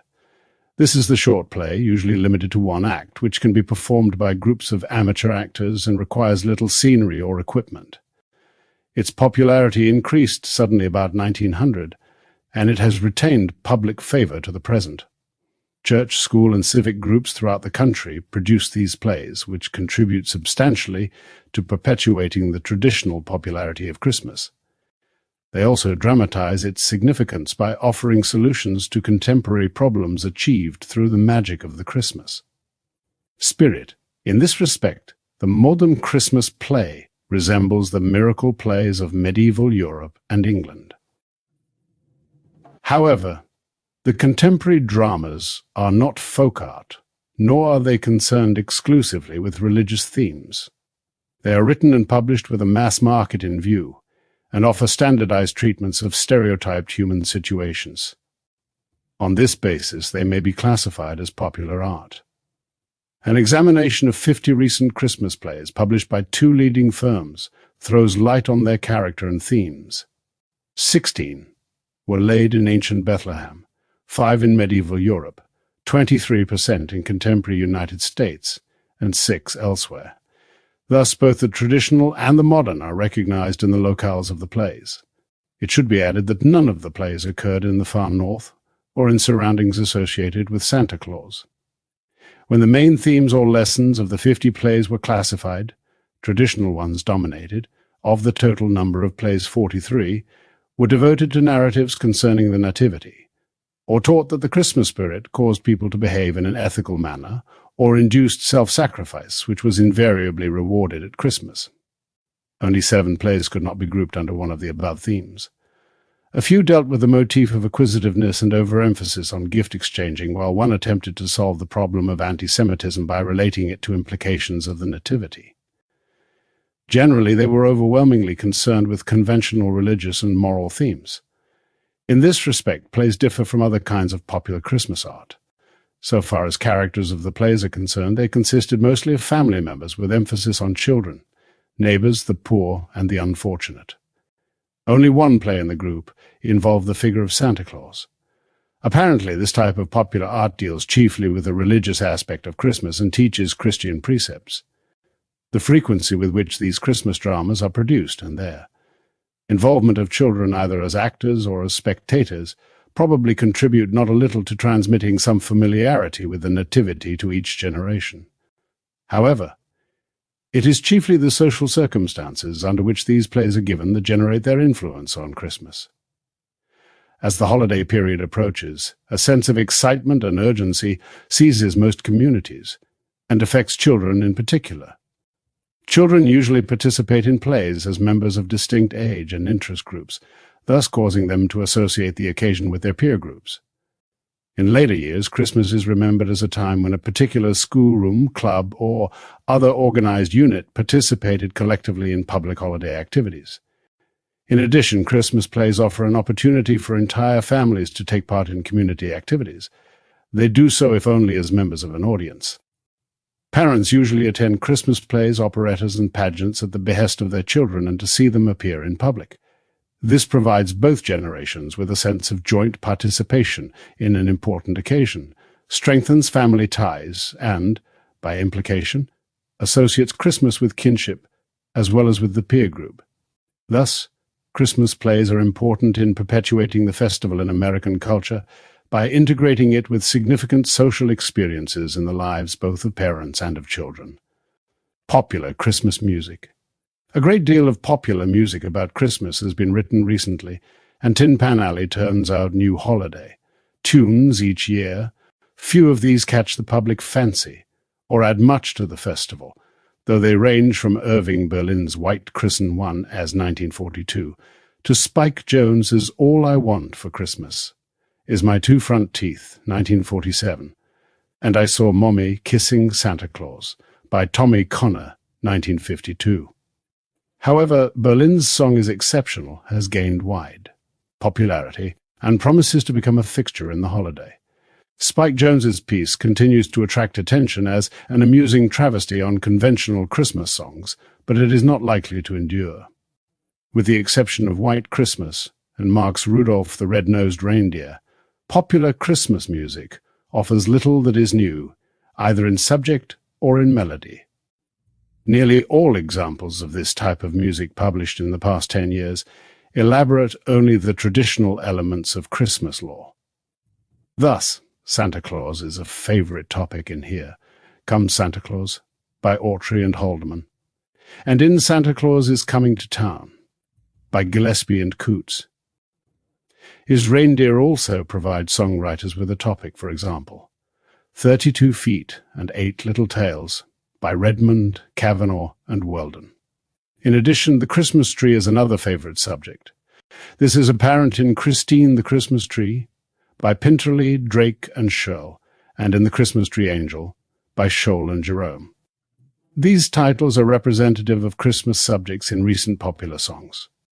As far as music is concerned, these songs have little to offer to enhance Christmas except the novelty of a different tune. They use rocking rhythms to suggest the motion of a sleigh and chromatic melodies to create a nostalgic mood. Here Comes Santa Claus is an example of the first technique and White Christmas of the second. Some recent popular Christmas tunes are thinly disguised variations of the old-fashioned jingle bells. These add little to the musical resources of the occasion. However, the words in a few of these songs throw light on contemporary attitudes toward the festival. For instance, Here Comes, Santa Claus admonishes children to give thanks to the Lord, because Santa Claus is coming to visit them. This advice is accompanied by the equalitarian assurance that Santa Claus doesn't care if they are rich or poor, for he will love them just the same. The linking of the Christian deity. With the pagan gift-bringer as an example of how popular art cultivates public confusion about the meaning of Christmas. In general, popular Christmas songs exploit only a few folk subjects and seldom mention the nativity, charity, family ties, or human brotherhood. This is surprising in view of the prominence of these values in the festival. It probably reflects the fact that most music of this type is written to appeal to children rather than to adults. The young are attracted by words and music which symbolize Christmas gifts, joy, and excitement, rather than by its spiritual and humanitarian aspects. This fits in with the American belief that Christmas is for the children and inclines parents to supply them with music of their choice. It results in neglect of the more traditional melodies. In addition, adults cannot sponsor familiarity with holiday folk music in successful competition with the popular Christmas tunes children hear on commercial radio programs. The mass media of entertainment place a heavy premium on novelty, and this lures songwriters to grind out new Christmas songs each year. If their tunes are popular for even a few weeks, the financial rewards from radio, recordings, and sheet music are substantial. This ensures a constant supply of new Christmas songs, which seem about to displace the older traditional ones. This will come about in spite of continuing affection for old carols and songs such as Silent Night, O Little Town of Bethlehem, and Good King Wenceslas, which have a folk as well as a religious character. Though these songs continue to appear on radio programs, they are usually played or sung by professional musicians. In time, this will diminish public familiarity with the old tunes and the popular will slowly displace the traditional in Christmas music. However, churches and other ecclesiastical organizations which use only religious music at Christmas will aid in preserving old songs and melodies from extinction. The influence of popular music on Christmas resembles that of most other types of popular an. It emphasizes the folk aspects of the occasion and tends to interpret Christmas in terms of gifts and gratification. An indirect consequence is neglect of the religious character of the occasion. Popular music also stresses the importance of children in the celebration and mirrors the national concern and affection for the young. Thus, it reflects contemporary American society in important respects and contributes to transforming the national festival. Christmas cards. The extension of the Christmas card custom to nearly all social groups in the United States has provided a mass market for another kind of popular Christmas. Today, a number of firms supply perhaps 1.5 billion Christmas greeting cards to an eager public each year. Most of these cards provide stereotyped portrayals of Christmas, which are designed primarily for large sales. They include reproductions of famous nativity paintings and the numerous familiar designs of the secular celebration. Contemporary American Christmas cards fall into two major types, the traditional and the modern. Within each of these types, certain varieties appear. Thus, the traditional cards divide fairly readily into religious and folk categories. The former uses designs depicting the Nativity, the journey of the wise men, shepherds and their flocks, the Star of Bethlehem, angels, cherubs, and churches. The latter employs the figure of Santa Claus, candles, family dinner scenes, the Christmas tree, domestic animals, children, birds, vegetation, wintry scenes, houses, barns, coaches, and decorations. The message of the religious card usually centers about the Nativity, while those on the secular or folk card simply express good wishes for the Christmas and New Year season. The modern Christmas card has several recognizable varieties. The first one uses traditional figures, religious and folk, but caricatures them. Thus, figures of angels are made to resemble those of humans, cherubs are converted into children, and Santa Claus is portrayed in line drawings that contribute psychiatric overtones to the jolly gift-bringer. Steinberg's drawings, Santa Claus skating, and Santa on a Monument are examples of the last-named type of treatment. They signify acceptance of Christmas but not of the traditional card, and are used most frequently by the intellectual and professional classes. Some persons refuse to send cards of the traditional type and welcome ones that recognize Christmas in terms of humor and irony. A second variety is the card which lacks any elements of design related to Christmas, either in its religious or in its folk aspects. Such cards frequently carry reproductions of scenes or paintings from distant countries, of ships at sea or of animals. This type recognizes Christmas only through a message or salutation on the card. Persons sending this greeting symbol often do so in a conscious effort to avoid the sentimentality of the traditional card, or perhaps as a sign of rebellion against some aspects of the celebration. This variety also affords some possibility of originality and distinction in observing the custom. A third variety of the modern card carries a picture of a family group and is often homemade. It emphasizes the family-centered character of Christmas and is most likely to be used when children are in the home. It ignores alike the Nativity and Santa Claus in favor of the domestic significance of the occasion. Another interesting example of the modern card uses both its design and message to propagandize for special causes. Thus, in recent years, special cards have been designed for Negroes. Though these are conventional in figures and scenes, both the children and the adults portrayed have dark skin and kinky hair. This type of card was manufactured specifically for Negroes who seek a closer identification of Christmas imagery with their own race. In addition, Those interested in reducing racial or religious prejudice have devised Christmas cards which depict members of different social groups celebrating the festival of Christmas in a spirit of equality and brotherhood. It is apparent that the different types and varieties of Christmas cards reflect both traditional and contemporary forces in the festival. The custom of sending greeting cards at Christmas has spread steadily since it began in the late 1870s.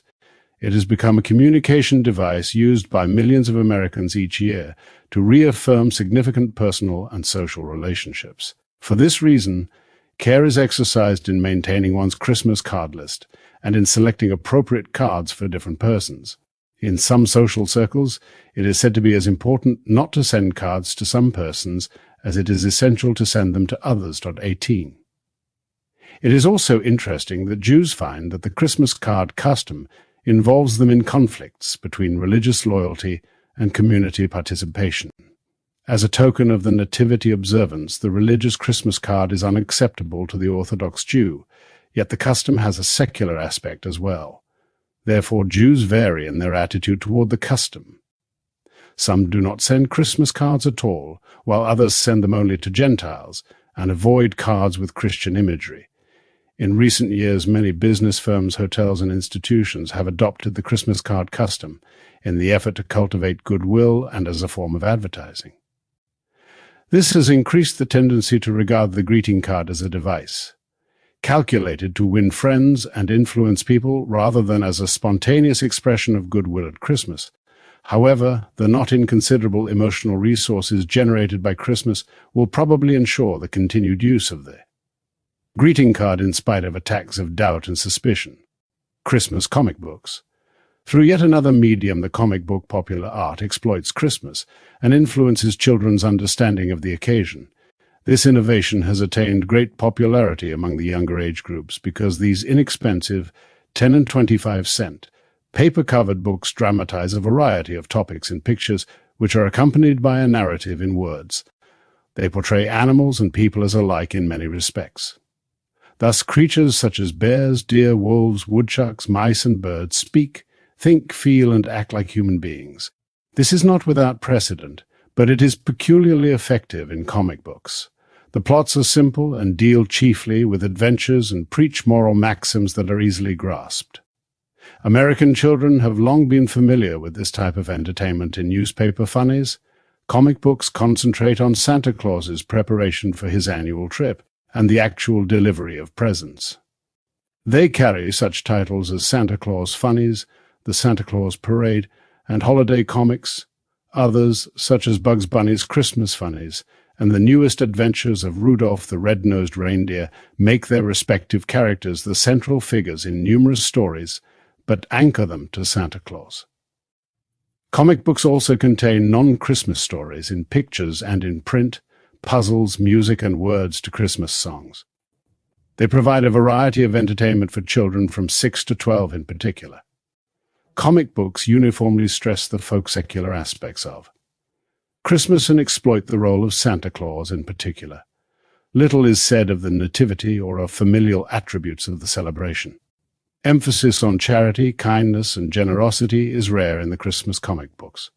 This is in striking contrast to the usual newspaper comics, which on December 24th or 25th devote each strip to expressing Christmas good wishes or depict acts of seasonal kindness. The plots of the comic books frequently revolve about the hazards that beset Santa Claus as he prepares to make his famous annual visit.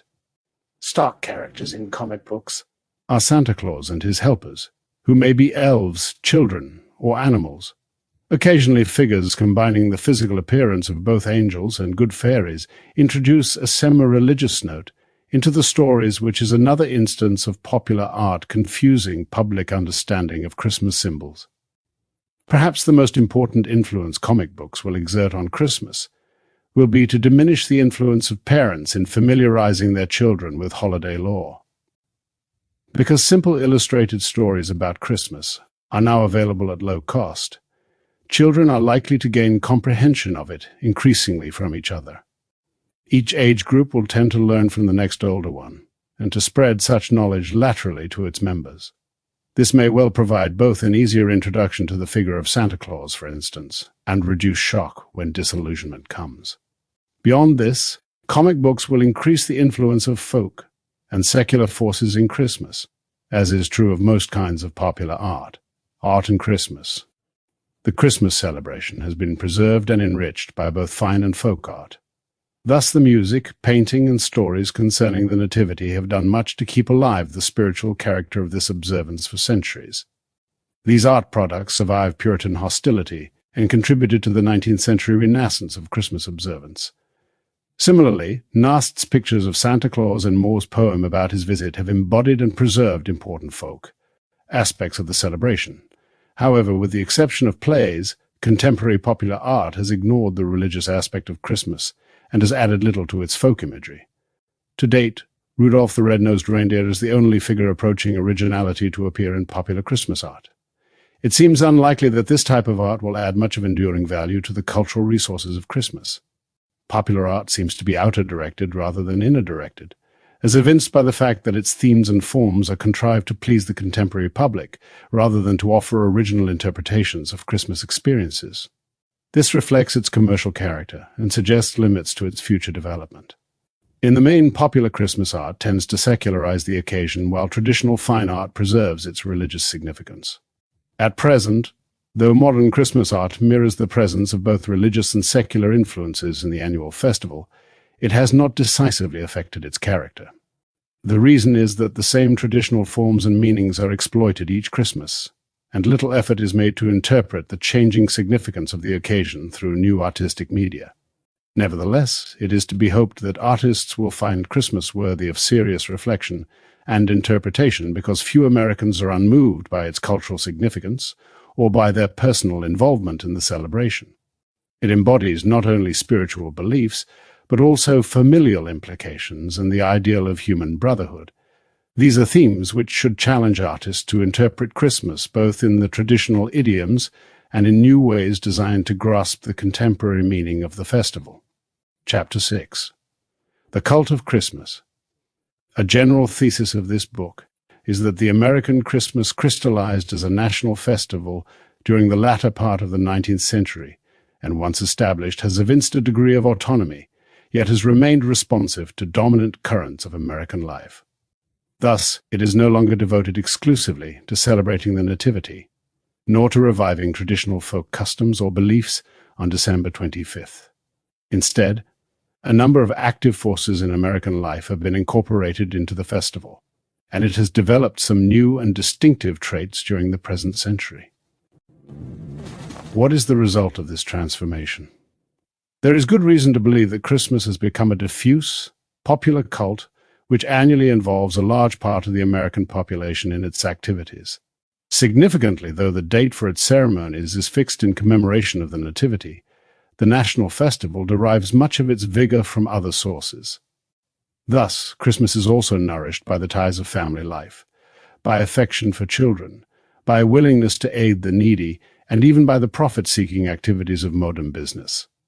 The main rites of the cult are found in the midnight Mass of December 24th, the church service on Christmas Sunday, the family tree and dinner, Christmas shopping, gift-giving, charity, Santa Claus's visit, and the Christmas card custom. Even the holiday greeting Merry Christmas can be seen as a kind of ceremonial utterance. These activities are intended somehow to banish anxiety, to enhance the present, and to secure the future. Membership in the cult of Christmas is open to all who comply with its external forms, especially those which symbolize generosity, family solidarity, affection for children, and sympathy for the unfortunate. This makes it possible for non-Christians to participate in its folk and secular aspects, even if they do not accept its religious significance. It is also possible to ignore or slight the annual celebration, but this is always done at some cost to one's communal feelings. Christmas and the midwinter cycle. There are indications that Christmas has regained its former seasonal character, instead of being restricted to 1 or 2 days. Of course, the religious aspect of the occasion has always embraced an extended period, but this was not true of the folk celebration in 19th century United States.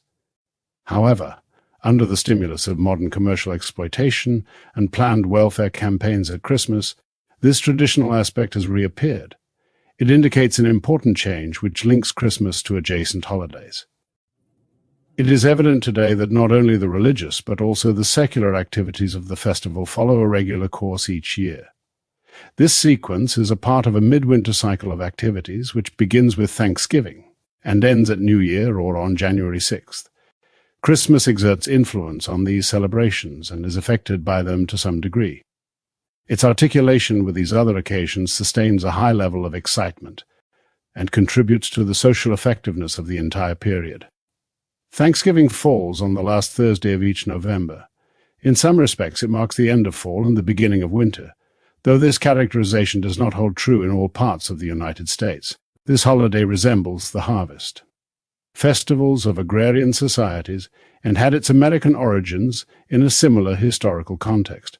However, it has lost its bucolic significance in a day of efficient food preservation and has become simply an occasion warranting a holiday from work or school and an elaborate family dinner. Furthermore, it encourages the dignified expression of patriotism in official proclamations of the President and the governors of the various states. These statements usually recite the blessings of the nation and attribute them to the favor of the Almighty. During the 18th and most of the 19th century, Thanksgiving was more popular than Christmas in New England. Even though this situation has changed, Turkey Day is still observed with enthusiasm in all parts of the country. It calls for a ceremonial meal resembling one eaten by the Pilgrims after they survived the first winter on this continent. Thus, the observance hints at ancestor worship and provides a fitting introduction to Christmas, a festival of the family, church, and community. The Christmas rites, both religious and folk, occur in a series of stages. These may be termed preparation, climax, and aftermath. The first covers the period December 1st to 23rd, the second, December 24th and 25th, and the third, December 26th to January 6th. This sequence marks the progression of the festival from its inception to its completion. Each period exhibits different functions. The first stage prepares celebrants psychologically to take part in the climactic rites which occur on December 24th and 25th. It is a warming-up period which encourages participants to get the Christmas spirit in preparation for the culmination of the festival. Devout Christians are expected to ready themselves for observing the Nativity by attending Advent services, by fasting, self-denial, and charity. This involves interaction with other persons of like beliefs, participation in the traditional Christmas liturgy, and the exaltation of spiritual values over all others. Frequently, manger scenes appear on the lawns of churches and houses, symbolizing the Christian character of the occasion.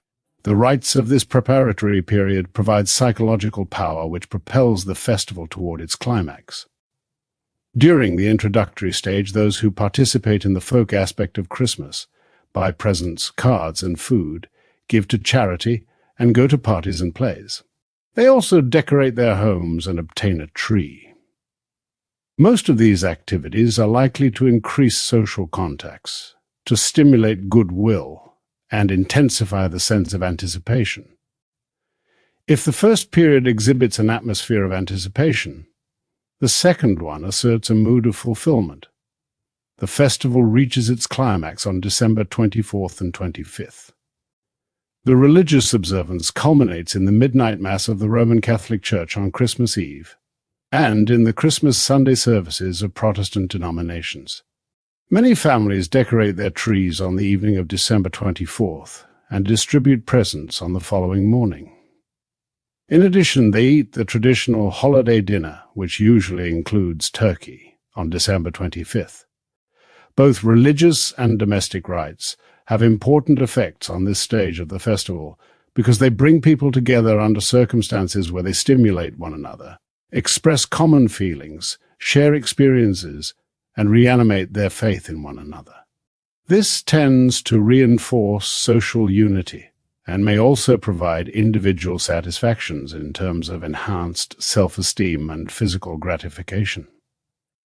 Candor requires recognition that the Christmas rites do not have these results in all instances. However, their persistence year after year suggests that most groups find them rewarding. The family celebration expresses and emphasizes the idea of unity during the climax stage. This is apparent in several ways. For example, erecting and decorating the Christmas tree involves all members of the family, even though one or two may take the lead in this activity. It is understood that the tree belongs to the entire family rather than to a single member. In addition, gift distribution symbolizes unity in that every person present at a family gathering must receive something as a token of inclusion in the group. There is also a common feeling that gifts should be approximately equal in number and value, and they are seldom given out until every member of the family is present. These provisions often include visitors, servants, and even animals. The Christmas dinner also symbolizes the unity of those related by descent and marriage as they engage in a kind of alimentary communion. This may produce greater family unity, as well as indigestion. The second stage is also distinguished by public ceremonial acts. These include the President's annual message to the public, carol singing on the lawn of the White House, Christmas morning religious services in outdoor places of worship, and Christmas programs on radio and television. In some parts of the country, custom still permits celebrants to shoot guns and explode firecrackers during the holiday. These acts contribute to a general feeling of release, happiness, and fulfillment, and most persons radiate friendliness and goodwill at this high point of the celebration. An interesting indication of the ritual character of the first and second stages of the Christmas festival is found in their prohibitions. Because the festival is one of brotherhood and peace, informal though powerful interdictions against aggressiveness or punitive acts appear during both periods. This is particularly strong in families and other intimate groups. Moreover, criminal courts seldom try cases just before or during the holiday, and prisoners are often pardoned or paroled in time for Christmas. There is also a general disapproval of physical violence, and those inclined to fight or quarrel is urged to wait until Christmas is over, as might be expected. These stages of Christmas also manifest a prohibition against selfishness and greed, which finds its positive expression in the duty of generosity and charity. It should be noted that the Roman Catholic Church prescribes a fast for this time, and it is also possible that a mild interdiction against overeating generally prevails during the preparatory period. In fact, most persons reserve their holiday feasting for the dinner on Christmas Day, though there is no formal taboo on sexual relations during the second stage of Christmas. It is doubtful if there is much increase in erotic activity at this time. An intensified interest in sex might be expected because of the general atmosphere of relaxation and indulgence and the considerable increase in social stimulation. However, only the imputed excesses of office parties suggest that this occurs. Probably a festival which emphasizes family unity does so at the expense of individual interest in sexual activity. During the days between December 26th and January 6th, the festival moves to its conclusion. After December 26th, holiday enjoyment continues, but at a slower pace. People make visits, enjoy their gifts, remove tree decorations, and plan parties and dinners for New Year's Eve. Christmas music and plays usually disappear from radio and television programs. Gifts may be exchanged for more desirable ones at some stores, and returns of Christmas purchases run high the first few days after December 25th. A sense of completion and let down pervades the aftermath period, revealed in a tendency to wax philosophical or flippant in evaluating Christmas, and to be glad that it's over. The party on December 31st, New Year's Eve, is an interesting episode in the seasonal cycle. Friends, acquaintances, and neighbors gather in homes, and various social groups have parties at clubs or public places. Unlike the Christmas dinner, which includes children and emphasizes family and generation unity, the New Year's Eve party is limited to adults. It frequently involves drinking, music, dancing, various degrees of amatory license, pranks, noise-making, and general merriment. The high point of the occasion is midnight, which marks the end of the old year and the beginning of the new one. At this juncture, couples kiss, toasts are offered to the new year, and many kinds of noise ensue. These acts express a hail and farewell mood. Pictures portraying this termination rite employ the figure of Father Time and a young child to symbolize the end of the old and the beginning of the new year. It seems more than coincidental that the key symbols of both the Nativity and the New Year are children. The New Year's Eve party offers opportunity for indulging in kinds of behavior not approved either in the Nativity observance or in the domestic Christmas. Nevertheless, the desire to engage in such activity apparently persists widely, and the possibilities of the evening of December 31st are exploited freely. Cartoons appearing on January 1st reflect the parties held on New Year's Eve by depicting a conventional middle-aged male suffering from a hangover and forced to listen to his wife's catalogue of his excesses of the previous evening. This stereotype has become a fixture in the aftermath of the evening's celebration. The New Year's party suggests ambivalence about the annual round.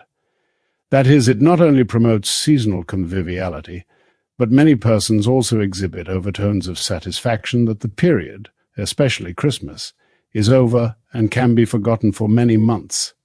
This underscores the view that it is a time of obligations, anxieties, and tensions, as well as one of happiness and social communion. Many persons are glad to put both Christmas and the old year behind them. Some time after New Year's Day, most families put away their Christmas decorations and remove the tree from the house. In large cities, this poses serious problems for sanitation departments, which must dispose of thousands of trees. Wreaths and exterior decorations are the last mementos of Christmas to disappear, and some families retain theirs even after Epiphany. Though the festivities of Christmas are over, the obligations of the cult remain. There are thank-you letters to be written, bills to be paid, experiences to be treasured or forgotten, and perhaps tentative plans made for the next Christmas. The lure of post-Christmas sales even leads some persons to buy presents for the next celebration. This round continues each year and indicates the continuing vitality of the Christmas cult. To each his own. The importance of Christmas is not due to chance, nor to any intrinsic magic of the occasion, as many persons fondly believe. Rather, its popularity, psychological force, and spirit reflects the recurring success of countless persons in gratifying desires and in satisfying pressing emotional needs through its rites and customs. In addition, it embodies basic social values which may account for its persistence, even in the face of considerable hostility at certain periods in history.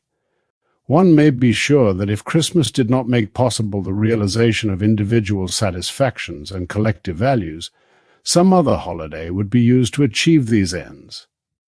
In this connection, it is pertinent to remember that Thanksgiving surpassed Christmas in popularity in New England well into the 19th century. Most persons experience the common rewards of Christmas, and also find it a source of unique individual satisfactions.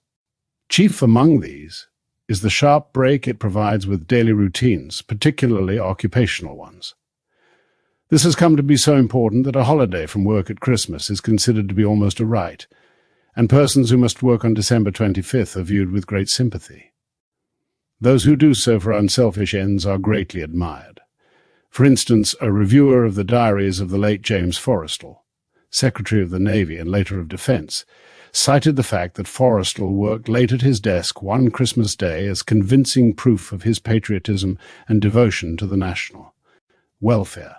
However, the insistence on a Christmas holiday seems to reflect chiefly a wish to escape from unsatisfactory job situations, rather than a desire to celebrate the occasion with appropriate rites.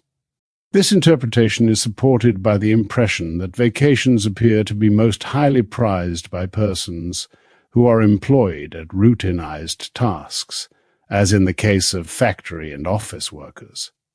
On the other hand, professional persons, farmers, artists, and scientists who enjoy more flexible and rewarding types of work are less insistent concerning the necessity of a respite.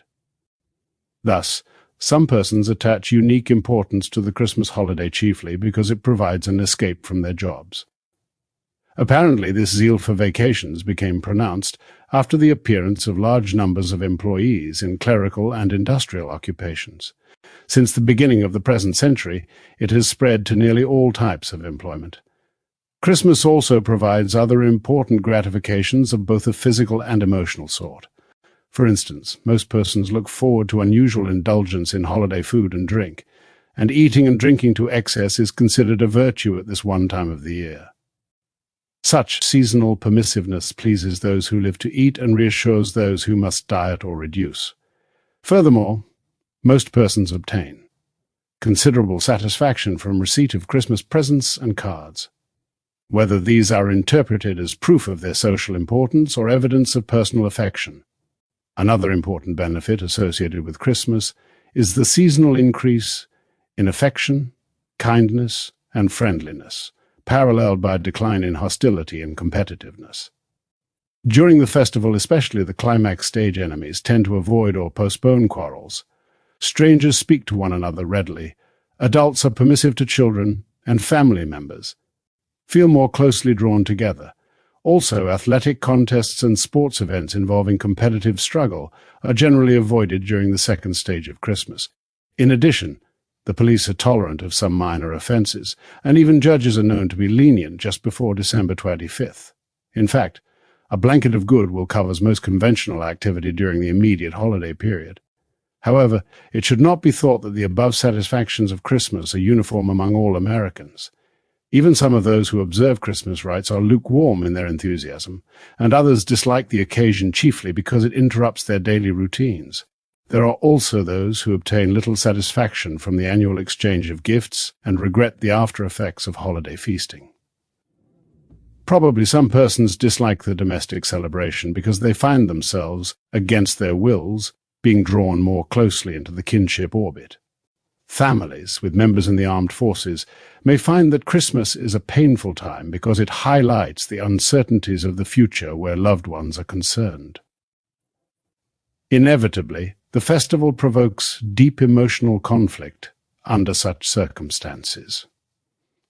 Furthermore, persons who experience unhappiness or tragedy at a particular Christmas, such as death of family members, serious illness, or other misfortune, may discover that successive celebrations awaken poignant memories. Christmas and social values. These considerations suggest that Christmas must be supported by quite basic values in order to override its possible negative implications. It appears that the main ones are brotherhood and family life. Both are traditional in Western civilization and are widely accepted in the Christian, Judaic, or humanistic traditions. However, they are in evident conflict with other powerful social values such as nationalism, individualism, and success. As a result, daily life in contemporary United States exhibits frequent neglect of brotherly love and domestic life. Nevertheless, these values have great strength and are integral parts of American culture. As such, they demand renewal, and each Christmas millions of Americans reaffirm their belief in brotherhood and family life. Quite often, they also attempt to expiate their neglect of these during the previous months. This interpretation throws light on the almost frenzied efforts at Christmas charity and explains some of the compulsiveness behind family gatherings, messages, gifts, and cards. There can be no doubt about the fundamental importance of Christianity in the American Christmas cult, particularly in relation to the inculcation and maintenance of its basic social values. Of course, the very name of the festival refers to the Mass of Christ, and for centuries the observance has formally commemorated his birth. Moreover, the Nativity account is replete with indirect affirmations of family life and brotherhood, and the Christian Church has generally thrown the weight of its influence to the support of these social values. However, it must also be recognized that the national Christmas cult draws strength from other than Christian sources, even where brotherhood and family life are concerned. Though these values are basic in Christian teachings, they have also appeared in other religions and have developed a considerable degree of autonomy. Today, they are widely supported by non-Christian religious groups, as well as by persons without definite religious convictions. In addition, the The lore and customs of the folk celebration have done much to popularize the festival. In fact, at times these influences seem to overshadow its religious and spiritual ones. Moreover, it is quite possible that the folk secular aspects of the Christmas cult might persist even if the Nativity commemoration should disappear. This opinion reflects the conviction that family solidarity, charitable sentiments, and gift exchanging at Christmas have acquired impressive social and psychological significance in their own right.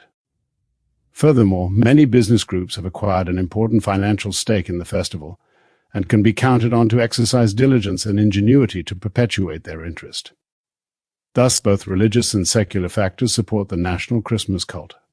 In this connection, the popularity of the office party, as well as the criticism directed against it, demonstrates the dual influences at work in Christmas. Some of these parties are quite conventional and simply use the occasion to express goodwill among those who work together. Others resemble the Saturnalian revels of the Romans. Recently, an American magazine described this type of Christmas celebration. On one night or another, just before Christmas, the lights burn late in many American business houses. The occasion is that great leveler, the office Christmas party, an antidote for formality which ranks between a few discreet cocktails and a free-for-all fight. Then all business barriers collapse, executives unbend, the office clown finds a sympathetic audience. This is the only time the pretty file clerk gets kissed in public, and the homely one gets kissed at all.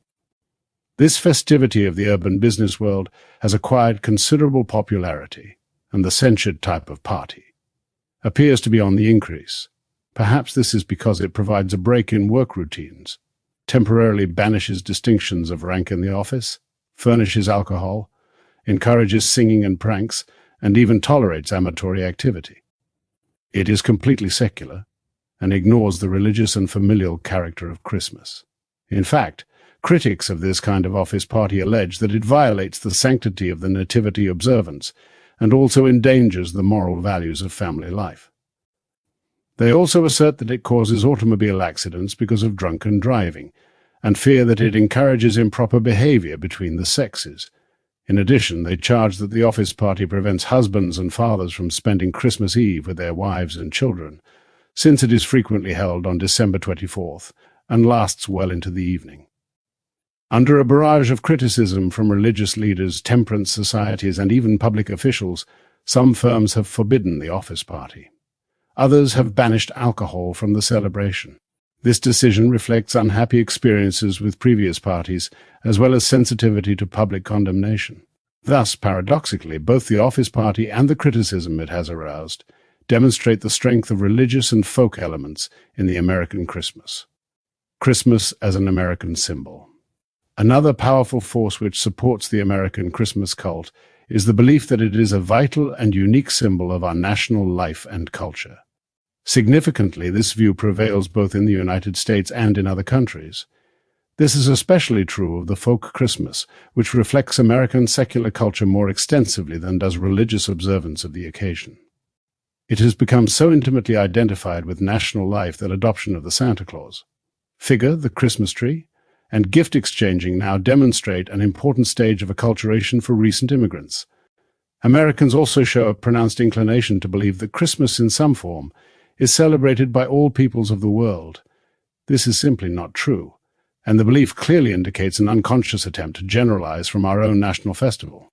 Americans who are abroad at Christmas make efforts to reproduce the celebration according to their memories of previous ones held at home. Even American soldiers near battlefields have practiced the rite of Santa Claus's visit.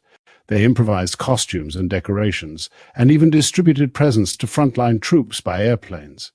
In addition, for many years, the Quartermaster Corps of the American Army has made strenuous efforts to provide each soldier with the traditional turkey dinner on Christmas Day. During the war in Korea, the Communists attempted to capitalize on the emotional impact of the occasion by broadcasting Christmas carol music to American troops as December 25th approached in the effort to make them homesick and less inclined to fight. These things emphasize the close identification of Christmas with the American way of life.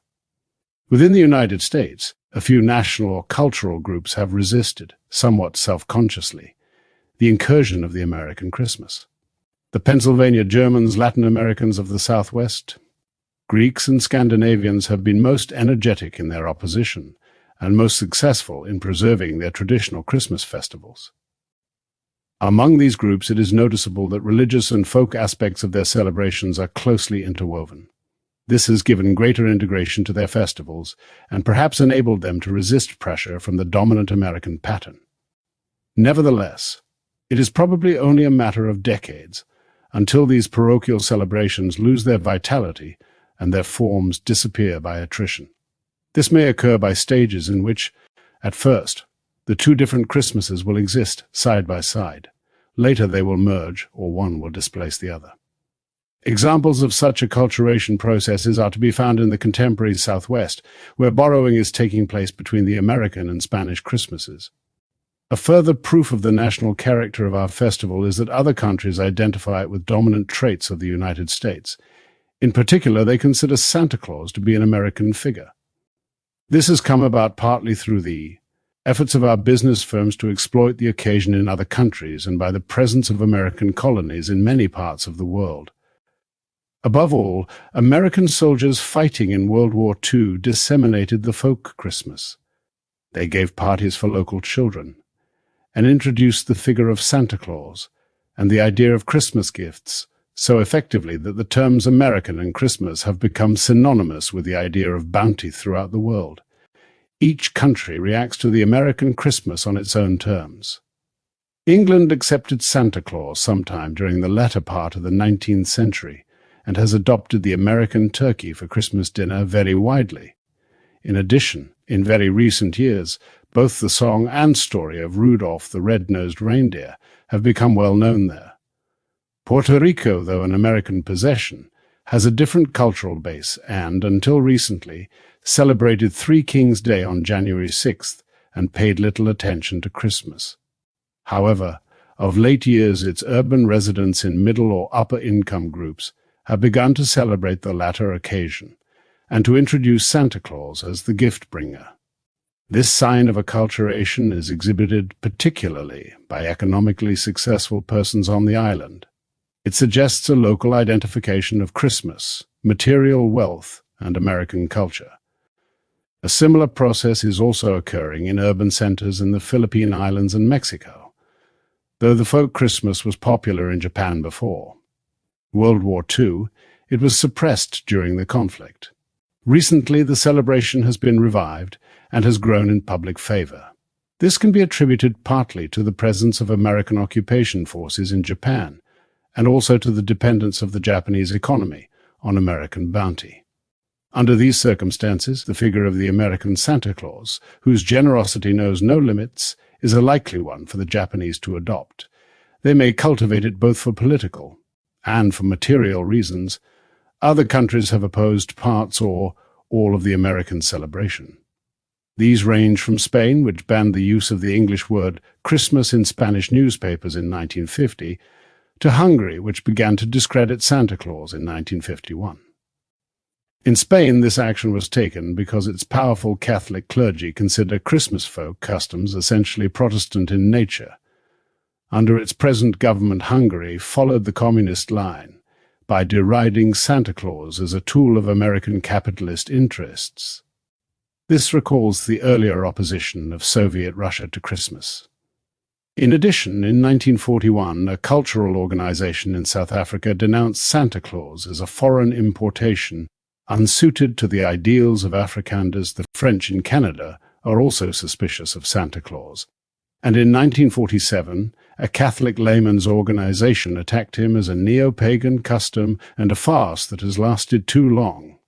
This is another proof that the Church is fighting to protect the religious significance of Christmas against secular encroachment. In France, too, the Catholic clergy has occasionally made hostile statements about Santa Claus, with the result that anti-clerical groups, even including communists, have defended him as a matter of political strategy. There is no doubt that the French, as well as other Europeans, regard Santa Claus as an American symbol. This is true in spite of the fact that he developed from Dutch and German folklore, and that France has a similar figure known as Père Noël. The widespread identification of Christmas with the American way of life has added nationalism to Christian beliefs brotherhood and family ties as major forces tending to perpetuate the cult in the United States. In fact, this resemblance is striking if account is taken of the actual celebration rather than of its romanticized version. Thus, in spite of its formal dominance by Christianity, the festival reflects pagan beliefs and customs in a manner which recalls the struggle waged by religious and secular forces for control of American life. Moreover, the contemporary Christmas reveals a great, if occasionally reluctant, devotion to family life that parallels rather closely the attitudes of Americans toward their immediate kin. Even Christmas charity exhibits that splendid mixture of generosity, calculation, and sentimentality so characteristic of beneficence in this country. In addition, the prominent influence of commercialism in the annual festival reminds one that this is a business civilization and that it has given hostages to the search for profits, to advertising and competition. For these reasons, a multitude of persons can find varied satisfactions in the Christmas cult.